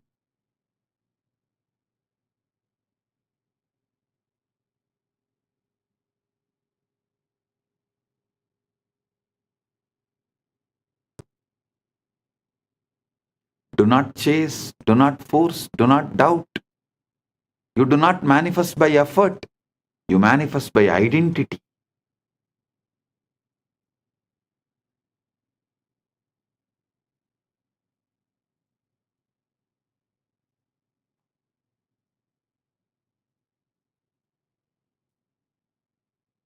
When you become the version of you who has the thing has no choice but to appear. So today, let this truth settle deep within you. It is done, already done, completed, finished. All you are doing now is aligning, receiving, stepping into the version of reality that has been waiting for you all along.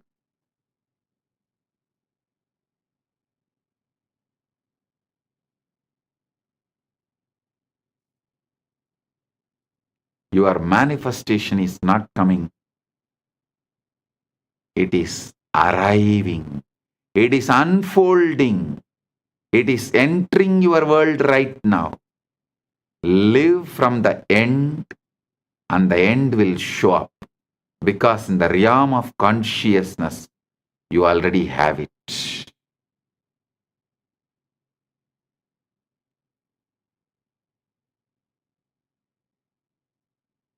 Icha Shakti is creation.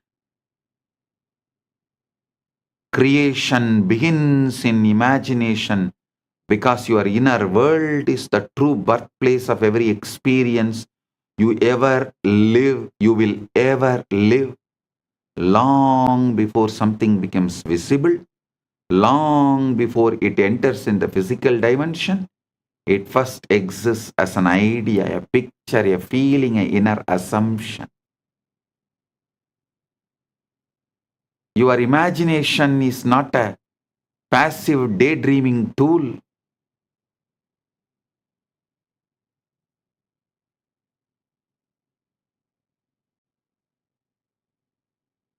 It's most powerful creative force you possess. It's a workshop where the unseen becomes inevitable. When you imagine something with conviction, you are not hoping for it, you are forming it. You are shaping the structure of your reality on an invisible level. Everything you have ever experienced began as an image within someone's mind. Every home, every invention, every relationship, every achievement, every breakthrough, all of it existed in imagination before existed in matter. What makes imagination Icha Shakti so powerful is that it bypasses limitations.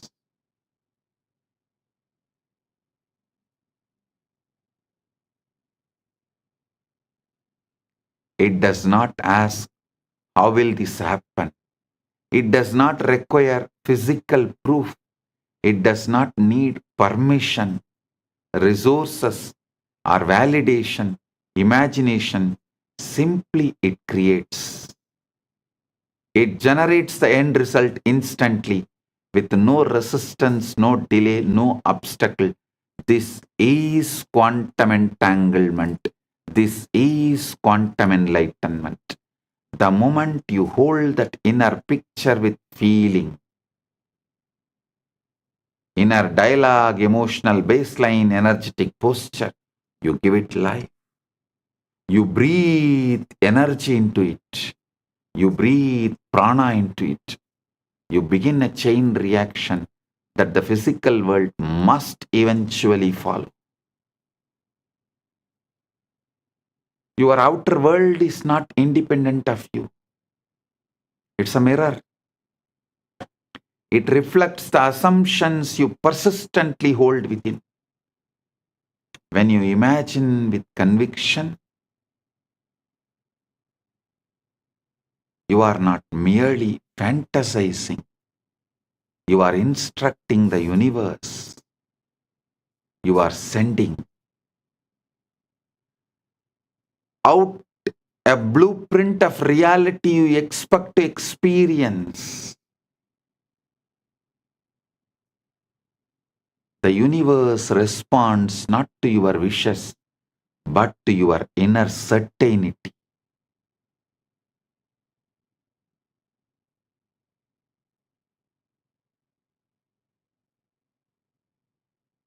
It never mirrors what you want. It mirrors what you know to be true in imagination.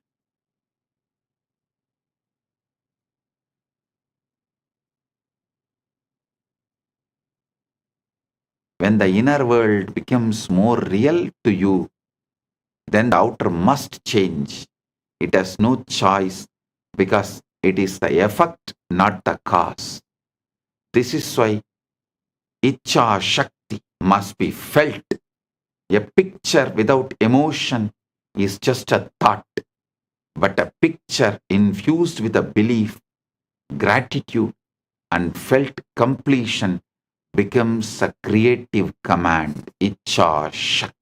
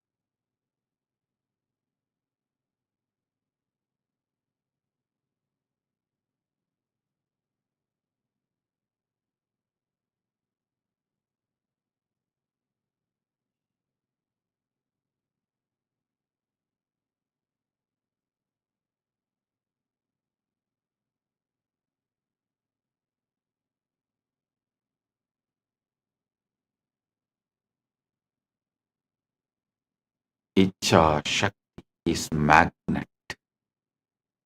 Feeling is the energy that turns an inner image into a physical manifestation.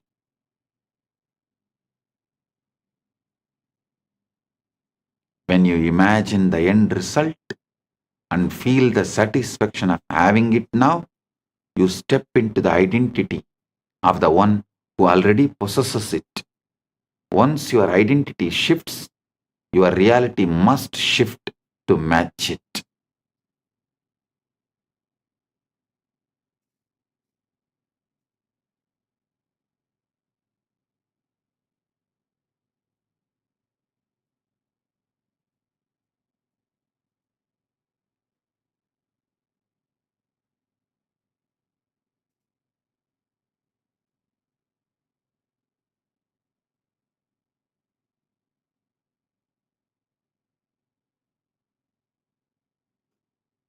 The ultimate truth is that Icha Shakti frees you from the constraints of time.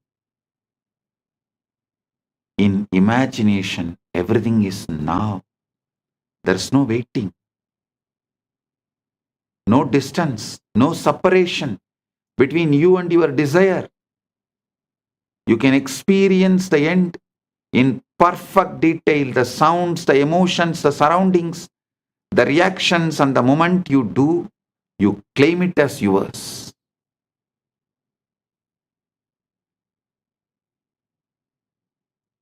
Your mind does not distinguish between what is physically seen and what is vividly imagined. It accepts both as reality. And once your mind accepts the imagined end as true, life begins to orchestrate the path, the people, the circumstances, the timing that brings it into physical expression. So when you imagine with conviction, you are not pretending, you are creating. You are stepping into the role of the architect of your own life, shaping the unseen foundation upon which your future will be built. Imagination is not the beginning of creation, it is the creation. The physical world is only the final confirmation of what you have already made real within.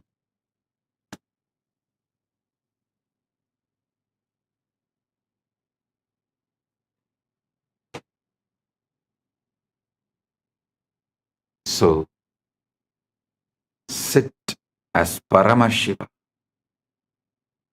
live as Paramashiva, be Paramashiva,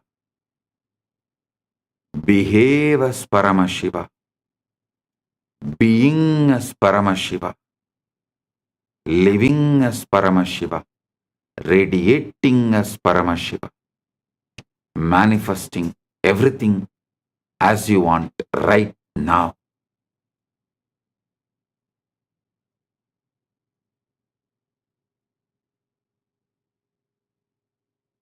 With this, I bless you all. Paramatvaita Praptirast. Let's all radiate with integrity, authenticity, responsibility, enriching, causing,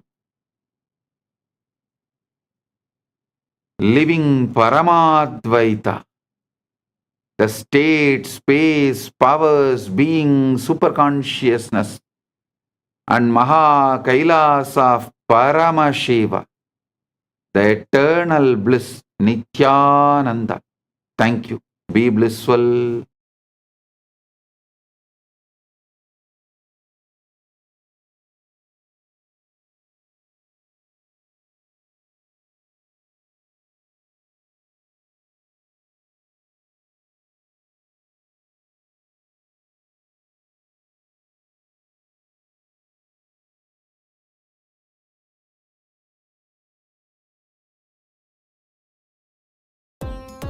Nithyanandam, thank you for watching, and if you found the video enlightening, Please give it a like, share it with your loved ones, and subscribe to stay connected with us. don't forget to click the bell icon to receive the notifications. If you consciously repeat, you are the ultimate mind. Society is struggling very hard to brainwash you and make you believe that you are. I am telling you, in 10 years you will see half of the humanity will renounce,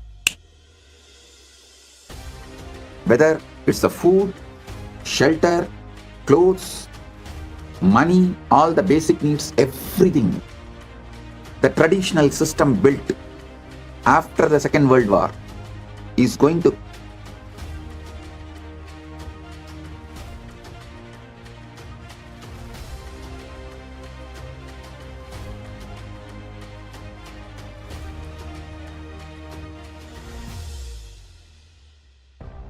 Om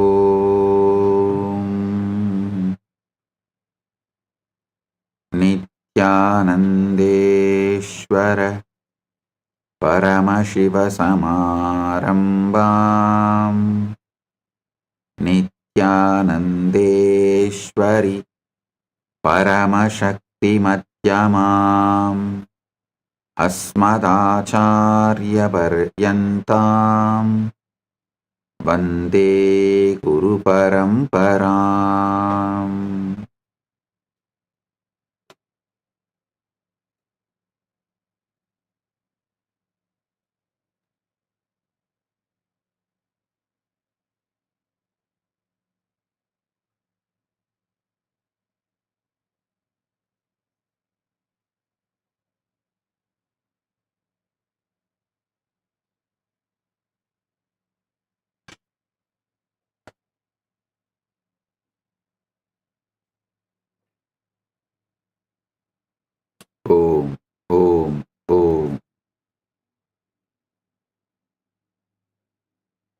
I welcome all of you with my love and blessings.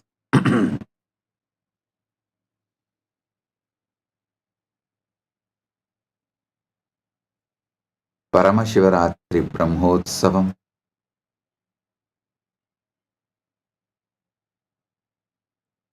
third day, quantum entanglement, quantum enlightenment, satsang and spiritual alchemy process. On this auspicious day, I welcome all of you with my love and respects. As the ultimate manifestation of the ultimate Paramashiva,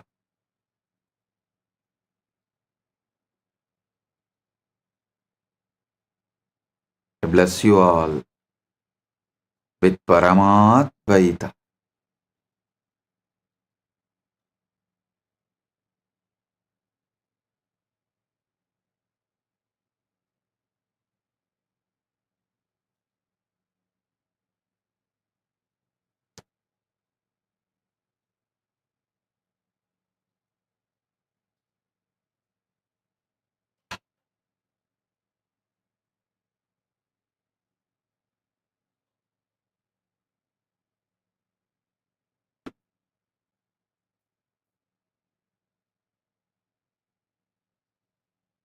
Paramashiva's direct message from Kailasa. Put your whole energy on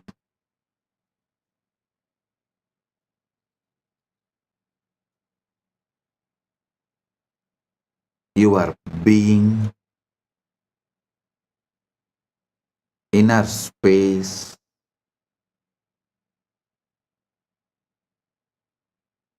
remove even the smallest weed, even the seed of the weed.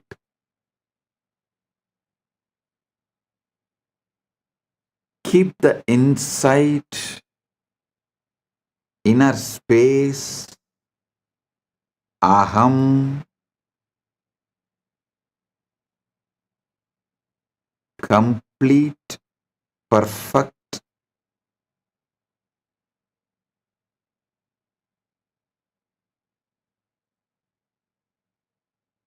as you already achieved. Listen carefully. Only from Purna can manifest. Purnamada Purnamidam. Purnat Purnamudachyate. Purnasya Purnamadaya. Purnamevavasishyate. Only from the Purna can manifest.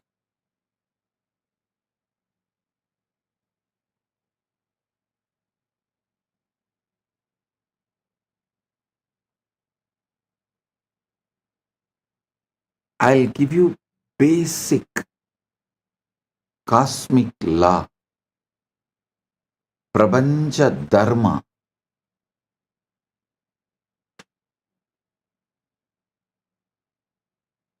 Listen.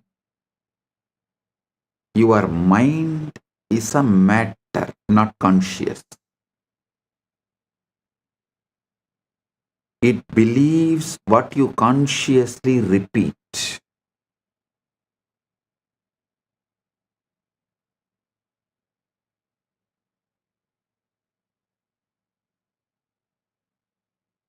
What you consciously repeat, mind will simply believe.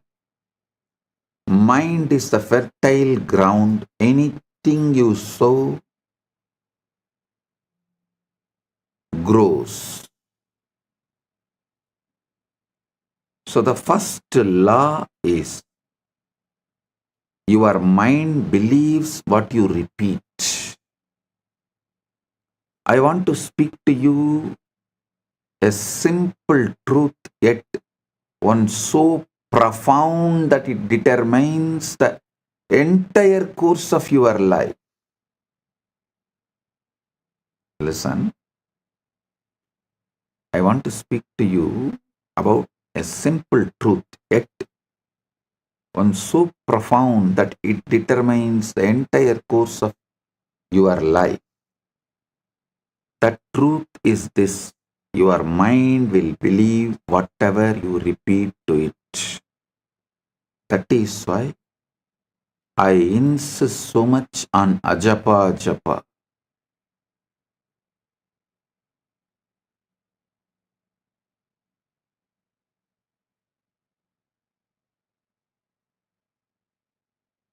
Many who does not know the science of consciousness, law of cosmos, who knows only about mind, superficially about the subconscious, unconscious, all these false categorization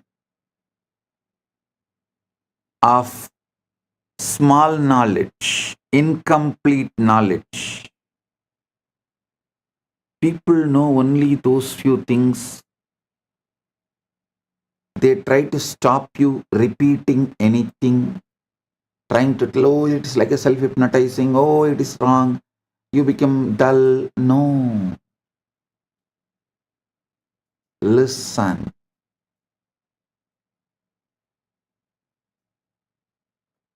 If you consciously repeat,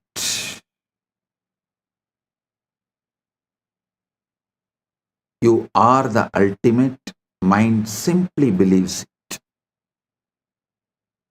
You just need to repeat it. Understand this very well. It's not just casual statement I am saying. It's a very foundation of all creation, all progress, and all failures.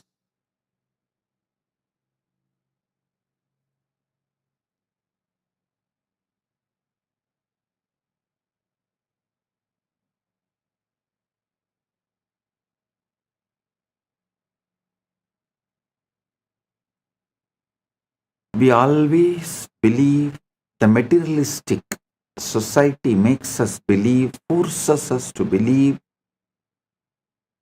that our circumstances shape our thoughts, that what happens to us molds who we are, but the reality is far more powerful and far more sobering.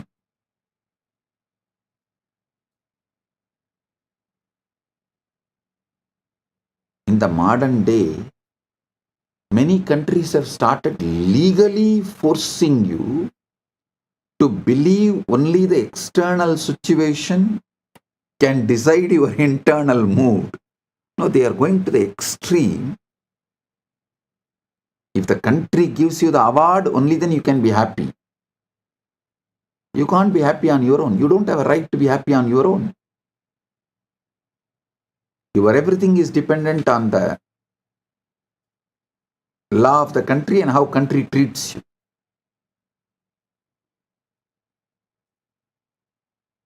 One thing I am happy. Gen Z is going to choose off the grid life. They are not going to be hooked anymore to the grid. I am telling you,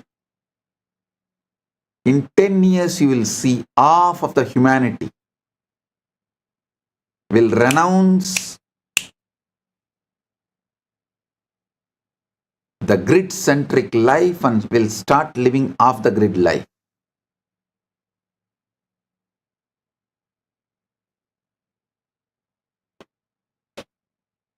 The Gen Z is tired, sick and tired, bored of these toxic laws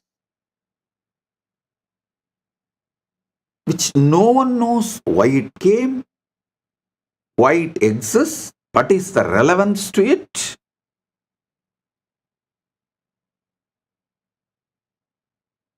Gen Z is not going to take it. Half of the humanity, please understand, I mean it, half of the humanity is going to become off the grid life. They will just travel, drive around, and they will mostly do only the freelance activities for wealth generation. As freelancers, they will support each other. As startup, each person, each individual will become a startup, and they will all support each other. They will build the supply chain.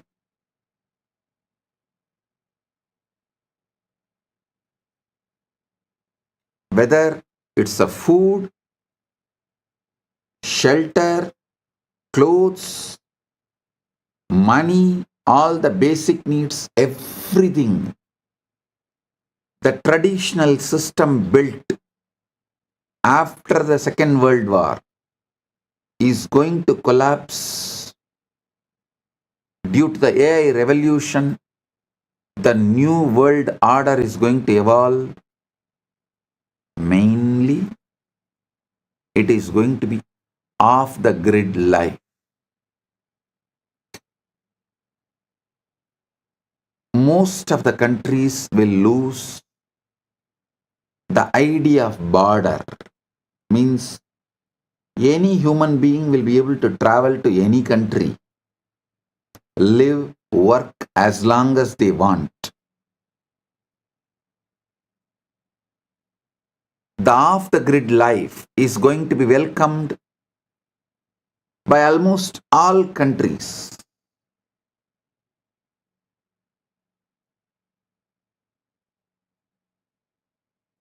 Especially the countries which want to grow,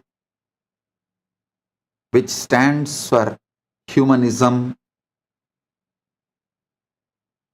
which is more pro-humans based.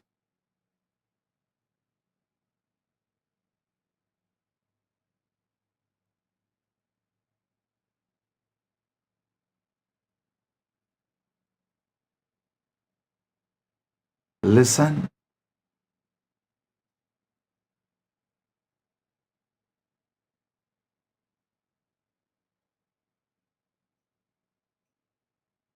Society is struggling very hard to brainwash you and make you believe that your circumstances shape your thoughts.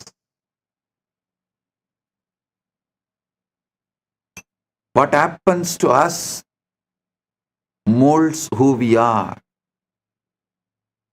But the reality is far more powerful and far more sobering.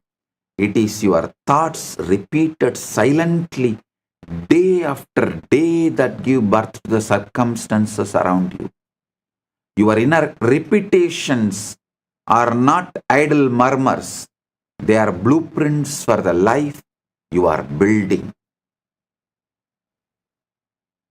They are blueprints for the life you are building. The silent phrases you murmur to yourself when you are alone, and the quiet assumptions you make about yourself and your future are the architects of your world.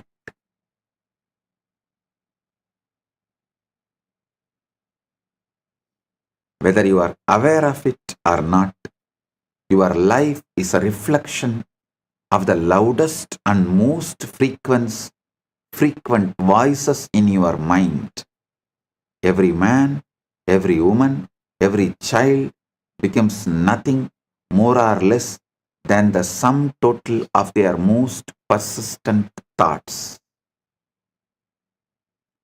In all indigenous traditions, indigenous civilizations,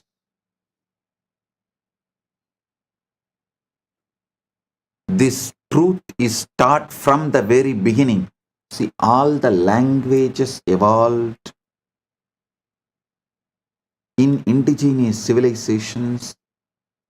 The language itself is built with this principle: proverbs, the grammar structure, the way you speak, the way you use words, the way you have multiple choices of words, all of it repeatedly reminds you, instructs you, helps you to understand this truth. Whatever you repeat, you believe and manifest. Reality is the harvest. We like to pretend that life is happening to us. We say, when the world changes, I will change. When the money comes, I'll feel secure. When the relationship comes, I'll feel lovable. When the body changes, I'll feel confident. But look closely. That is putting the harvest before the seed. It's asking mangoes from the field where you planted thorns. The mind does not care about your hopes. It only responds to your sowing. So what have you been sowing? Not what you say in public, that is performance. What you say in public is a performance. Not what you post in public, that's a theater. But what you mutter inwardly when no one is watching.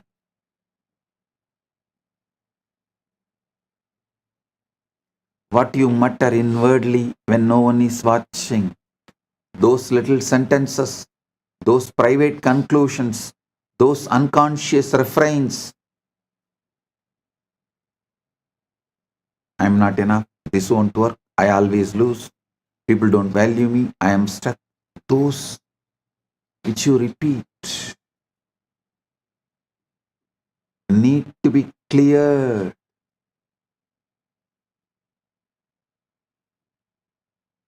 That is why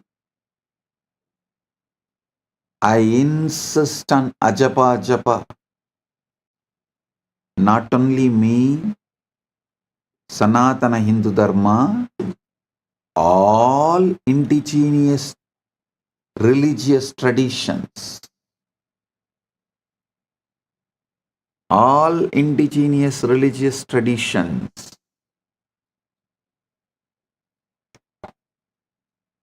repeatedly tell you to repeat the right things consciously. So your mind starts believing it and building it and manifesting it. Your mind will believe whatever you repeat to it. Not because your mind by its